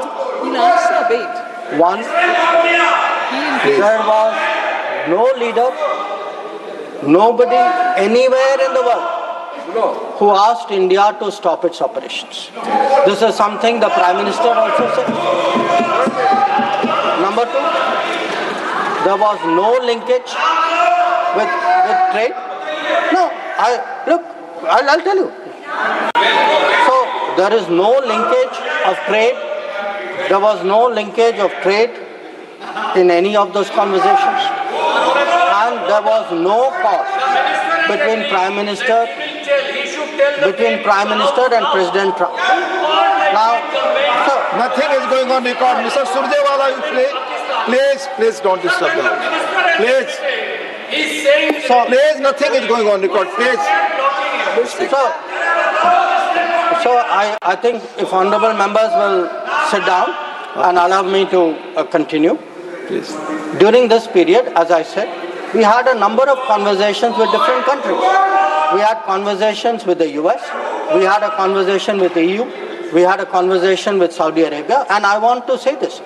All the calls which I got are actually on record. They are on my social media record.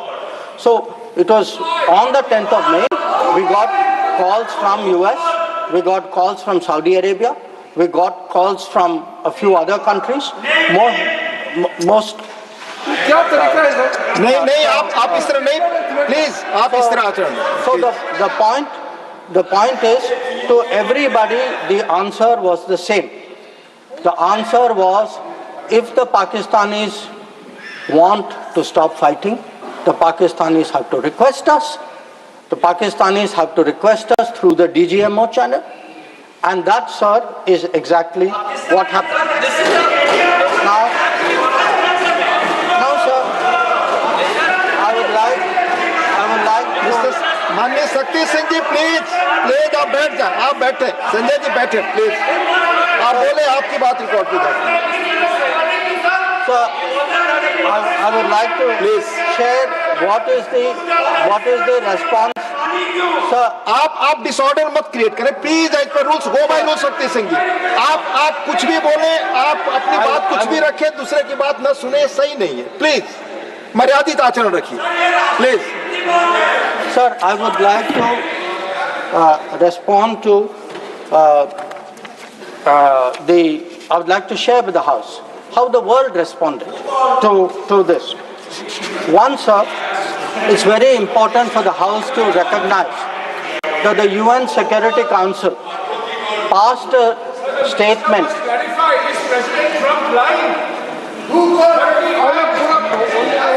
Please. Mr. Jairam Ramesh, please take your seat. Jairam Ramesh, sorry sir, I should address the remarks to you. Sir मैं उनको कहना चाहता हूं वो कान खोल के सुन लें कि 22 अप्रैल से 16 जून तक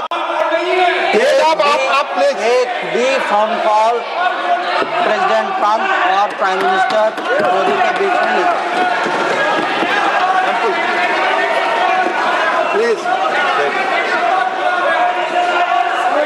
ये सही परंपरा नहीं। आप अपनी बात कहें और दूसरे पक्ष की बात न सुने, ये लोकतांत्रिक मर्यादा के अनुरूप नहीं है। आप सब लोग धैर्य से सुने, प्लीज प्लीज। आप बोले, आप बोले।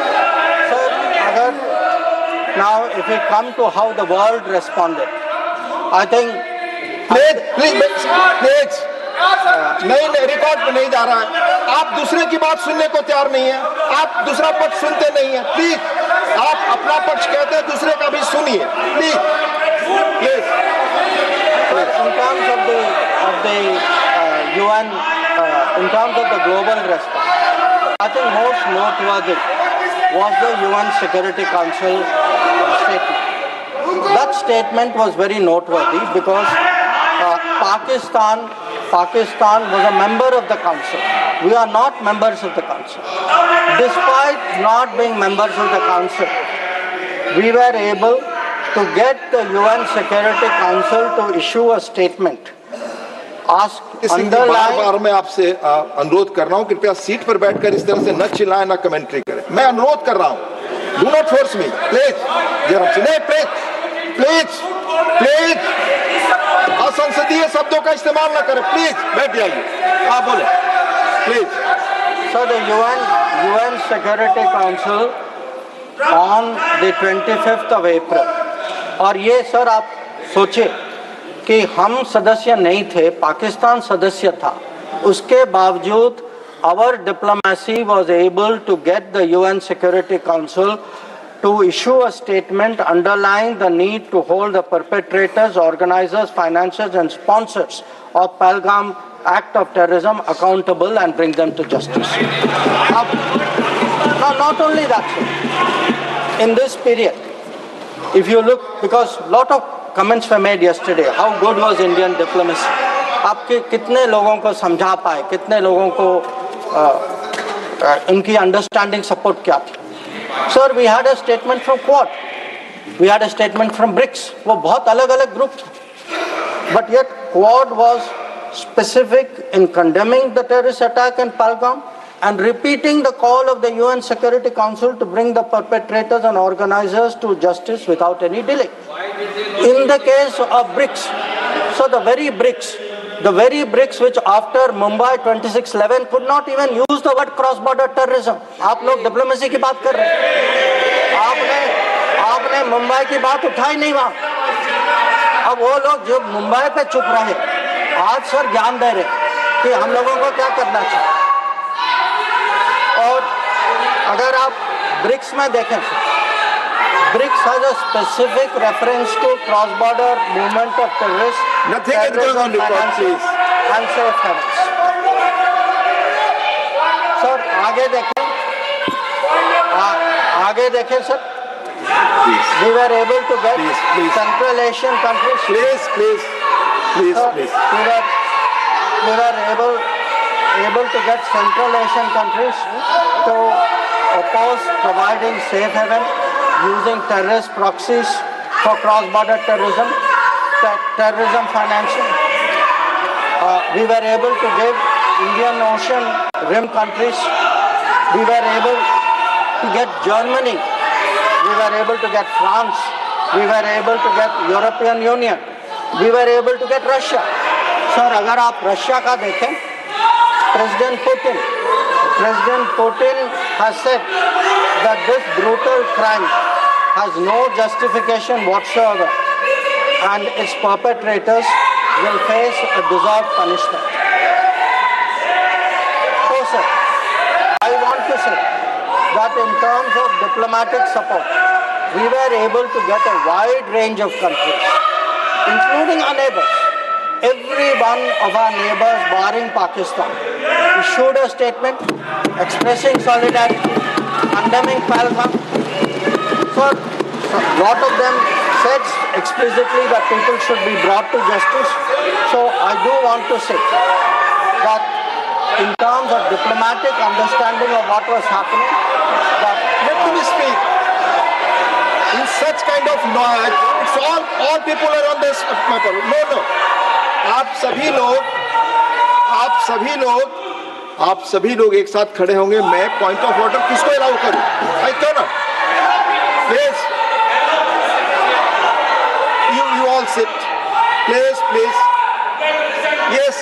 Neeraji, tell me. Honorable Minister, just a minute. You tell me. Point Sir, Rule 240, irrelevance or repetition. The chairman, after having called attention of the council to the sir, he's repeating everything that is... Honorable Minister, it's irrelevant. Please. Please.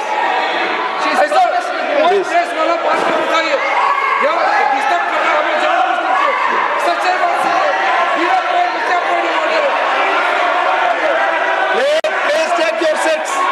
Please take your seats. Honorable Minister. Honorable Minister. ठीक है sir, disturb नहीं होते। आप continue करिए। आप continue. मैं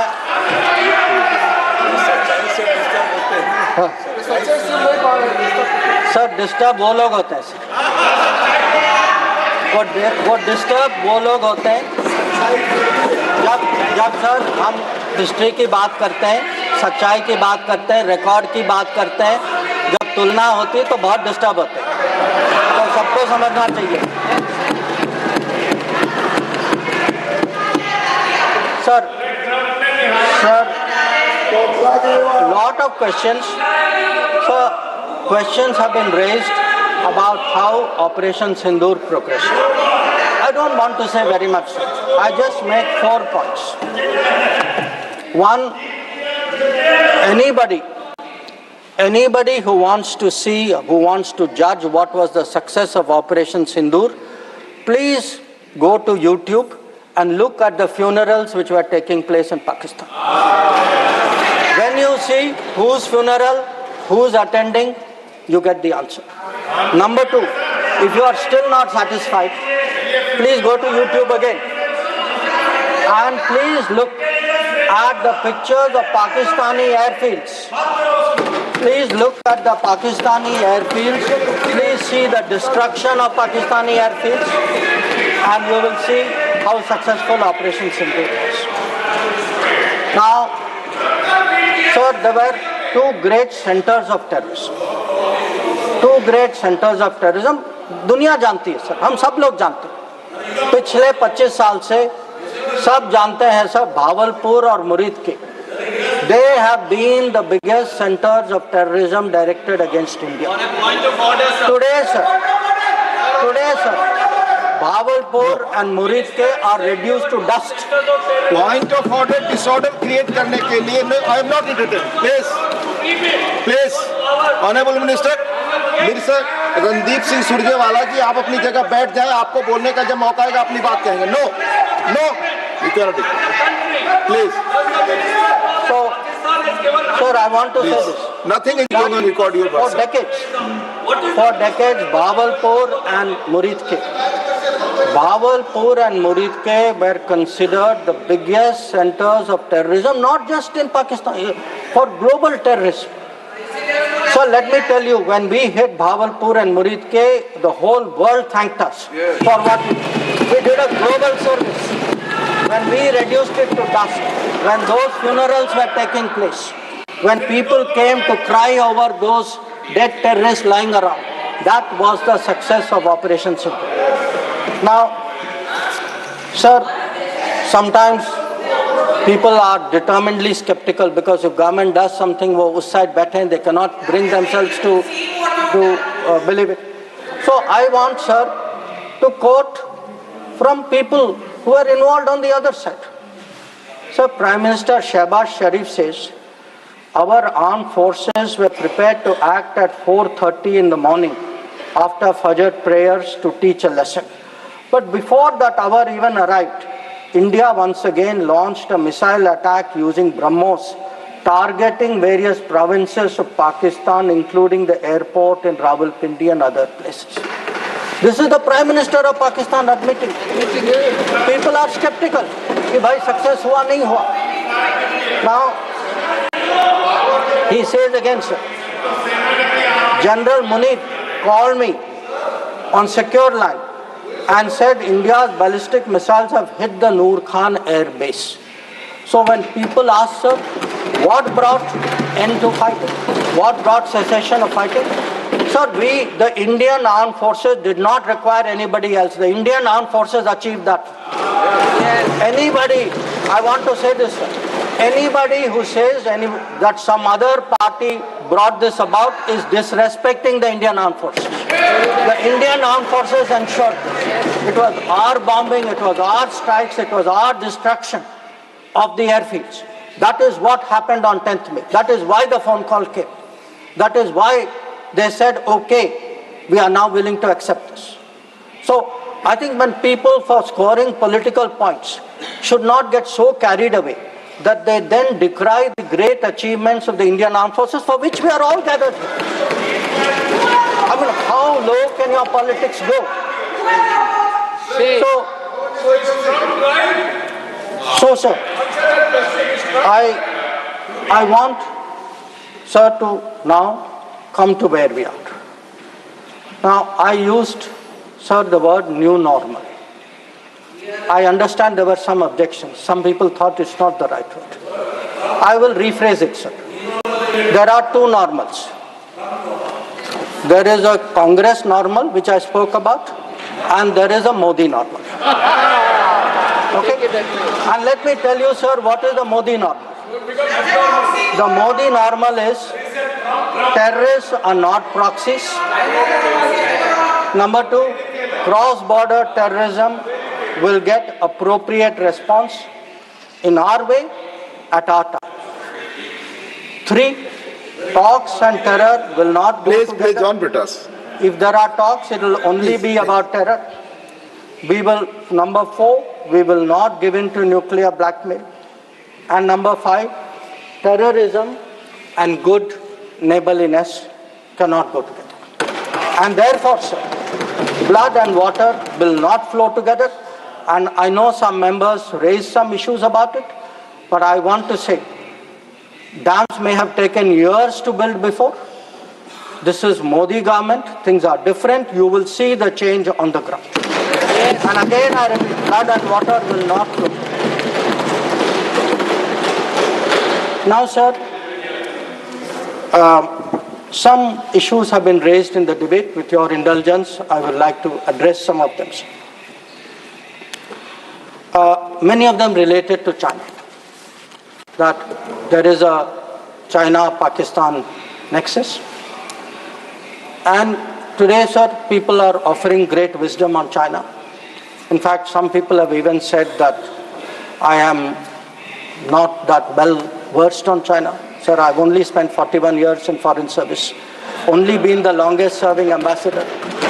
But sir, there are China gurus now. One, sir, is honorable member sitting across me, whose affection for China is so great, sir, उन्होंने एक संधि बना ली थी चाइना और इंडिया की, चिंडिया। तो इतनी मोहब्बत थी सर कि उसको संधि बना ली। अब सर इनको छोड़िए, इनके अलावा एक और चाइना गुरु है।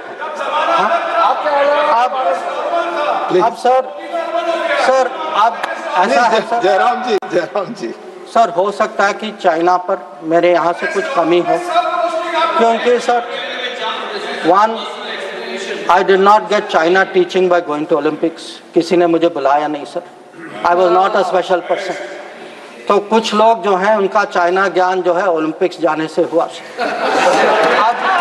सर कभी-कभी अब सर जब ओलंपिक्स में गए किनसे मिले और क्या हस्ताक्षर किया उसकी तो बात ही नहीं करते।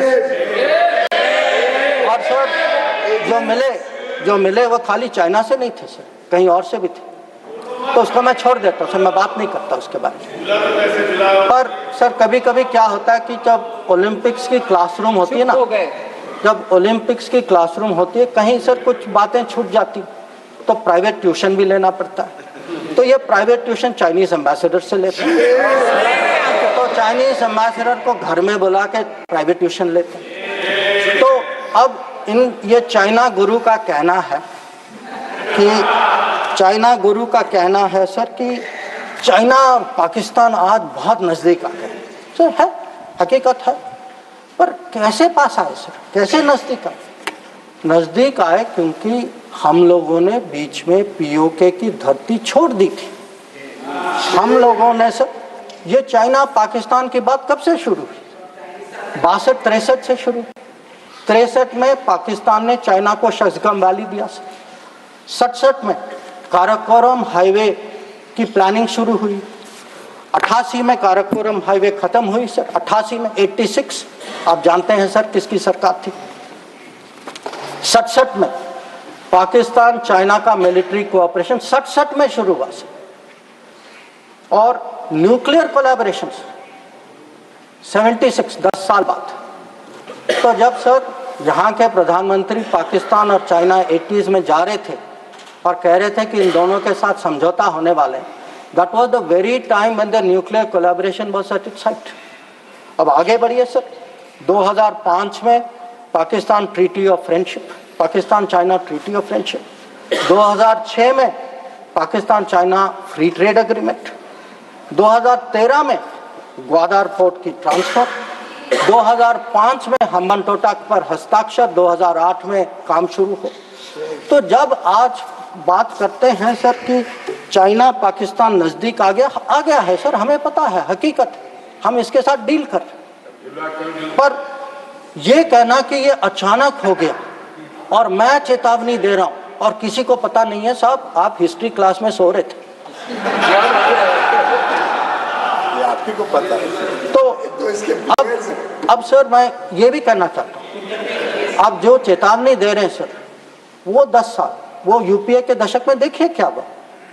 और मैं जानता हूं सर, उस चाइना को स्ट्रेटेजिक पार्टनर बनाया, घोषित किया गया सर, स्ट्रेटेजिक पार्टनर।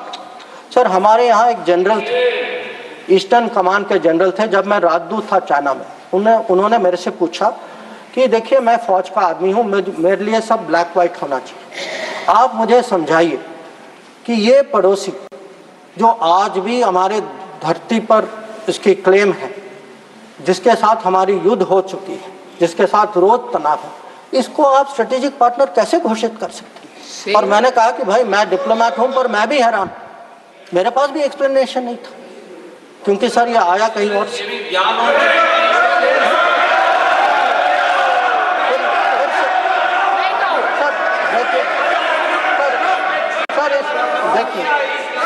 देखिए इस दशक में और क्या हुआ। इस दशक में 2006 में सर इस दशक में 2006 में रीजनल ट्रेडिंग एग्रीमेंट।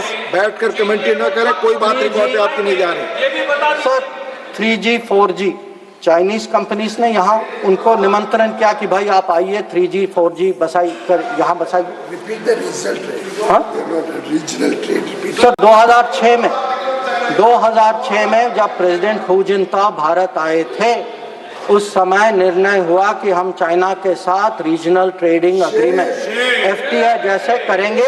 इसके लिए टास्क फोर्स की घोषणा हुई, टास्क फोर्स ने रिकमेंडेशन दिया और वो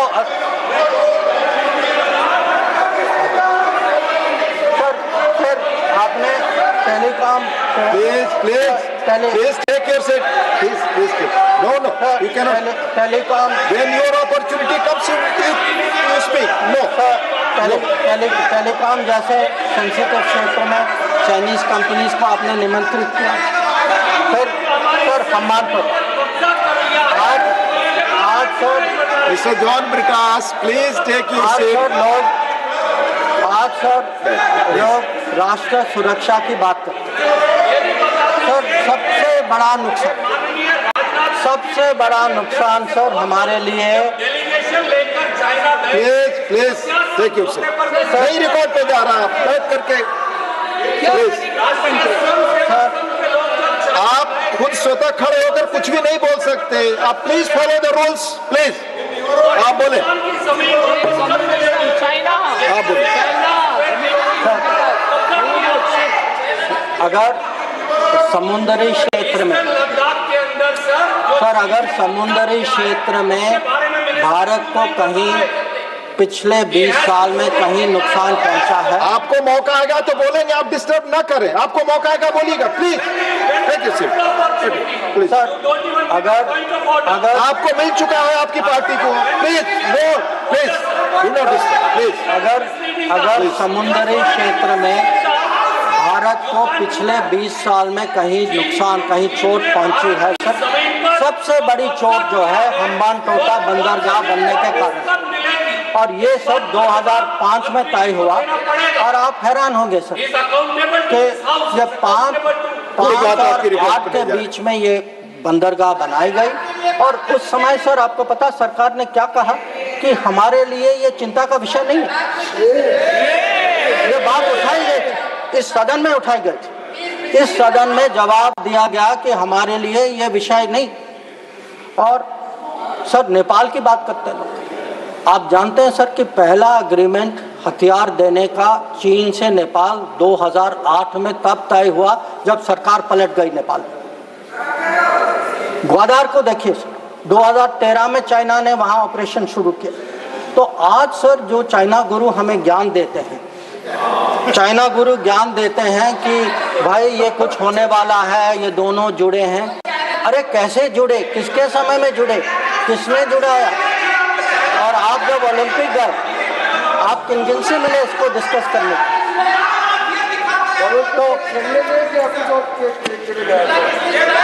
सर कल वो अभी तो बैठे नहीं हैं सर, हमारे माननीय संसद सदस्य चिदम्बरम जी, उन्होंने कहा सर, उन्होंने पूछा मेरे से कि आप चाइना गए तो आपने क्या डिस्कस किया? सर मैं चाइना गया, whatever I said, whatever I did was public, it was open, it was clear. Sir, I discussed terrorism, I discussed de-escalation, I discussed restrictions on trade which China has put.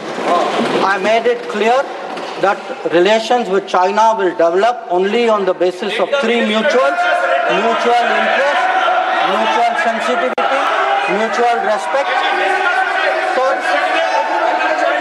please listen. You are not allowing him to speak. No, you are disturbing. Please. Sir, no, please. Because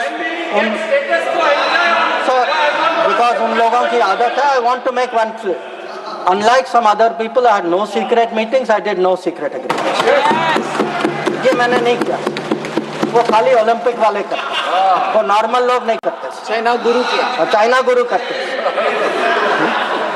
अब sir ये Pakistan occupied Kashmir की बात हो रही थी. ये कुछ लोगों का मत था कि भाई कब रिकवर होगा, और जैसे राजनाथ जी ने कहा सर कि हमें पूरा विश्वास है सर कि एक दिन जरूर होगा. और ये सदन की सोच भी है, ये खाली मेरी सोच नहीं है, ना सरकार की सोच, ये पूरे सदन पूरे देश की सोच है. पर मैं सर एक बार आपको याद दिलाना चाहता हूँ, हम कहते हैं 47, 48, 49 में बात बनी सर, पर सर 63 में नेगोशिएशंस हुए इस पे. 65 में हाजीपीर की बात हुई सर, लौटाया गया. 72 में जो जमीन जो हमारे हाथ में था वो भी लौटाया गया. तो आज जब लोग पूछ रहे, जिनके मन में कभी कल्पना नहीं थी कि भावलपुर और मुरीद के गिराएंगे, जिन्होंने कहा कि best way of dealing with Mumbai is inaction, that we should not go to war because that is not attack Pakistan because better option than attacking Pakistan. वो लोग सब पूछ रहे हैं पीओके के बारे में. कैसा सवाल है उनसे?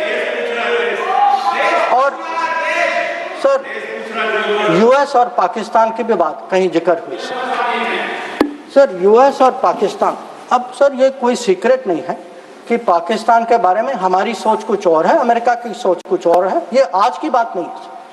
So historically, we have had a different view, we have had different policy, we have had different interests. And it has been a problem between India and United States. Not today, not between this government and that administration, previous government and then administration also. I have been in the room, sir.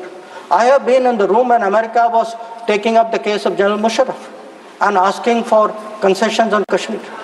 So I want to say this, that on this issue, we have a national policy. No mediation is a national policy. Bilateral dealing is a national policy. I hope today terror, no talks without, that is no terror, only then talks will also be a national policy and everybody will agree. So it is not the first time that we have had differences with the United States. So there were some other questions which were raised about US. You know, have we stood up and taken up various issues? Sir, I would like to inform the House through you, sir. Every issue that we have had with the United States, we have had no hesitation taking up. We took up deportations. Today, we do not have that problem. We took up visas. We took up the cause of students. Now, Mr. Chidambaram requested whether we should take up Harvard, sir. मैं तो JNU का पढ़ा हूँ, sir. मैं Harvard का नहीं हूँ. So I hesitated to take up Harvard. And sir, I want to say this. Today, we are negotiating a trade agreement. Why are we negotiating a trade agreement? Because we have national interest at heart. We have national interest at heart and we are negotiating a trade agreement that will serve our national interest. So there should be no doubt that this government is fully committed to our national interest. We have the ability to stand up to wherever we have to, on whichever issue we have to. So what is important today for the House to recognize is Operation Sindhur today is a well-considered, thought-through response. It was a response to this barbaric attack in Pahalgam, but today it has become the basis for a new policy. That basis, what I called the new normal, the Modi normal, is something which has been communicated very clearly to Pakistan and to the world. And finally, sir, let me end my remarks with a very, very sincere expression of appreciation for all the members of Parliament and for those outside Parliament as well, who joined the parliamentary delegations. I think each one of them, sir, each one of them, whether it is Shashi Tharoor ji, whether it is Kanimori ji, whether it is Ravi Shankar Prasad ji, Baijan Panda ji, Sanjay Jha ji, sir, Supriya Sole ji, or Shrikant Shinde ji, sir. Every one of them and all the members, every member took a united stand abroad. They did our country proud. Yes. They answered all doubts. And I can tell you from every country, they visited 33 countries. Yeah, John, yes, John, you know, I thank you too. So,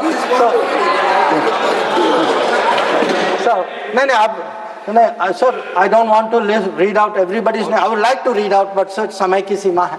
But again, I want to say this, sir, very, very sincerely, that they have done a great national service. They showed a united spirit, and we hope that that is the spirit with which the nation will support Operation Sindhur. Thank you, sir. Dola Sen ji, please. आप बंगला में बोलेंगी, please. Please speak. No, nothing is good. Please, you speak. You speak. Thank you, Deputy Chairman, sir, for giving me chance to speak on this subject. And thanks to my party, All India Trinamool Congress, and our respected leader, Honorable Mamata Banerjee, for giving me opportunity to speak. I will try to deliver my speech in Bangla, our beloved mother language. খুবই দুর্ভাগ্যের বিষয় sir যে বিরোধীরা দাবি করা সত্ত্বেও সংসদে special session না হলেও শেষ পর্যন্ত 3 মাস পরে সংসদের অধিবেশন Well, that was External Affairs Minister Dr. S. Jaishankar detailing India's response and also the Pahalgam terror attack, what exactly happened and what followed on the diplomatic front as well as on the battlefield. He clearly dispelled all the rumors and all the claims made by Donald Trump that he brokered the ceasefire between India and Pakistan, saying that there was no call held between PM Modi and President Trump. The ceasefire negotiations happened on the DGMO level, thereby clearing the air for the nth time, even as the opposition comes out claiming that Donald Trump has been time and again claiming credit for the ceasefire between India and Pakistan. But Jaishankar, they're making it very clear that US did not broker the ceasefire. Let's also listen in to Jaishankar's speech on Operation Sindhur. We had warned that blood and water cannot flow together. Today, we are demonstrating that what we say we will do, blood and water will not flow.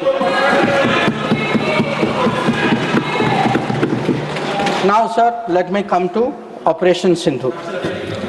The goals of Operation Sindhur were spelled out very clearly within half an hour of the operation commencing, and it was stated very directly that the objective of Operation Sindhur was hitting terrorist infrastructure in Pakistan and Pakistan-occupied Jammu and Kashmir, from where terrorist attacks against India have been planned and directed.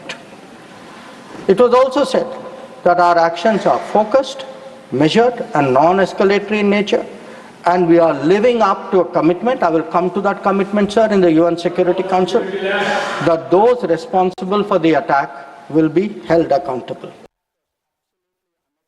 Mention 3 important observations which were made in Parliament on the issue of the Indus Waters Treaty. This was on November 30th, 1960. And the observations were made by the then Prime Minister on this subject. First, he says, I would like to know, is this House now to judge the quantum of supply of water or the quantum of money to be given? I confess I cannot judge it offhand. So the Prime Minister of India then is telling the Parliament, you cannot be a judge of the quantum of water. You should not be looking at how much money we are giving to Pakistan. That is not your business.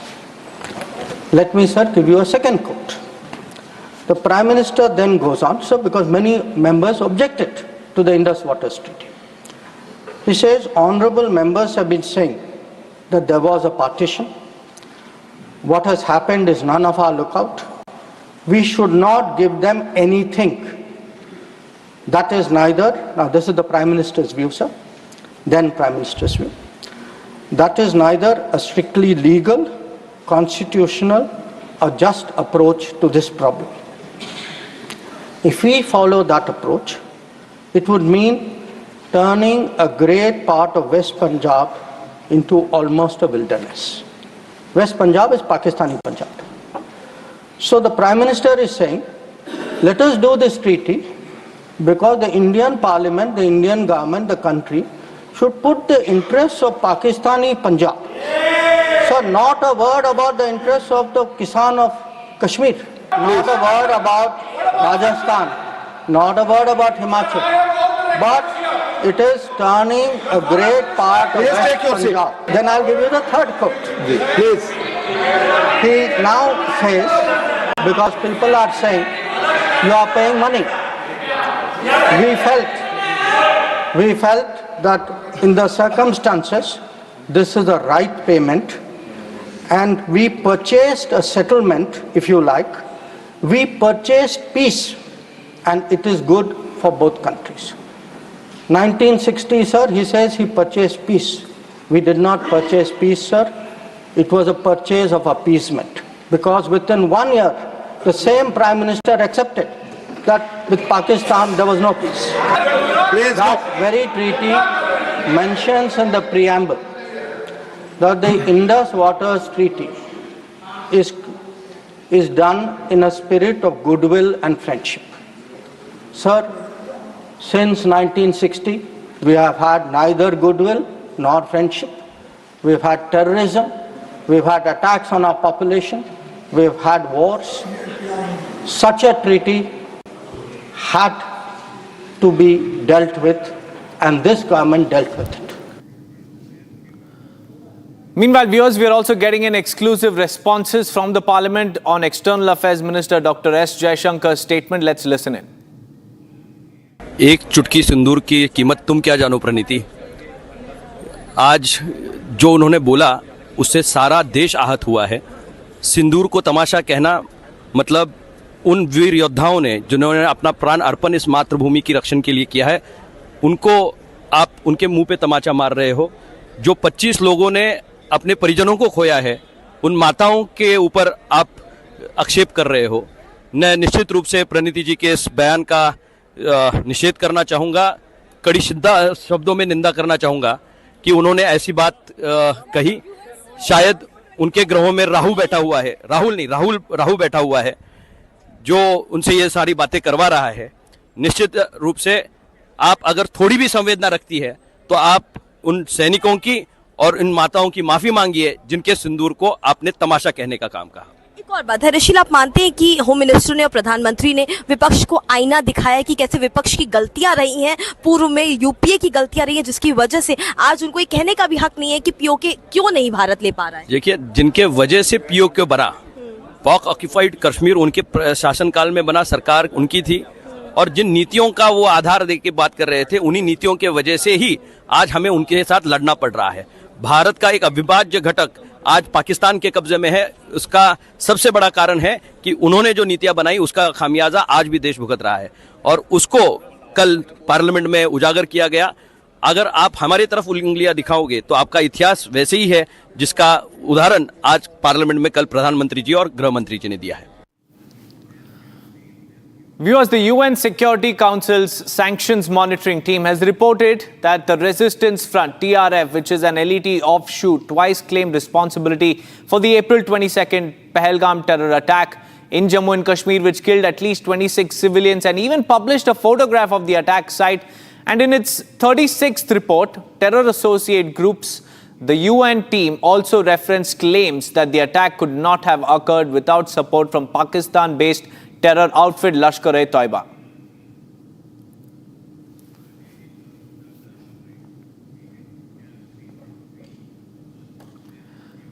Now viewers, let's also listen in to that statement of the Pakistan Foreign Minister Ishaq Dar on TRF's involvement in the Pahalgam attack. Jammu and Kashmir में एक forum बना जिसका नाम है the resistance forum, और उस पे उसको कंडेम किया गया, उसको जिम्मेदार ठहराया गया उस प्रेस रिलीज में। तो मुझे आई, मैंने देखा, मैंने कहा ये एक्सेप्टेबल नहीं। पहलगाम के साथ आपको लिखना पड़ेगा जम्मू एंड कश्मीर। मुझे बड़े बड़े कैपिटल से कॉलें आई कि देखें इस वक्त मैं नथिंग डूइंग, ये नहीं हो सकता, पाकिस्तान विल नॉट एक्सेप्ट। वो कहते आप पे ब्लेम आएगा, प्रेस रिलीज नहीं हुई, इतना बड़ा वाकया हुआ। आपके जावर एक्सप्रेस भी ये आई थी, कंडेमनेशन की, टेररिस्ट एक्टिविटी को कंडेम किया गया था। मैंने कहा we are ready, but please you have to put in Jammu and Kashmir and have to delete this TRF. Meanwhile, we are also tracking in the latest responses from the Parliament on UNSC report. Let's listen in. See, this is what Prime Minister Modi ji was speaking yesterday, and this was a well choreographed attack and very well planned for months and months, and finally it's out, and it's biggest win for Modi ji, for our armed force and for India. तो मैं बहुत खुश हूँ as a parliamentarian, as a citizen of this country, and for those family जो innocently सब लोग जो oppositions इसको कुछ अलग कह रहे थे, अलग दिशा में ले जा रहे थे this attack को, उन